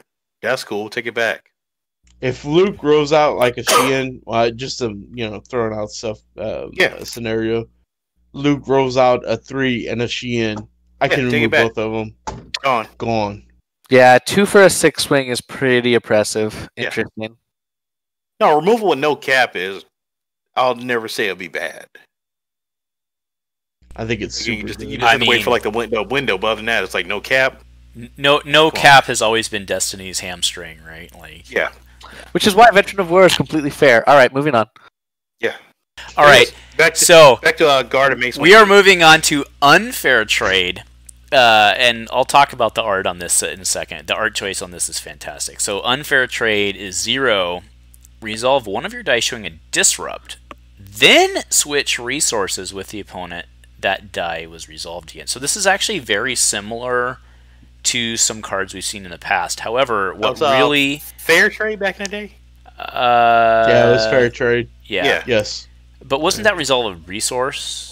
Though? It was something like that. It was the inverse. Tomatoes models. It was something similar. I can look it up. I mean, quick. no, it was the inverse. In that case, you had to take a money but then switch. In this case, you're taking away their money but switching. But this is better, right? Oh, this is like, hey, you're saving up for that Blizzard.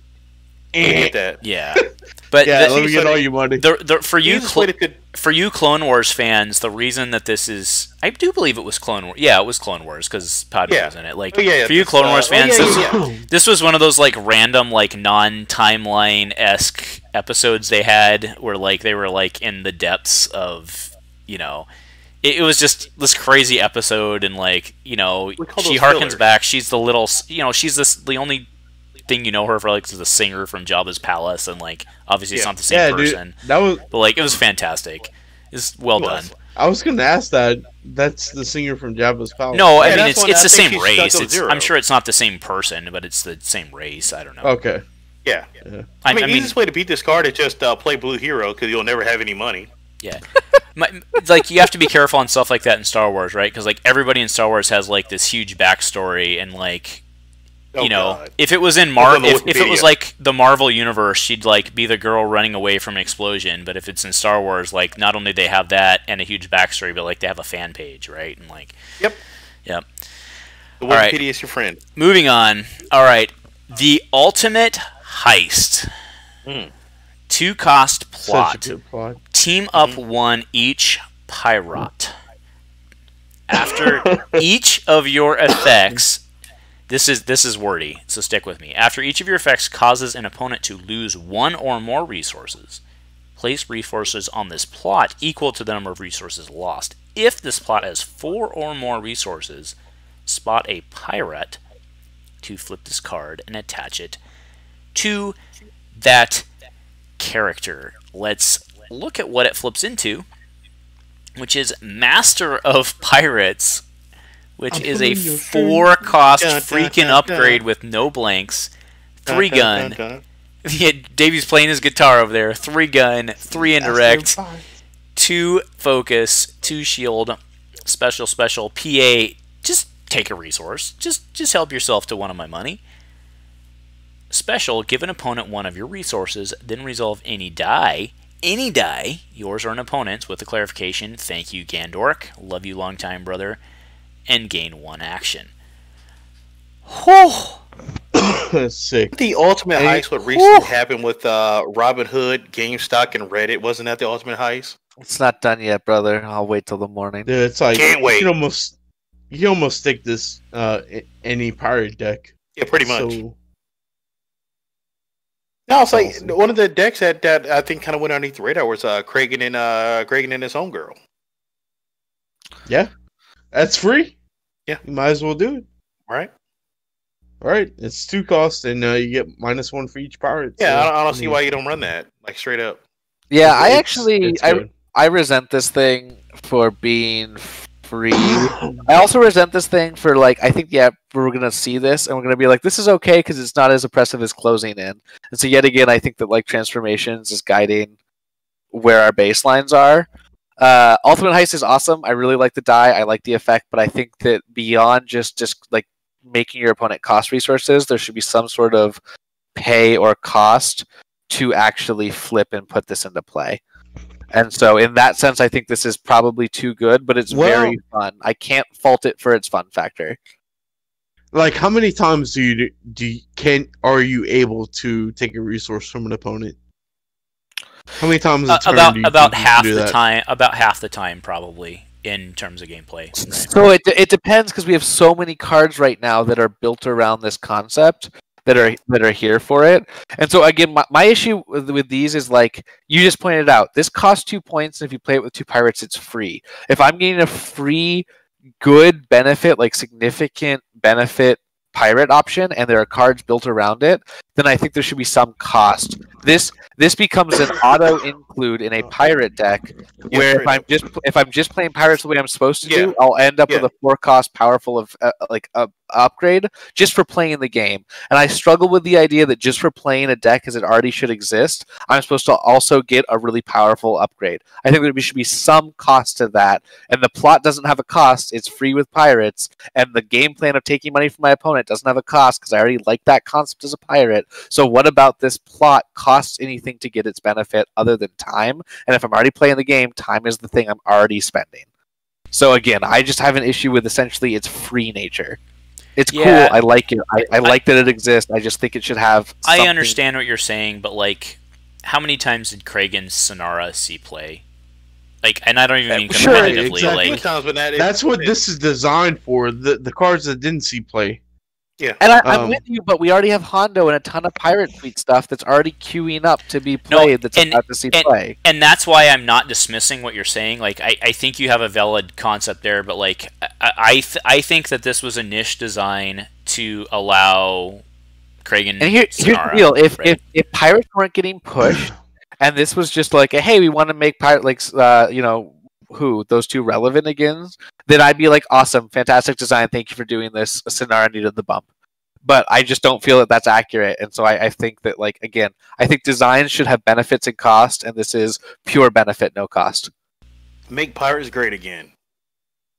No, but the thing is, Dave, you actually mentioned how often do you steal resources from your opponent? It's like, well, I reference the one where you give them a resource and deal them 3 indirect. Right, but most of the time your opponent is going to spend resources. No, but there's a play factor. Like, obviously, you play it smart if you know that you can steal a resource. Like, right? Oh yeah. But that's not a complaint. That's not saying it's broken. Like, I like adding things like that where like you guys know I would not sound the alarm. I don't know, whatever the hell the alarm plot is, right, with the Ewoks. Like, I love that plot. Like, oh yeah. Right? Like, if you play it right, there's a huge payoff. Like, I love that. And the same thing with Bad Deal or whatever the hell it is, where you give them a resource and they take 3 indirect. Like, if you play that right and combine it with Ultimate Heist, like, yeah, hell yeah. Like, that's fantastic. Good for you. To be honest though, fam, you got to play the Ewoks though. I mean, again, like I'm with Zenger here, and like Ultimate Heist, again, I don't think it costs anything. At worst, right now, it costs a single point if you play only one pirate. There should be some cost to it. I mean, if that's the case, if you're looking at it that way, then they can slap a cost on it and say like you run Kragan in and old girl, you're gonna give up old girl's dice and just run the plot.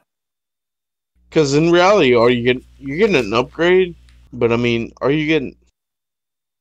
And that's but again, I don't know. It's free. I know you're going to throw it on. Its benefit is free. The only thing it costs is to play it and see if you check a box. Kill it. Black Market Arm. Okay. Upgrade equipment. I'm excited about this one.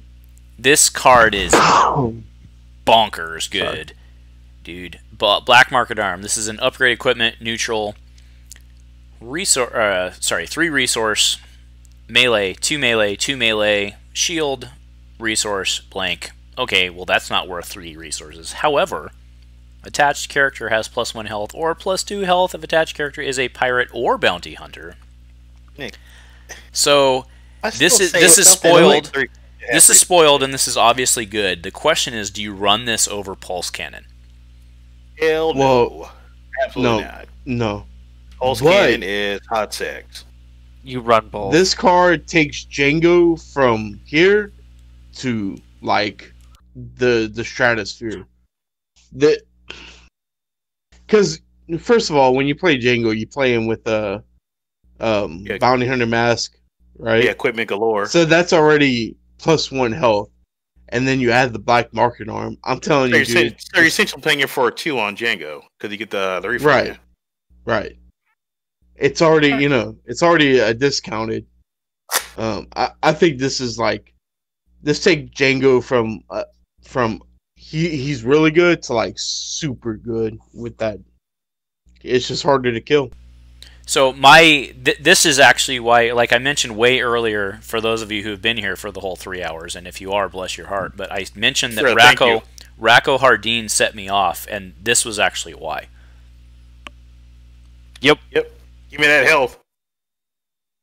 I just think that this is made for Django. My problem with this card that this might be made for Django, but the collateral damage is huge. It's collateral. Yeah, its collateral damage is huge, and also this card shouldn't have 3 base melee sides. It should have a modifier at minimum. But what these days doesn't have 3 base? The only person who is good who doesn't have 3 base melee sides is Maul. No, because I'm not even talking characters. Can we just talk brass tacks about the other 3-cost upgrades in this set that is already power creeping? Quillian Lightsaber has a +3 modifier. The Riot Baton, the red one, has a 3 pay for 1, and this has 3 resolvable base melee sides along with health boosting to the character it plays on. That seems to me on the black market. I don't want no trash. I don't care if it's on the black market. Why is this card above curve for the already above curve cards? I want the good stuff on the black market. But is it though? Like realistically? Yeah, it is. No, we saw plenty of. Well, okay, yeah, you're right. It is above curve, and this card is above curve compared to the same. Well, it's above curve because you would only play it in certain decks. So yes, you're right. Yes. So that's fair. My point is, even without certain decks, it's already there. Well, there were plenty of upgrade. There were plenty of 2-cost yellow upgrades in ATG that had similar stuff. +1 health, 5 resolvable sides, no pay sides, no modifiers. That is above curve. Okay, yes. Bounty Hunters already took a nerf from closing in. Which they should have had 2 freaking metas ago. Had at the beginning. Yeah, closing in should never have I completely reject that. That card should have never been a card. That's 1, 2, 3, 4. That's 1, 2, 3, 4. Card never should have been a card. No. The fact that card was accepted by the Star Wars Destiny competitive community for as long as it was is a freaking embarrassment. Can I introduce you to Sith Holocron? Can I introduce you to Force Throw? Can I introduce you to Salvage Stand? Force Throw? Inspection. Or do you mean Force Speed? Force Speed, too. Both of those weren't as problematic as closing in. Yeah, like I said, there's been a ton of cancer out there, which, again, no disrespect or anything like that. And I get Kaz play competitively, and I'm mad at that lifestyle. But if you get a new player coming in there and you put them against a closing in deck, they're going to be like, yeah, I'm going back to playing Stardew Valley. Yeah, no, absolutely pure disrespect. Closing in shouldn't have existed. Yeah, actually, also play more Stardew Valley. I have no problem with the development of closing in because Lucas was doing his thing and he was doing it casual and it never got tested and everybody knows it. I'm disappointed extremely in the fact that everybody accepted it for as long as they did. That's my problem. And that's the thing. I think I'm more of a casual player now as it is. So if you're gonna take away closing in, which is rightfully so, you have to give Bounty Hunters something because they're not as good anymore. No one's gonna play bounties. Bounties just clog up your deck. So this card, I mean, the only worthwhile bounty to play is Dead or Alive. Dead or Alive, yeah.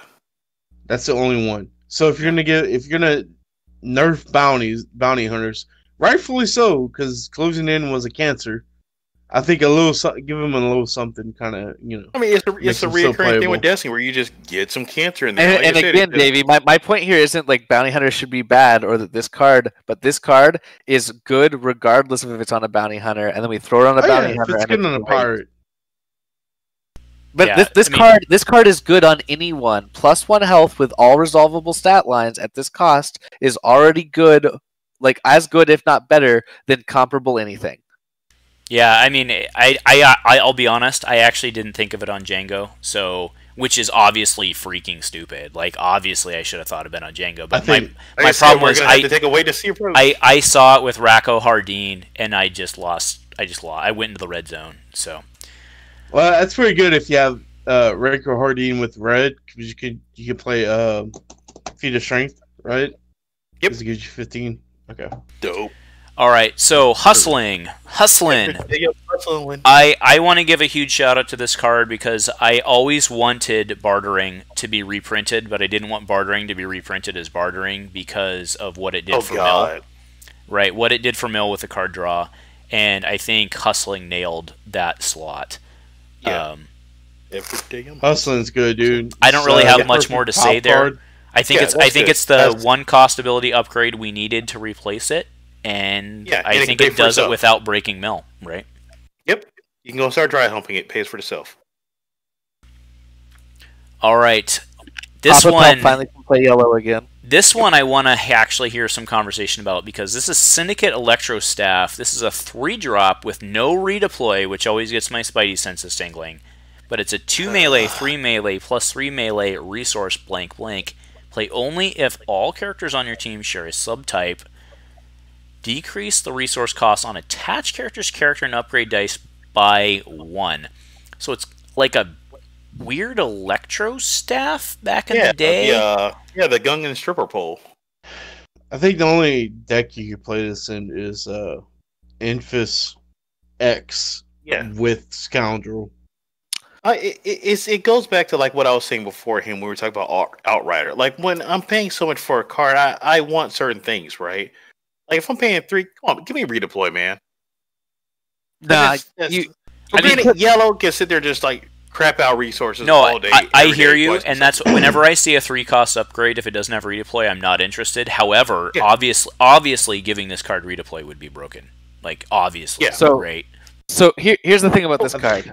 You throw this on Lumpy and you never look back. You never look back.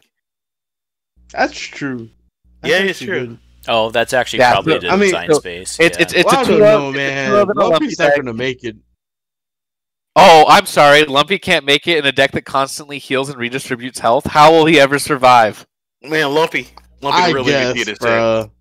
Lumpy, you the real MVP. But Lumpy's going to be the first one to go, really. If your opponent is sinking all their energy into killing Lumpy, you're already ahead. Yeah. I mean, if he has this on him, they're going to go after Lumpy. Go ahead. There's no way. Suck it, Lumpy. Dude, did you see his ability is like nutso, right? Yeah. Again, people are in the chat already pointing out, literally anyone that has a 2-for-1 resource side, you drop this on, you create just 2 resource sides. The fact that this weapon isn't just modifying your character dice, but character and upgrade dice, opens up a ton of really interesting options. Pulse Cannon. I don't know, man. I might be missing something. Pulse Cannon. Jesus. Oh, Pulse Cannon. Oh, shit, dude. Pulse Cannon. Yeah, this Pulse Cannon are disgusting. Give me that. Nice job, Danger. That's absolutely right. Oh, no, dude. You just mentioned the Bounty Hunter deck. Oh, hell yeah, dude. Boba Jango loves this, dude. Boba Jango, Pulse Cannon, suck it, 3 times with the power action. Now, mind you, it's like you got to get the cash up there, but I'm so used to playing Blue Hero that cash is like, a foreign concept to me. Yeah, so you drop this on Jango, and now your Jango's 2-for-1 side is just a straight 2 side, and then you drop a pulse rifle, and you don't have to worry about the pay sides. Although, to be fair, I played Pulse Cannon enough to rely on it hitting that disrupt side so that you can actually resolve it again after the pulse power action. Every time. But you're spending 6 resources on it, man. That's that's a lot. What am I gonna do with my 6 resources and my 2 good 3-cost upgrades? And I'm generating money with captured every turn, man. Like, all right. Okay. Moving on. Fury. No, dude, I was being sarcastic there, but still. All right. So Fury, spot a character that because I'm never ever frickin' playing captured. Still, it's like I will never play Execute Order 6/6. Yep. Refuse to touch it. I have a soul. Yep. All right, spot a character with 17 or more points to remove an opponent's die. I think this is a completely necessary card for the format. Yeah, it's amen. That's this is absolutely like a staple card. This could be in a core set card. I also really like that this card, unlike some of the things like we used to have the spot 2 characters of the same subtype, etc., etc., etc. I like that this just comes along and says you got a big, you get a removal. It's completely reasonable. It's perfect, big little. It is. That's absolutely like a staple card. This card should have been in Awakenings. Actually, no, it shouldn't have because then Vader would have been even better. But you get my point, right?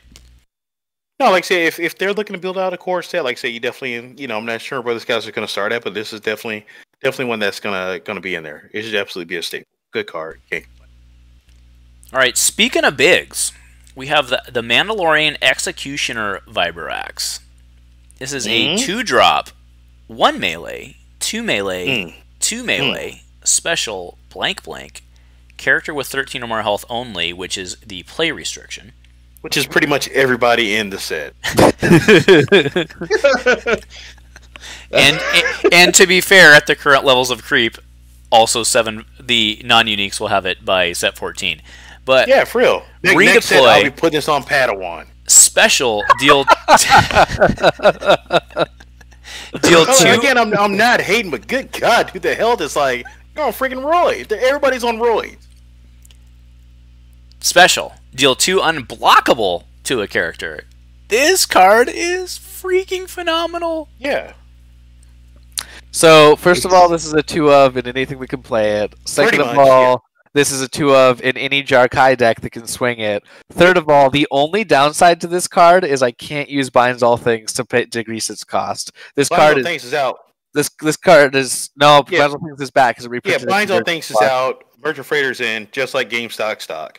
Yeah, no, this card is this is in. Also above curve, and it'd be like hard if we didn't have so many absolute knockout characters that we can play it on from this set. But as it stands, I think we'll see this everywhere.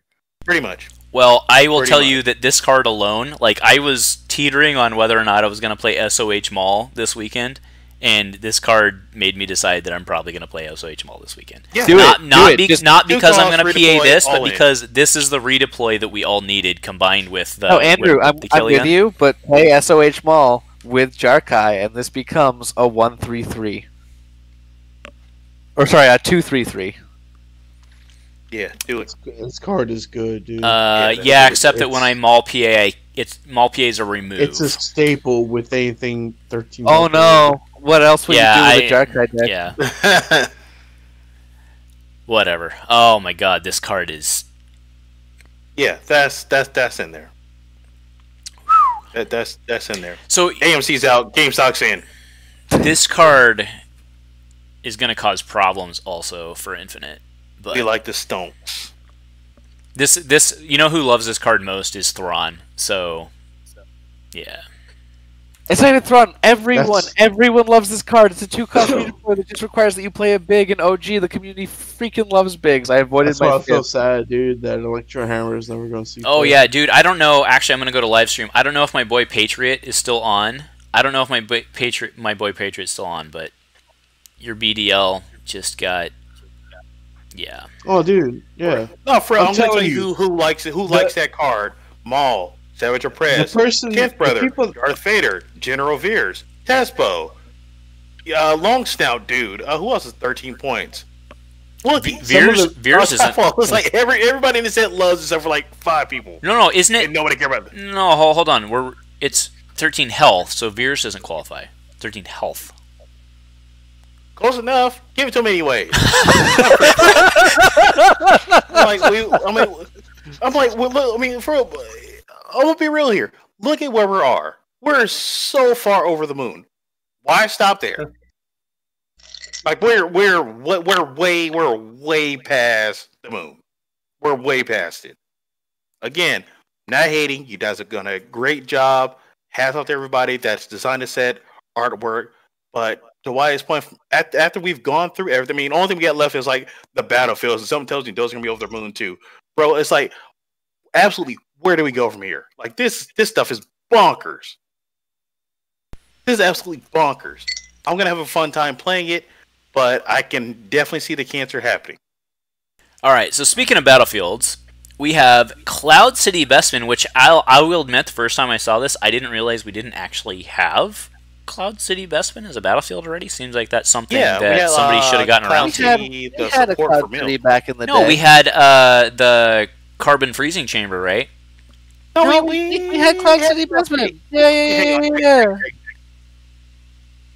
Oh, we did? All right. Well, I see everybody going to their keyboard, and I don't really want to do that right now. So, all right, power action. Look in an opponent's hand. I have to read this sideways. Sorry. Look in an opponent's hand, and if you spot a pilot, discard a card with a cost of 0. Then that opponent may draw a card. Oh, okay. Okay, look at an opponent's hand. If you spot a... Okay, so you get to look at the hand either way. Look at the hand either way. If you spot a pilot, you can chuck a 0, but then they get to draw. Yeah. I mean, this is like the only buns thing I've seen in this whole set.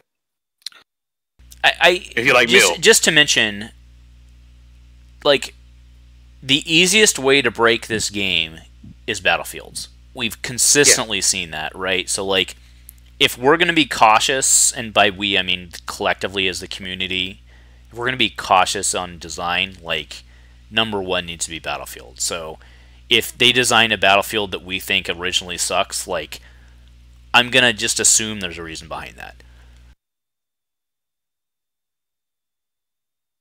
That said, the ability to look at their hand as a power action seems pretty freaking decent. Yeah, and hand knowledge is important. It's like, I know you don't have any removal. But barring you having like a face the enemy, I'm probably not chucking your card. No. It's like, oh, you have Neiman. So here's the deal. This power action is already good. Like, it's really, really good.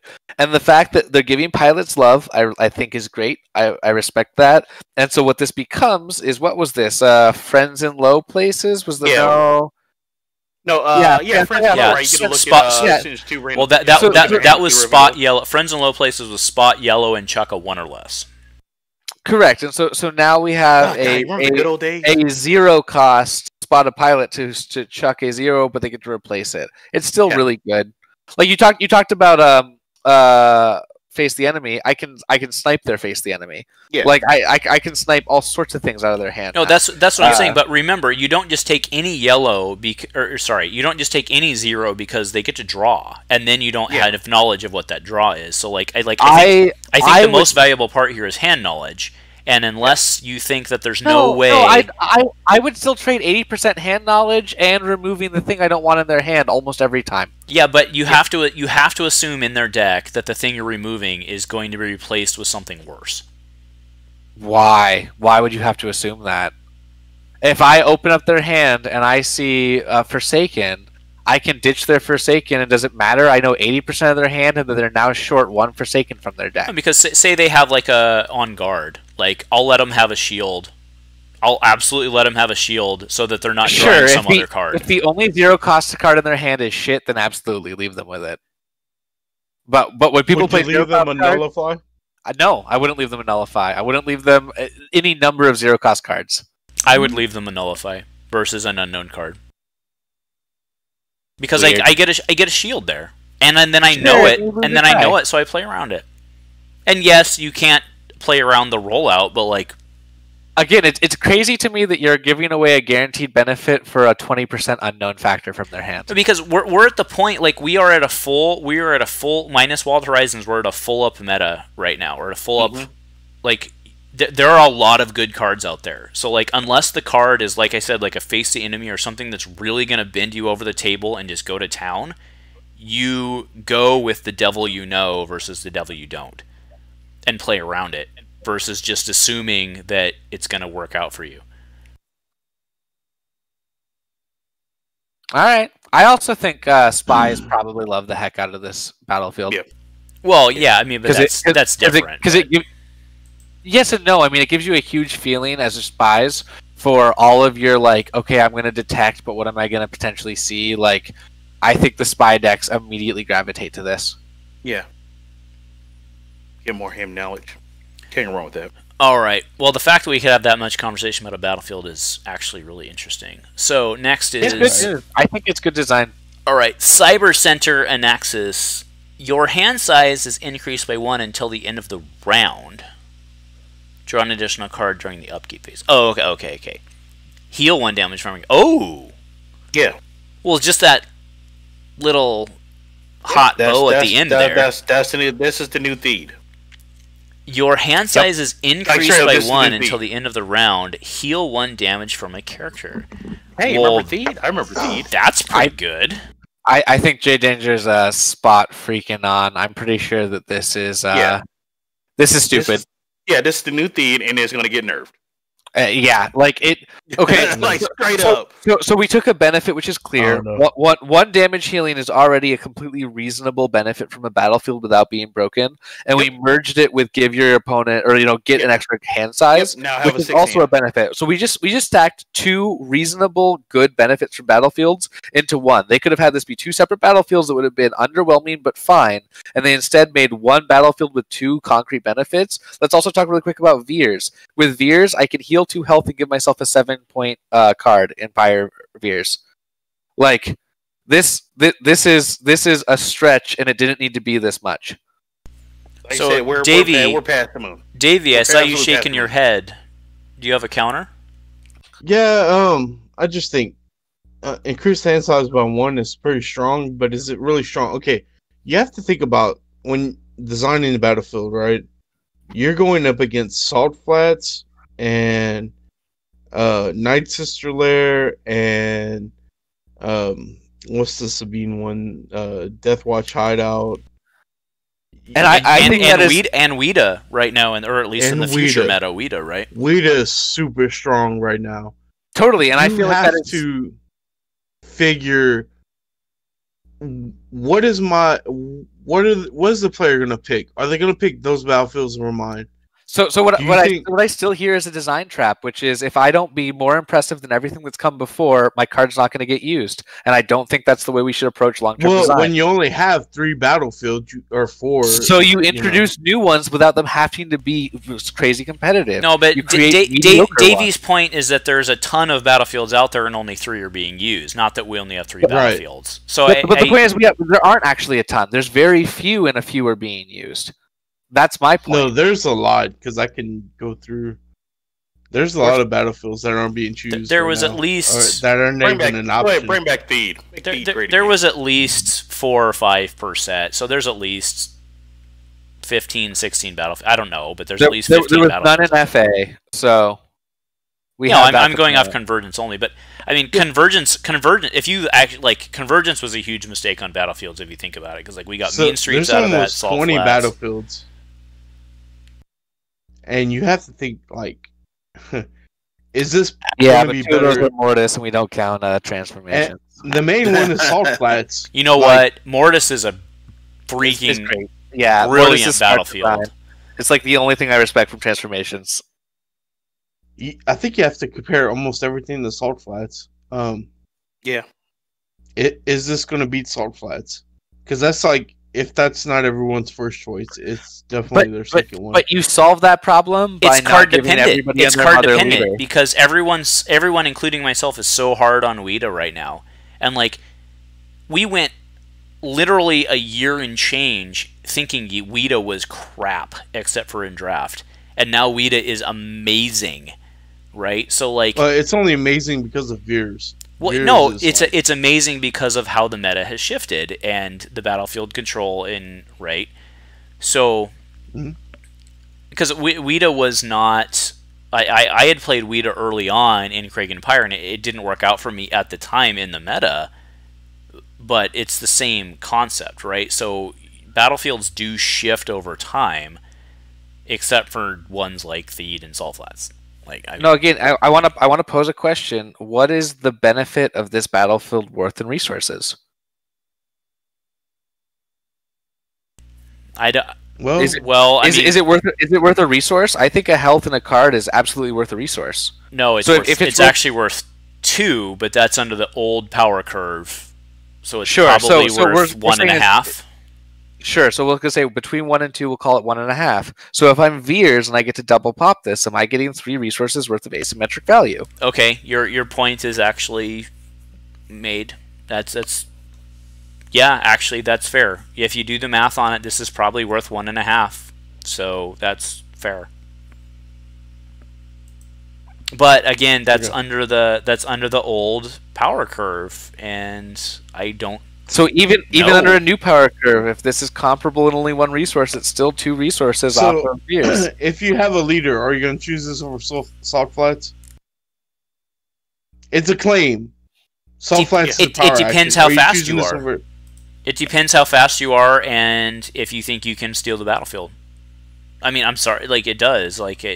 But that's a good point also. In yeah, that, you can't double pop this because he just takes control of it once many. Okay, like, yeah, even you just take control of it. it's a good If point I'm- that you if have I'm to wrong, play it in my the right apologies. deck. It's a good point. like I think Okay, you're right. It's just take control. It's not claim. My apologies. Yep. I still think this thing is pushed. Yeah, who's that? Yeah, thanks, man. Appreciate it's that. strong, but I think it has to be though. We didn't have any Battlefields released last set, so I think something has to. true. I hear you that, have but to I open still, up options. I hear that, but I still maintain that when we say we didn't have options, so all that's left to us is to make strong options. We are yet again reiterating this issue of where do we go in the future. We go past what's past the moon? We go past Like, the moon. but like, Pluto, what here other we come. Battlefields could you like think of? You know, That what is the other design options are you- problem, isn't it? All right. You know, I think it's fine, and like not everyone is going to run Cyber Center, but Right. it'll be an option for some people. I But think we're a at the last lot more card, people. though. Yes, we gonna are at the run last assault card, pads. which is Perimeter Outpost Hoth. So, just to put in perspective, this Yeah, is I'm calling it tomorrow. I think this is the only one that you can run with Veers, right? No. It's just two. Well, more or red for the characters, but Stormtrooper, I mean, for the Snow Trooper. Yes. This is So the this only worked one that great a in villain. My, Cass Dameron, Naboo Guard, and Sniper. No, I'm just saying this is the only one that the villain That'll can give the bring plus that one help. gives their Snow Trooper Yeah. the +1. So yeah, unless this it's, is wait a minute. What about the hero? Didn't the heroes have a specific? heroes have Hoth, but Veers can't bring that for Snows. So Right. Well, I'm saying though, if they claim it, then because he can just take control of it and off he goes. Veers, what's his bucket? yeah, all We've right. been talking about him all night. He gives Pyre? Pyre. Yeah, Veers Pyre loves. Yeah, he can just he's taking. He's still All good. right, Okay, select I'm sorry, only Andrew, if go you ahead. have 2 or more red characters. So if Alarathion, I don't know if you're still in the chat because it's like super late your time, but He's here. I know. I'm curious on the design choice of this card because we saw in Wild Horizons that they had colored battlefields. So I'm curious why this wasn't a red battlefield. Because it says select only if your team has 2 or more red characters. So would there have Makes sense. been a difference if this was a red? I'm just curious if there I don't think it matters either way. I'm just curious why this was not made a red battlefield. But maybe it was just because you guys didn't want to go in that design space without Wild Horizons being. They were out. busy. Yeah, I mean, I'm just curious. I don't think that it's not in a, to be 100% clear, that's not an assault on like, dude, why the hell wasn't this done this way? It was why was that choice made? I'm just curious. So anyway, it's spot only if your team has 2 or more red characters. Power action, gain 2 actions, give control of this battlefield to an opponent. This card is freaking hot for Pyre. Yep. Pyre, or like I said, Cass Dameron. It's pretty much a military camp on steroids. It's a chunked military camp. I definitely Well, feel the- like- Pyre Veers. The main Yep. thing for Pyre is being able to give the battlefield away so you can take it back. I mean, that's Yeah. And even that's re- And with Relentless assault. Veers, it means that you can guarantee that loop at least once. So you're charging the battlefield at least once, and then if you actually claim, you're charging twice per turn. Like it's nuts. James just used this against me, and it was filthy. I think wait. Veers players are gonna have a tough choice between this one and Weta. Yeah, it's so gonna be- to be clear, Elrathian is still around. He replied, he just said, we made a lot of choices to avoid conflict with Wild Horizons. So they were playing around the knowledge that there were colored battlefields, which that's kind of what I alluded to. Makes complete sense. So in a different world, this might have been a red battlefield, but they didn't want to, poop on the carpet. in a world. In a world Yeah, where Fantasy Battlefield Flight like Games did Super what they Fight said in they a were world. going to do, which never existed. Ha ha ha. I mean, that reminds me, I need to email FFG so when I die, they can be my pallbearer so they can let me down one last time. Straight up. All right. I think that does it. That's it? And That's by it. I think that does it mean I know that does it. So, want to give a shout out. We have what I'm hitting up. We have 17 viewers on stream right now, which means we have 17 crazy ass people who stayed up this late to watch us. So, thank you very much. Yeah. Thank you to Jay Danger, who is currently 3 a.m. in Houston, which means it's about Kolache time. Yeah, no, we have Davey DTD, who also is 3 a.m. his time. I don't know what you're going to go get there. I don't know. You can drive to Lake Charles and sniff some fumes or something from the refinery. And we got Wyatt, who's at my time at 1 a.m. And, you know, nobody on the Pacific Coast works. We just live in giant camps and, you know, camp on government property. So it's all good. Yeah, pretty much. I don't work tomorrow or Monday, so let's go. Anyway, I want to thank the guys for, you know, being on here. And I mean, shit, we were just here talking for 5 hours, which means that we almost certainly 100% each one of us said something we're going to get in trouble for on the internet. So thank you for sticking your... It's not the first time. Yeah, well, thank you for sticking your necks I'm out. waiting for you to get banned.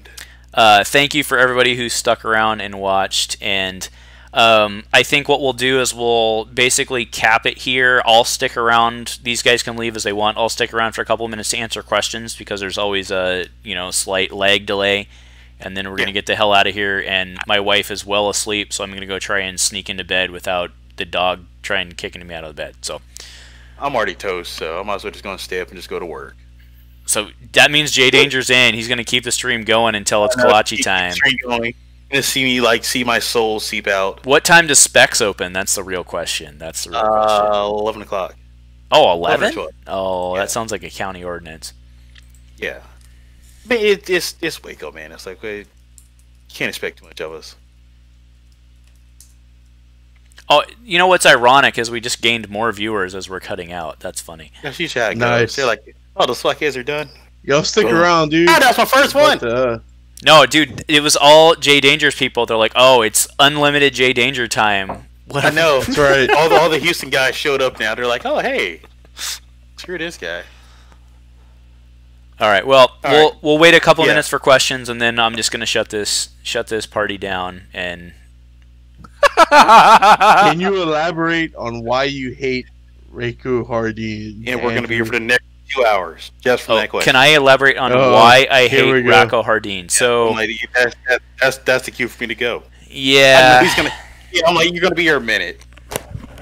So we had a big blowout in the DC team thing about Rako Hardeen, which I think the problem with Rako Hardeen is not Rako Hardeen. It was the cumulative trauma that was basically capped off with Rako Hardeen in kind of the order of spoilers. It's like we kind of saw this slow build-up of like, wow, this is above... Like, we saw Dak first, and I was like, okay, Dak was above curve, and we saw Leia, and we're like, wow, Leia's a little more above curve, and like, it just kept coming, and all of a sudden it was like, Rako Hardeen, and he has 19 freaking keywords, and like, he's a Jedi and a bounty hunter, and he's like, everything good in the game, and he has all these massive sides that are basically Bane sides, and like, then you throw that out, and you're like, okay, well, it's not Bane sides because he's not as good as Bane because he doesn't get the 2 resource thing, but he's got all these good keywords, and like, he can also pair with Ahsoka.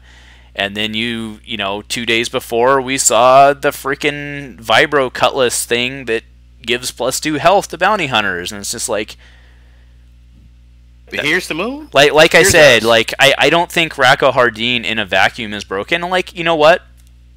Because I'm always wrong, I'm sure Rako Hardeen will probably not like win anything big, and because by all the metrics of everybody who designs these games, because they're all competitive players, and nothing is broken unless it wins a tournament, nothing's an NPE until it wins a tournament.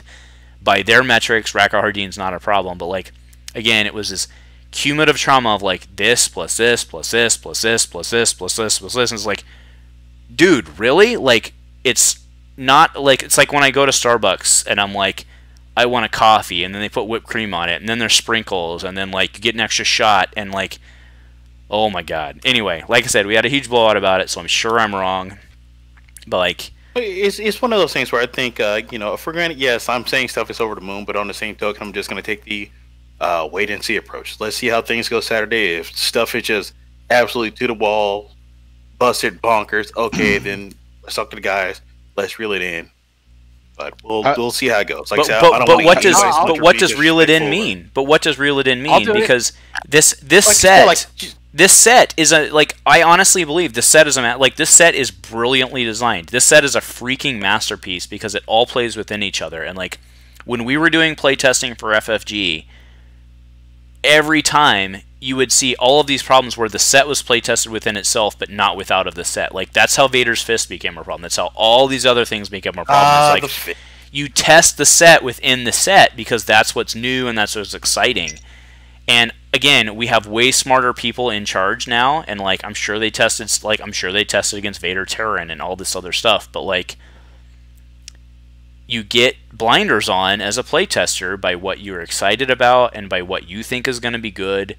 And when things are continually getting stronger and stronger and stronger, the major concern of this set is like this set again. Like I said, this set is a masterpiece. Like this set is brilliant. Like there's more than a lot. There's a million amazing things happening in this set. But the problem is, in order for the guy who designs like Elrathian is the king of the world right now because he's the set designer of the most amazing set in Destiny ever. And in order for the person on set 13 to be a good designer and get recognized, he's going to have to beat Elrathian now. And the easiest way to beat Elrathian is to just hit a longer home run, and it's easy. You just put bigger stuff on people. I was going to say by fixing it right or by reeling it in. Like, right, look at the characters that we have now, right? No way. Let's say I'm the designer of set 13, and I'm like, you know what I'm going to do is I'm going to reel it in. People are going to say, wow, this set's really boring. I mean, that's cool. Cats can say that. People are still going to play it. But the whole thing is, you reel it in by essentially... That's the feedback from FA. Happened. Like, that was the issue. FA was incredibly conservative, and I loved it for its conservative choices. And the general consensus is, it didn't make enough of a splash, we should go bigger. Like, that's what we already established. It's either not splashy enough, we need to go bigger, or... boom, we did it. We're huge. Like, you know, we found the fun and the theme and the power and the characters, but where do we go from here? It doesn't matter. We're having fun right now. When can somebody's asking when can I download the Redemption set? You mean it's currently available just like on the DB, and then it should be up by tomorrow because they didn't plan for it to go live until tomorrow. I think I saw something a little earlier. I think AOZ has it on TTS now. Oh, okay. Well, it's on TTS now. I'm not going to check. It's up in those capacities. If I can just return really quick, Hardin is insane because for 19 points you get 3 fantastic subtypes, you get 4 2-sides on dice, you get an exception to what you can include and play on a character, you get Detect 2, which has never been seen before, and you get an activate ability that generates you a resource. Yet again, we're playing with complex characters. Well, possibly. Sure, possibly. I don't. Again, that is such a comp mindset that because you're not getting every guaranteed benefit every time, the character's somehow not powerful. We have a character who is complex, more complex than probably needs to be, is well into the legendary territory, and has 4 or 5 unique things going for it. We are so far around the complexity event. Yeah, and you know what? It's about time for us to get out of here because we're just going to end up putting our foot in our mouth. But one of the things I asked about today, there was a really cool plot made by our friends over at Echo Base when Faltering Allegiances came out, and they showed the number of characters. It was just a pure plot of number of characters per card going into Faltering Allegiances, and the number shot up significantly from there's a pretty significant or pretty steady increase over the course of sets, but when FA came out, it was a huge step function in terms which. The analogy there was number of characters translate to complexity of card, which I think is somewhat reasonable. But now that and based on the spoilers that we saw, I thought that was going to be relatively steady for this set, with the exception that they took actions in this set to reduce keywords and stuff to reduce wording to make it right. So they, it used to say things like as if it were your own and stuff like that, and they shortened that to basically give them more space on the card. So I assumed it would be relatively constant, adding complexity but shifting the indicator down, right? For those of you in the business world, right? You're shifting your indicator to make it look like you're constant, but you're actually still doing what you want to do. However, now that I've seen this full set, I'm confident that, and again, we know that the lead designer is a data scientist guy, right?